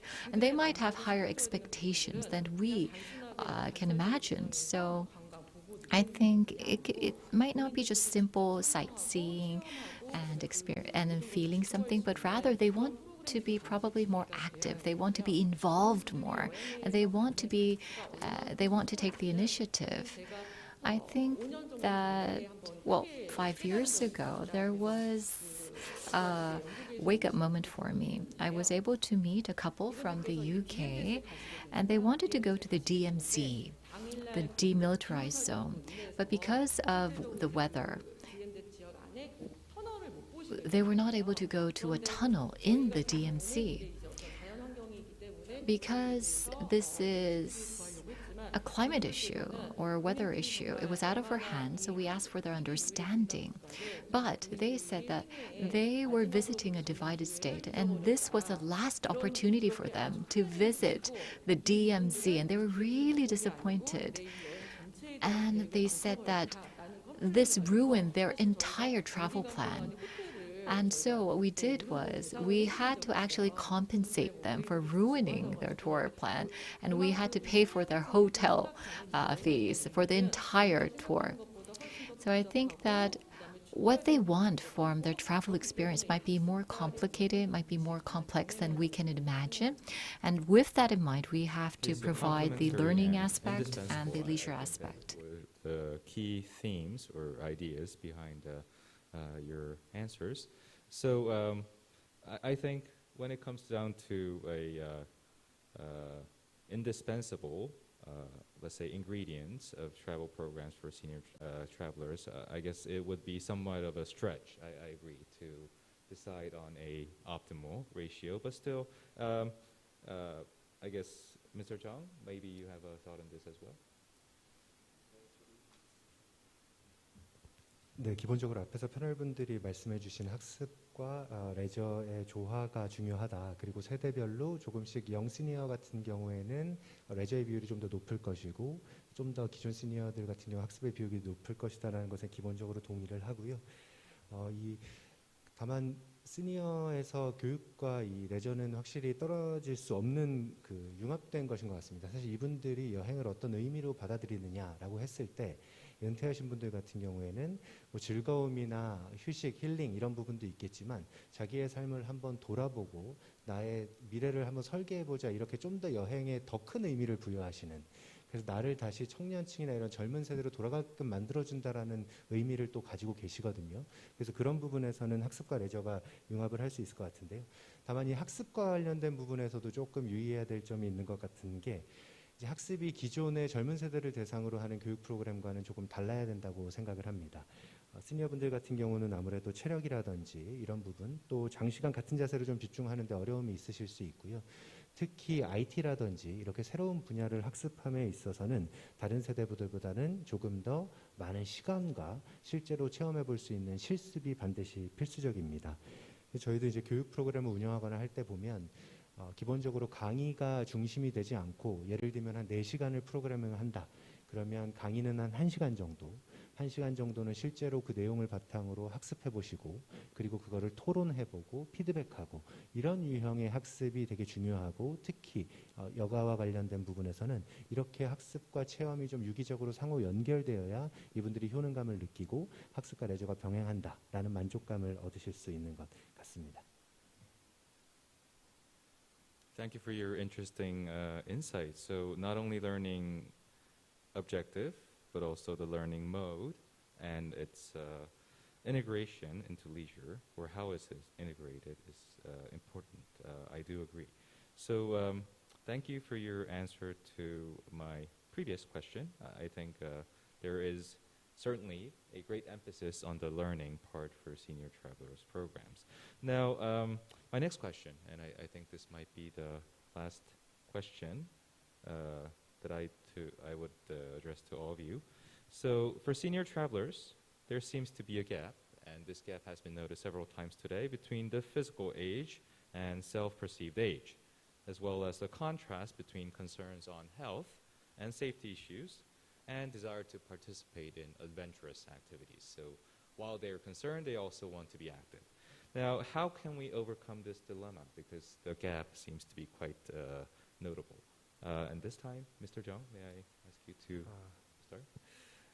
네, 물론 그 장애를 극복하는 게 쉬운 문제는 아니지만 Yes, actually, 평소 it's not easy, 일상에서 but 원하는 해외 I 목적 think 지원 that 관련된 first of 여가 all, 활동 같은 거를 조금 미리 경험을 하셔서 it might be good 건강이라는 for 난제에 대한 them 우려를 to 좀 줄이실 수 있다고 experience some of the 생각을 합니다. similar 실제로 leisure activities that they 근거리라도 want to 자주 engage in 여행하는 overseas 사람이 before they 자신의 go 신체적 on a trip 한계라든지 이런 것들을 overseas 잘 to 인식하고 있어서 engage in that 새로운 kind 환경에도 of 잘 적응을 activity. 할 수 있는 So they 모습들이 있었습니다. also have to manage 예를 their 들면 health 뭐 해외 before they 목적지와 go on 관련된 tours. 관련된 And 것을 also when it 조사하는 comes 시간을 to 통해서 여행 destinations, I think 정보를 that 얻거나 first they have 스스로 to do their 기획을 해보거나 research. 계획을 They 해보는 might want to 하는 learn 과정에서 about their travel 이런 허들을 destination 넘어서는 first 경우들이 in order to overcome the 그리고 뭐 예를 hurdles 들면 for 이런 them to 것들이 단순히 actually 따라다니는 participate in certain 여행이 아니라 activities 예를 들면 during the 이동이라든지 trip. 편의는 제공을 And 받는다 also the 하더라도 package tours might 현지어를 provide them 간단히 convenience in 배운다든지 terms 현지인들과 of 교류하는 시간을 moving 구성하면 훨씬 더 and 기부가 going 될 to 것 one place 같습니다. to another 예를 on the 들면 tour, 저희 but still you 시니어들 have to 중에 예를 들면 maintain 이런 your 분이 health. 계셨어요. And also 스페인을 there 너무 were 가고 one 싶다. senior 통화를 person 못 that I 간다. met. That 뭐 어쩔 person wanted to 것이냐. go to 끝날 때까지 Spain, 그냥 기다릴 but because of 것이냐. COVID, he 아니다. was not able to 그러면은 go. So what 일단 did he 온라인을 do? He 통해서 did 간단하게 not just 스페인어 wait. 인사하고 생활 생활을 He 배워봅니다. learned about 다음으로는 Spain through 우리나라에 있는 online 중남미 문화원을 channels, 자주 방문해서 and 거기를 also he 통해서 visited a 이런 culture 분위기의 문화를 center 경험하겠다. that teaches 그리고 about the 나서는 culture. 심지어는 외국인 관광 And 특구에 가서 also 스페인 식당에 he 자주 went 방문하셔서 to 그 Spanish 음식을 드셔보는 restaurants 행위도 to 이걸 허들을 be 낮출 수 있는 행위가 exposed 되고요. to the 뭐 food of 책방까지 Spain 방문하셔서 to 나중에는 lower the 저에게 hurdles or 바뀐 the 밑으로 obstacles 나이 or 스페인 barriers 책을 that he 실제로 might 내가 한번 experience. So he 읽어보는 was 것. preparing 그게 himself for 목표고 이게 future 완성되는 travel. 순간 나는 여행을 And 떠날 he 수 said 있다. that 라는 after all this 자신감을 is done, when I'm ready, 그래서 then 이런 I 방법들을 will be 많이 알고 fully 분들이 set to go on a trip, an actual trip to Spain. So I think that you shouldn't just wait around. So You can build prepare yourself. confidence through steps. I really like that approach. Thank you. Ms. Zhang? So as Mr. Jung mentioned, I think seniors, I believe, do not want to admit that they have aged. So they don't want to acknowledge their chronological age. And if you provide them with overwhelming program, however, they might complain. So I believe that the services catering to the senior traveler is more sophisticated and more attention is paid, but the program itself should reflect their physical age. So we need to further segment the market. Of course, seniors, we have young seniors, we have older seniors, and so we need to segment the programs to meet the specific needs, and also while meeting their expectations but not overwhelming them with excessive activities. That satisfies their expectation, but at the same time is not too burdensome on their physical health. I agree. I believe, Ms. L, you have a visual aid to... If it's available, we can pop it up on the screen. If not, I was just going to share that the Adventure Travel Trade Association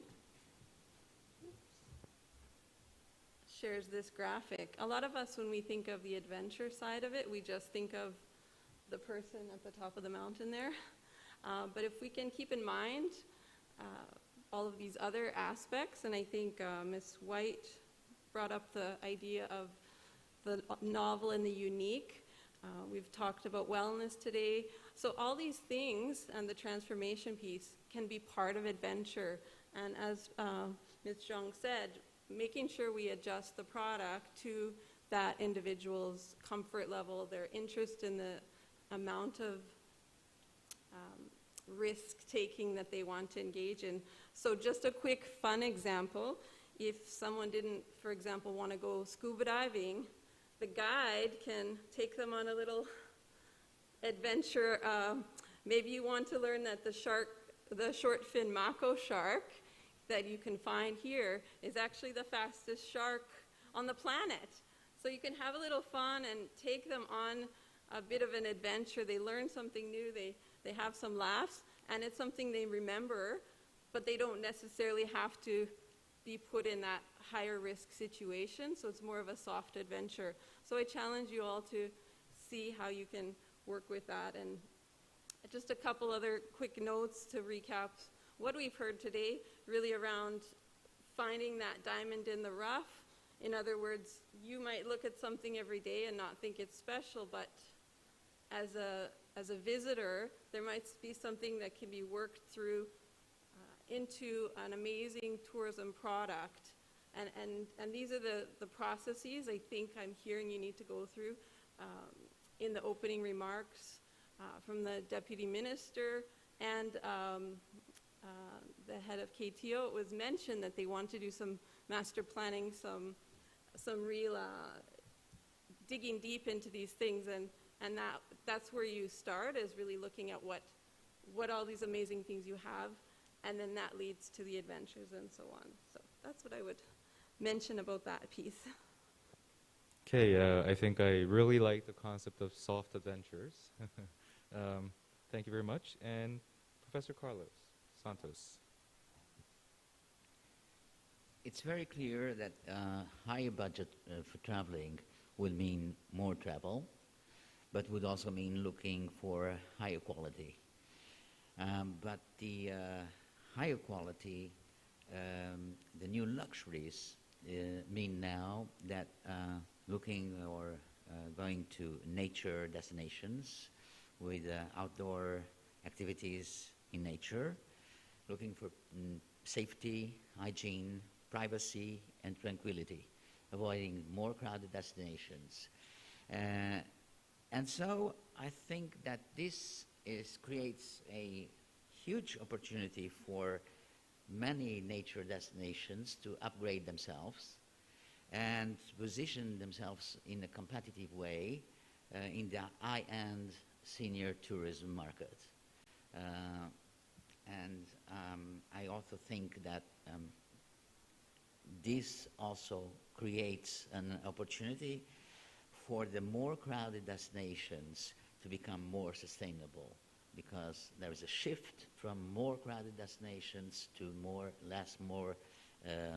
private and peaceful and nature destinations, which will give them also an opportunity for both. Well, thank you very much. I do agree there's a macro shift to less crowded destinations, and I do also agree that it will command significant premium. It will cater to the higher end market. We have about 2 minutes and 15 seconds as we speak. So maybe I could ask the panelists to share their final thought, maybe about 30 seconds. And we should be keeping time. So, Professor Santos, would you mind starting? My final thoughts is that there are different segments of senior tourism segments, and they are a very important segment for destinations, because they also help to fight seasonality. And I think that there will be major changes in the future to facilitate traveling for seniors.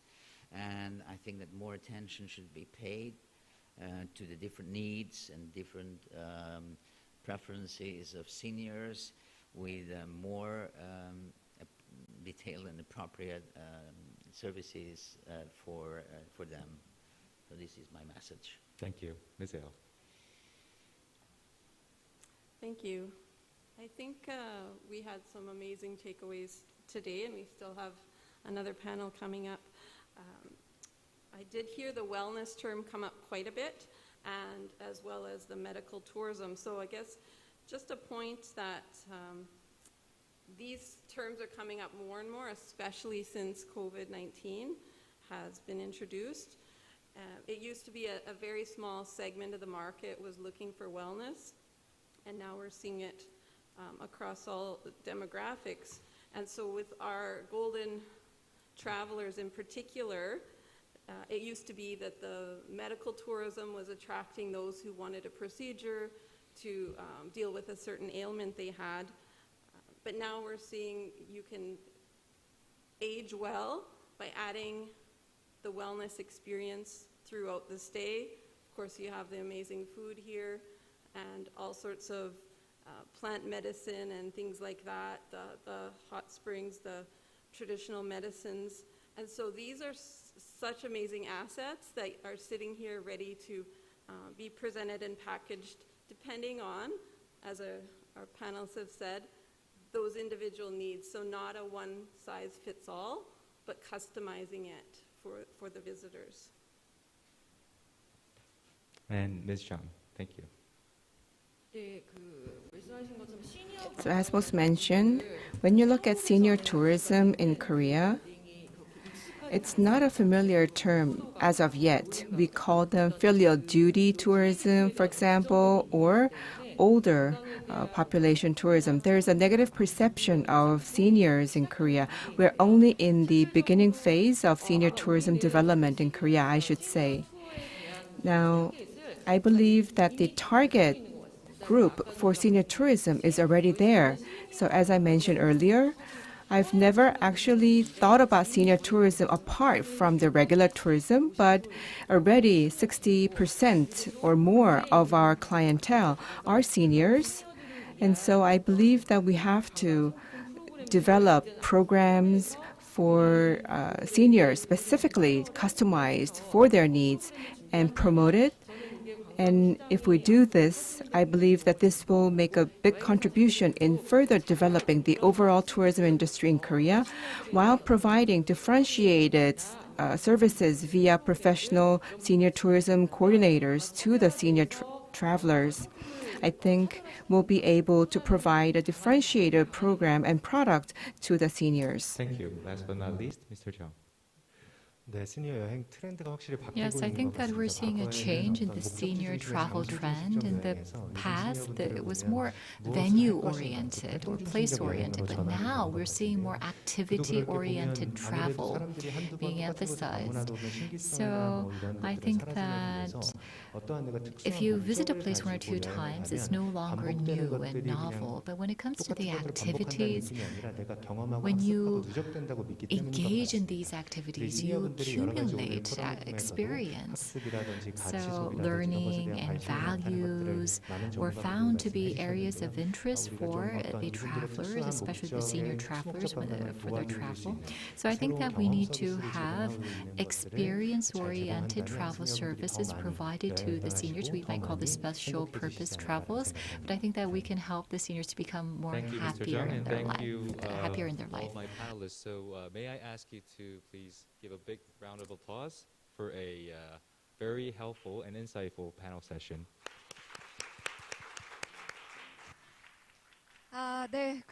Yes, thank you very much. And also a big round of applause for our moderator, Professor Silgi Lee. Well, thank you very much for the fruitful panel discussion. We will take a short break just to clear the stage, and we'll come back with our second panel discussion. 네, 저희 두 번째 패널 토론을 시작하기에 앞서서 Before we begin, we'll rearrange the stage, so please give us 5 minutes, and we will go straight into the second panel discussion. So we will begin in 5 minutes. Thank you very much.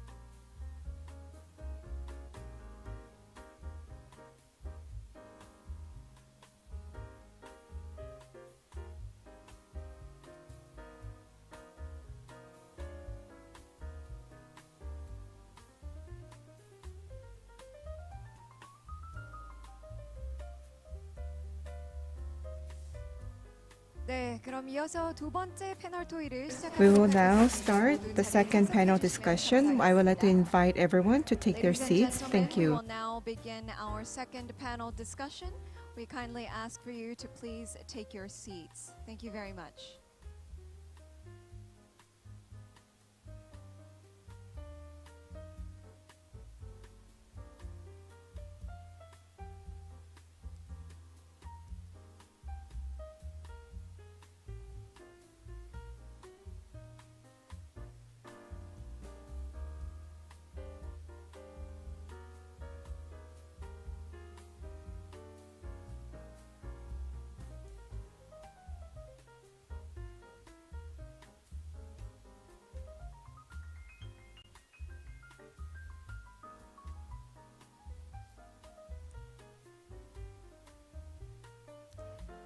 네, 오래 기다리셨습니다. Yes, thank you for waiting. 해주셔서 감사합니다. Once again, thank you everyone for 지금부터 joining 두 us. Let 번째 us now 토론 begin the 시간을 second 시작하도록 discussion. 두 번째 토론 The 같은 second panel 경우에는 discussion ESG를 is 고려한 on 시니어 the topic 관광의 of desirable ways to 바람직한 develop 기회 senior tourism 발전 with 주제로 ESG. 진행될 텐데요. 역시나 And once again, the moderator is Professor Seul-gi Lee of Sejong So the University. second panel discussion will now take off with our moderator, Professor Seul-gi Lee of Sejong University, and they will be discussing desirable ways to develop senior tourism with ESG. With that, I turn the floor over to our moderator. Thank you. As Ms. Cho mentioned, the theme of panel session 2 is desirable ways to develop senior tourism with ESG, which is, I believe, one of the most discussed topics these days. Now, we have a new panel members, elite group of experts who will be joining us for the second panel session. So allow me to introduce them. First, we have Mr. Felix Bush, who has also presented in session 2 from Hilton, please. And Ms. Chun Chung-hee from Holiday DMC. Thank you. And Ms. Ling Davies of Magical Explorer. Thank you very much. So in session 2, we'll be mostly dealing with questions that is related to ESG. And my first question to the panelists is about age. So Professor Balderas, who has presented today, mentioned that there can be concerns on ageism when marketing to senior clientele. And I think this might be a very sensitive issue in the near future. So to my panelists, what are some of the ways we can avoid such concern when marketing to the senior travel demand? Mr. Bush, if you don't mind. I would maybe widen this a tiny bit from not only from marketing but also from serving or dealing with aged guests. And really, for me, it goes back to basic, to really focus on team member education and to ensure that diversity and inclusion is a core element of what we give our team members on their way, to ensure that every traveler, regardless of their age or their origin or their sex, is really catered for the same way without any hesitation. I think this is really crucial, and it sounds so easy, but working in an international company like Hilton, I think this is something crucial which needs to be repeated very regularly in order to comply and to get the message through. And then if I look at it from a marketing point of view, I think it's very important not to single out. And we have had the opportunity to hear this earlier during some of the presentations. I believe that the marketing message for Golden Age traveler does not need to be different. It is about experience, it's about food, it's about the destination, and this is what I think is much more important than maybe the people who we put into those ads or the message we write on there. I think it's more about the pictures and the feelings and the experience we are selling. So not only marketing, but in operations as well. As a general manager, I think I can appreciate really your point on the age factor. Not singling out. So age is just a number. I think Professor Santos earlier gave a similar comment regarding digital literacy, but yes, the same message for every age group. I appreciate your comment. Ms. Chun, would you like to 네, share 전 your thoughts? 대표님 말씀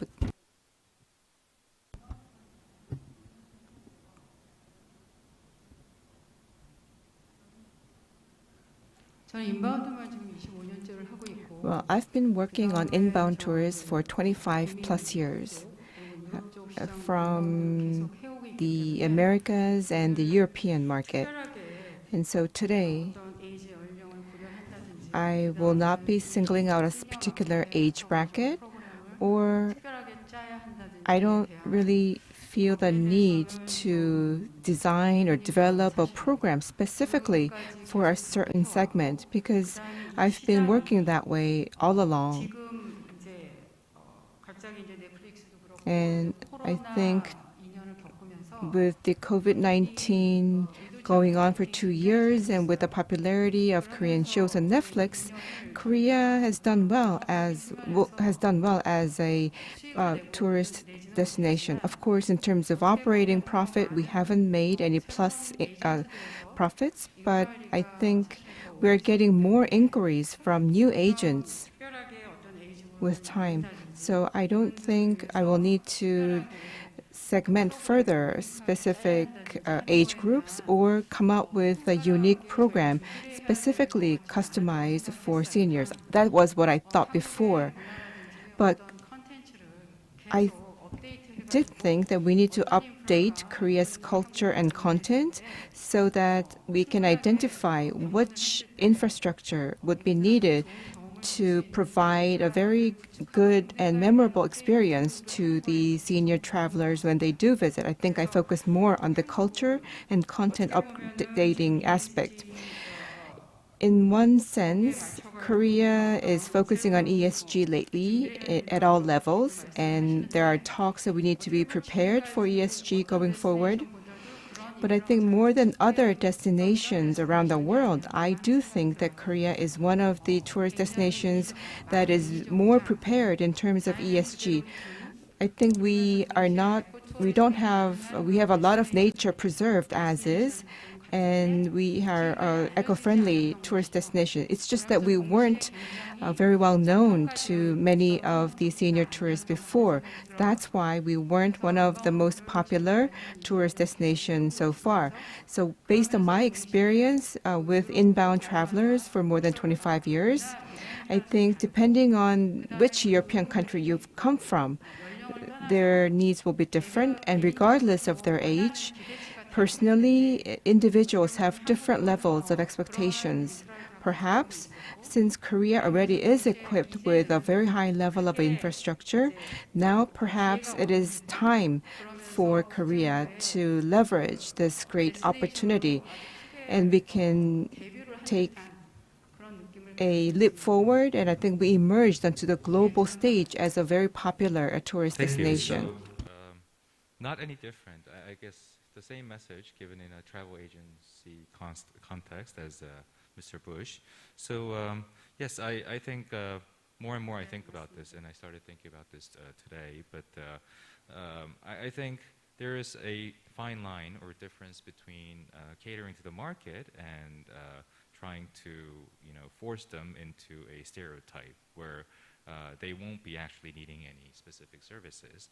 So we might be overthinking, but I would wait until hearing from Ms. Davies before I conclude. Thank you.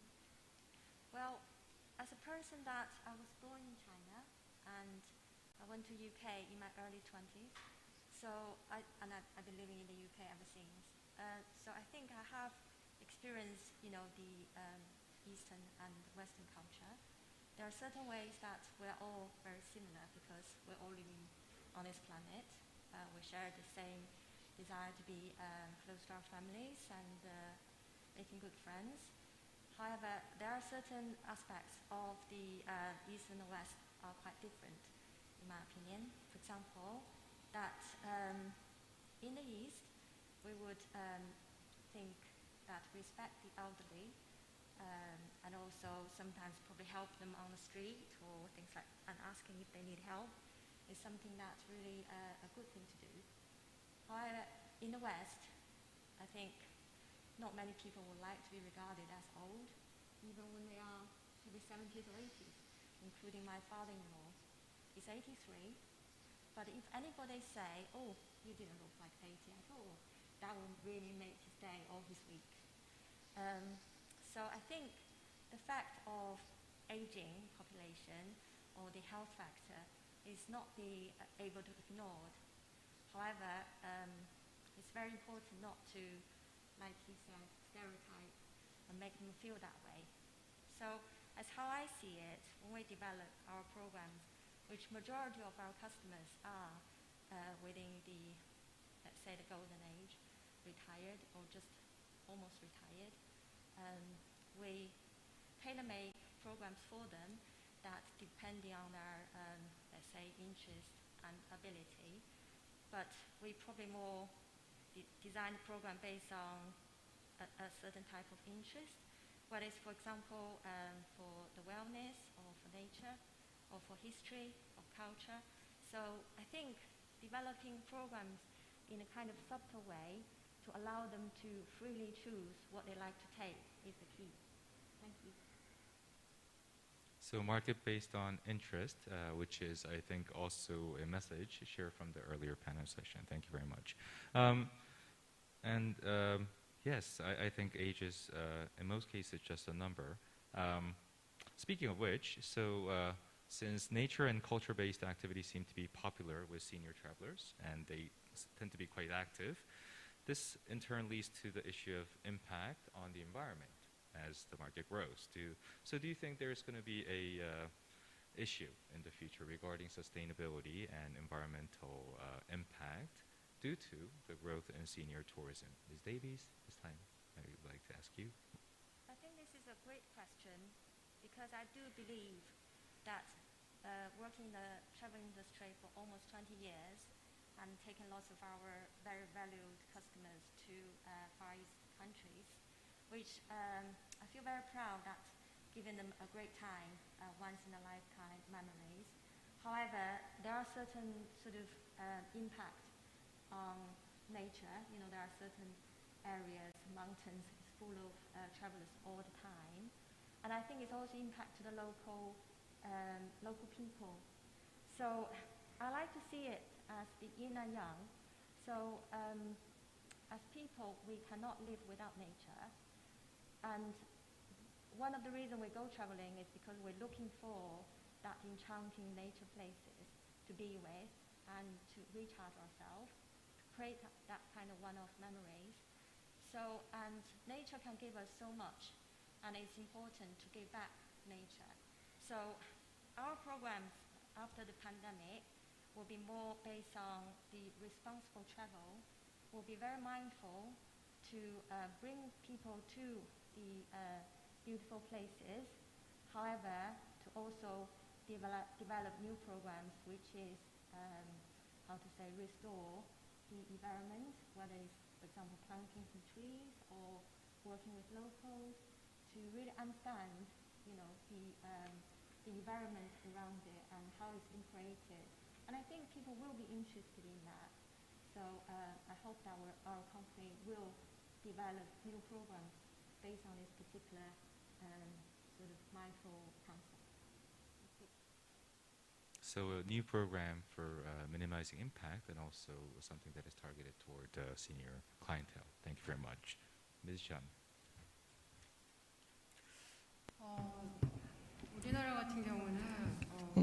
In the case of Korea, we do have programs at the government level that protects the environment. To give an example, we have the national park. And in the case of the Jeju Island, we have certain regions, and also that applies to Jiri Mountain as well. Access is granted only to those who have signed up ahead of time. So I think we have, shall I say, a backup system in place in Korea. So if we are saying that there will be increase in the number of travelers to Korea, let me cite the example of Bhutan. They have placed a cap on the number of inbound tourists, and they are banned from fishing in Bhutan. So similarly, I believe that when we come up with itineraries for the inbound tourists, we should consider it. So we should preclude all of the risks for any damages to the environment, and the government should set a quota of the number of tourists that can have access to a certain destination. We should follow those rules set up by the government and then design our itinerary. I think in Korea, we have already taken measures and we have in place those measures, these backup systems, so that we can protect the environment. And I think in the future, we will need to refine rules to further protect the environment. In the case of Jeju Island, it is one of the world's, the Halla Mountain is one of the World Heritages. And so if we have any itinerary visiting Halla Mountain, we should work with the partners and set a cap on the number of visitors that can enter the Halla Mountain. And we should keep track of the number of people. And we should also have some limits to access to certain tracks as well. So quotas, permits, new set of regulations, and perhaps more involvement of the public sector and the government, I think, which is naturally one of the alternatives that we always talk about when it comes to sustainability.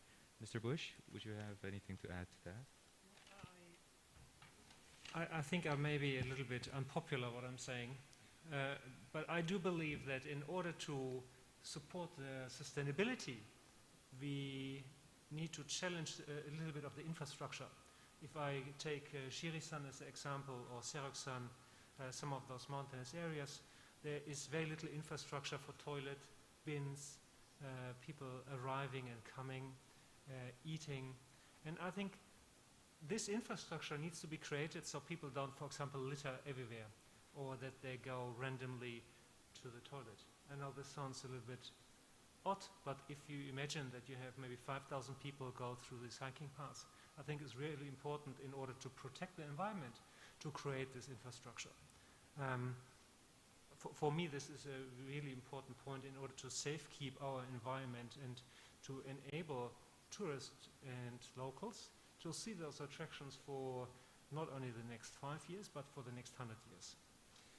Secondly, I do believe that we also need to look at it from an educational point of view for those businesses which are around the tourist attractions, where I think we need to focus on recycling, we need to focus on reducing single plastic use, we need to raise awareness for team members, but also for the consumers who are coming, in order to really have a combined message of being prepared and being willing to make the difference to protect our environment. I think this is really important. So it's really twofold: the infrastructure in order to protect it, and then the educational level on the smaller company level.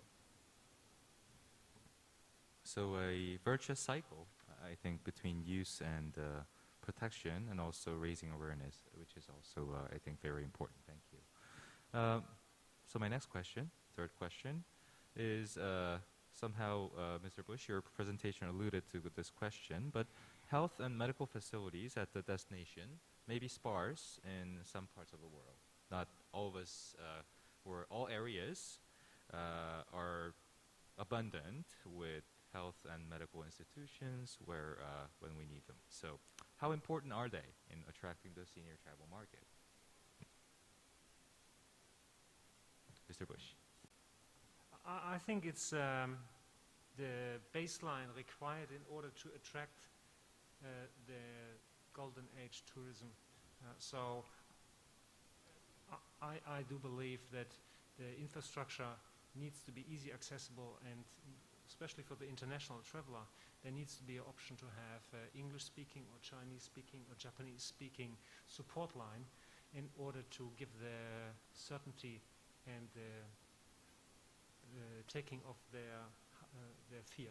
I think this is really crucial, And for me, this is a status quo. This is what we really need to do in order to enable this market. So a necessity, if you will. Okay. Thank you. Ms. Chan.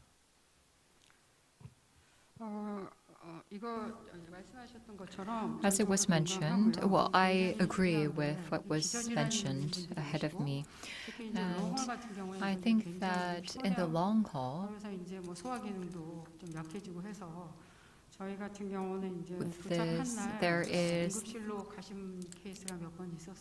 there was an experience of the participants having some digestive issues and having to go to the emergency room.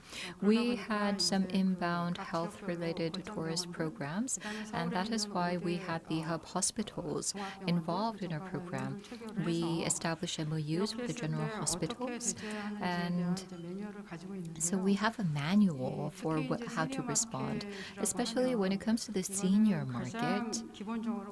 Basically, this is something that has to be put into place. And so, having said that, I think that Korea is a well-prepared destination. Not only the rural areas, but if you look at the 5 major general hospitals, you can see that we have coordinators speaking different languages. And so, if there is an emergency situation, the people can be sent to the emergency rooms, and then they are connected to the international exchange center, and so we can provide the language support through this center so that we can accommodate the needs of the inbound tourists when they are in an emergency situation. And also, we have the partner agencies, and so we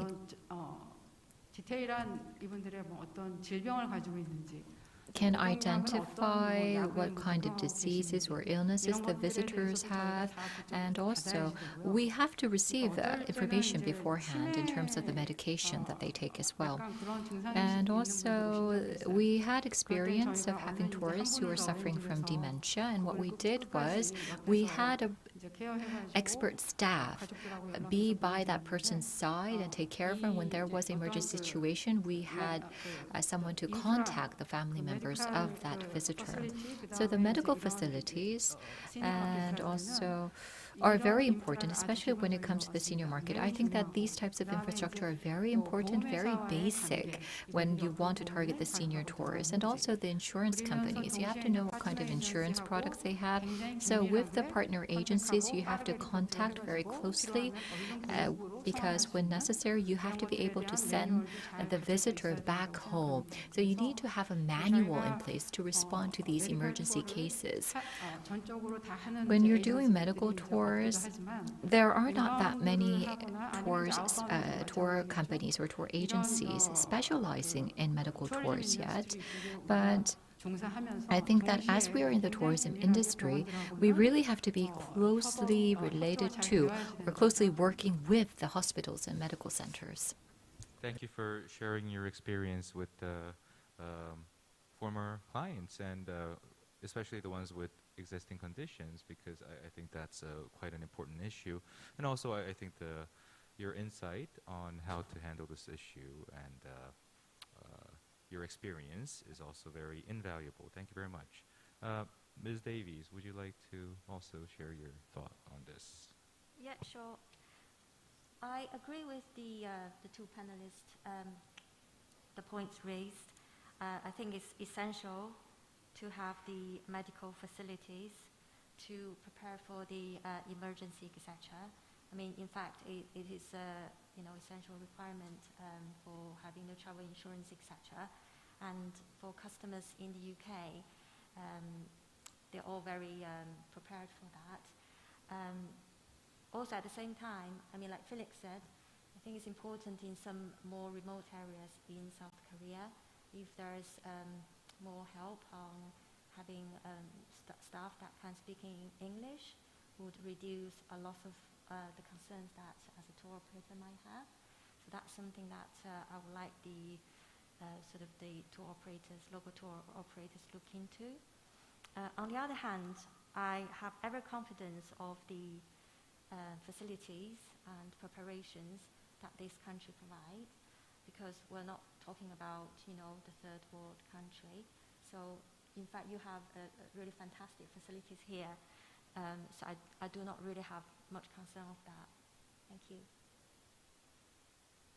Thank you. And I take it that you think of Korea as a destination with rather relatively better infrastructure in terms of medical and health care. Thank you very much. It's good news.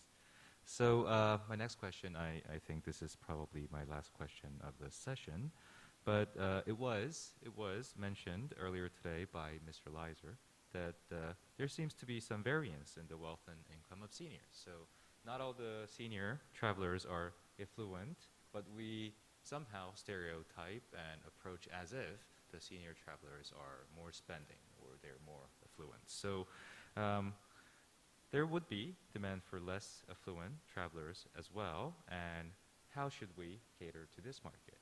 Ms. Davis, would you like to give a view on this? Yeah, sure.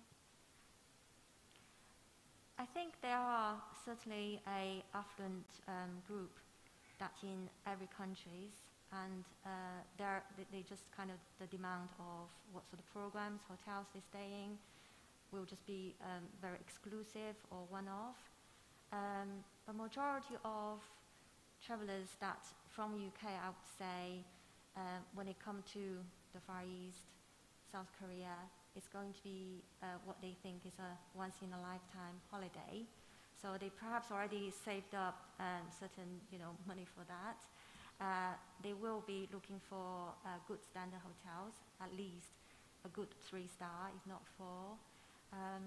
So I think we are going to be careful to organize the tours that are not going for example, Michelin star restaurant, etc., but still deliver really decent service in terms of the hotels, the tour programs, and the sightseeing places they are going to visit, and also the cultural experiences and the opportunity to discuss with the local people and involved in certain kind of educational or learning programs, some handicraft shop activities, etc., and also the wellness, like certain consultations with reputable hospitals, etc. So I think that's what our company is going to aim for. Majority is a really good standard of the service to all the senior people. Thank you. Yes, thank you. So I think the challenge is to sort of combine these core services with perhaps more affordable price, but not too much of a loss of quality, to say. Yes. Thank you. Ms. Chun.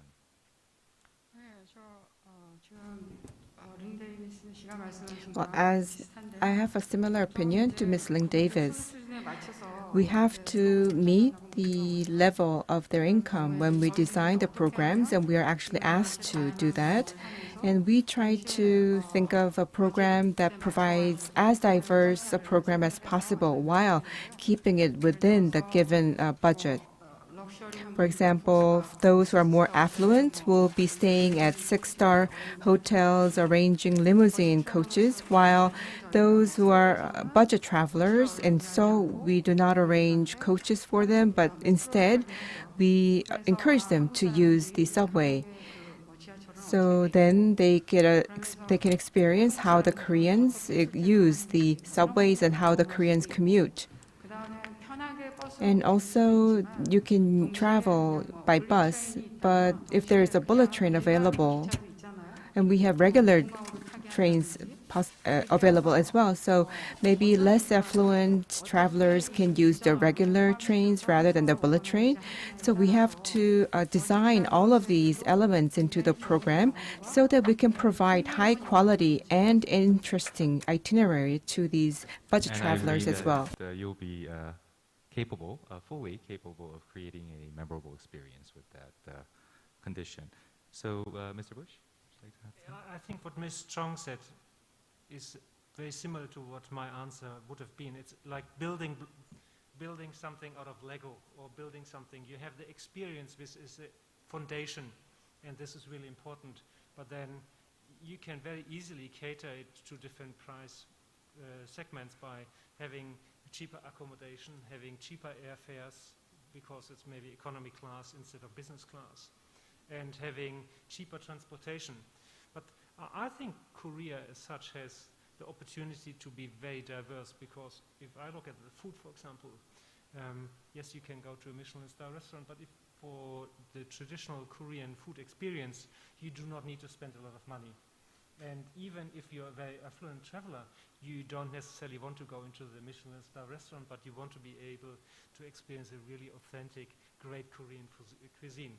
So I actually think it comes back, as Ms. Chung said, to the building blocks and catering to the needs. But it's, I think, in my eyes, relatively easily done. It's about the different hotel accommodation, the different transportation methods. But the experience, what is really crucial, I think, is the core, and it's not as expensive most of the times. And it's good news that you feel that it's easily doable in Korea. So, absolutely. Yes, thank you. We have about just a minute left, so I would like to ask for your final remarks, maybe around 30 seconds, if I may. Yeah, I hope that today's discussion was enlightening everyone and supporting the Korean perspective, especially for the international age traveler, that Korea is an amazing destination to come to. And I hope that everyone has the opportunity to take this away, and for those who traveled overseas to also experience that before they travel home.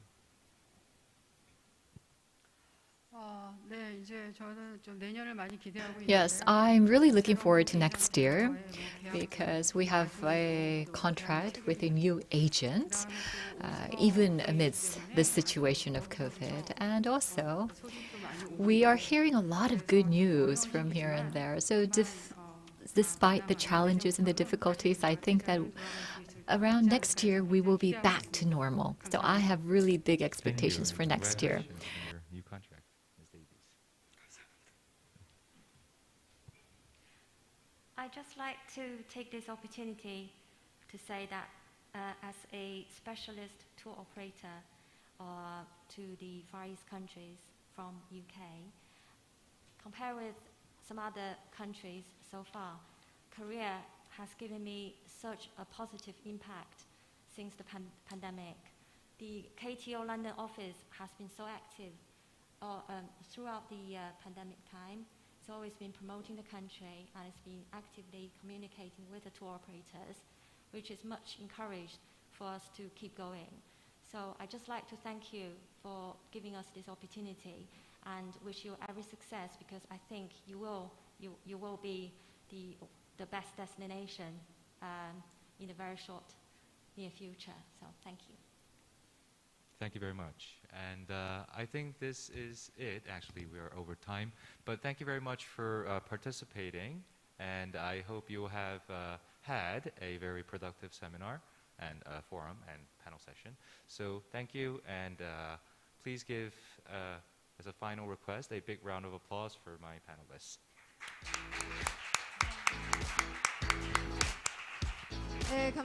Yes, thank you very much. I would like to ask the panelists and the moderator back to their seats. Panelists and moderator for a great panel discussion.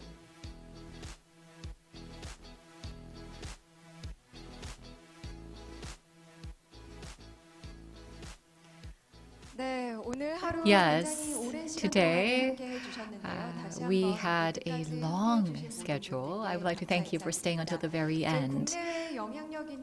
We had invited many influential speakers from home and abroad, and we had a panel discussion to learn more about how to promote the tourism industry here in Korea and abroad. And also we learned about the senior tourism market, and also we gained insight on how to advance relevant markets and industries as well.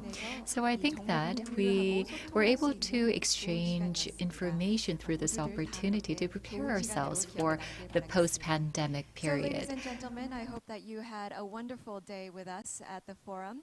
I believe that through the insights and valuable suggestions of all of our experts around the world, we were able to discuss the varieties of the senior tourism here in Korea, as well as raising the awareness of Korea as a destination for golden tourism. And it was also a great opportunity to discuss and share information amongst each other to prepare for another hiatus of the tourism industry after the COVID-19 is over. 네, 바쁘신 와중에도 이렇게 함께 해주신 모든 분들께 다시 한번 Thank you very much for joining us despite your busy schedules. And with that, I would like to conclude today's event. Thank you once again. Please do stay safe and healthy until our next time we meet. And thank you very much. 네, 고맙습니다. Thank you very much.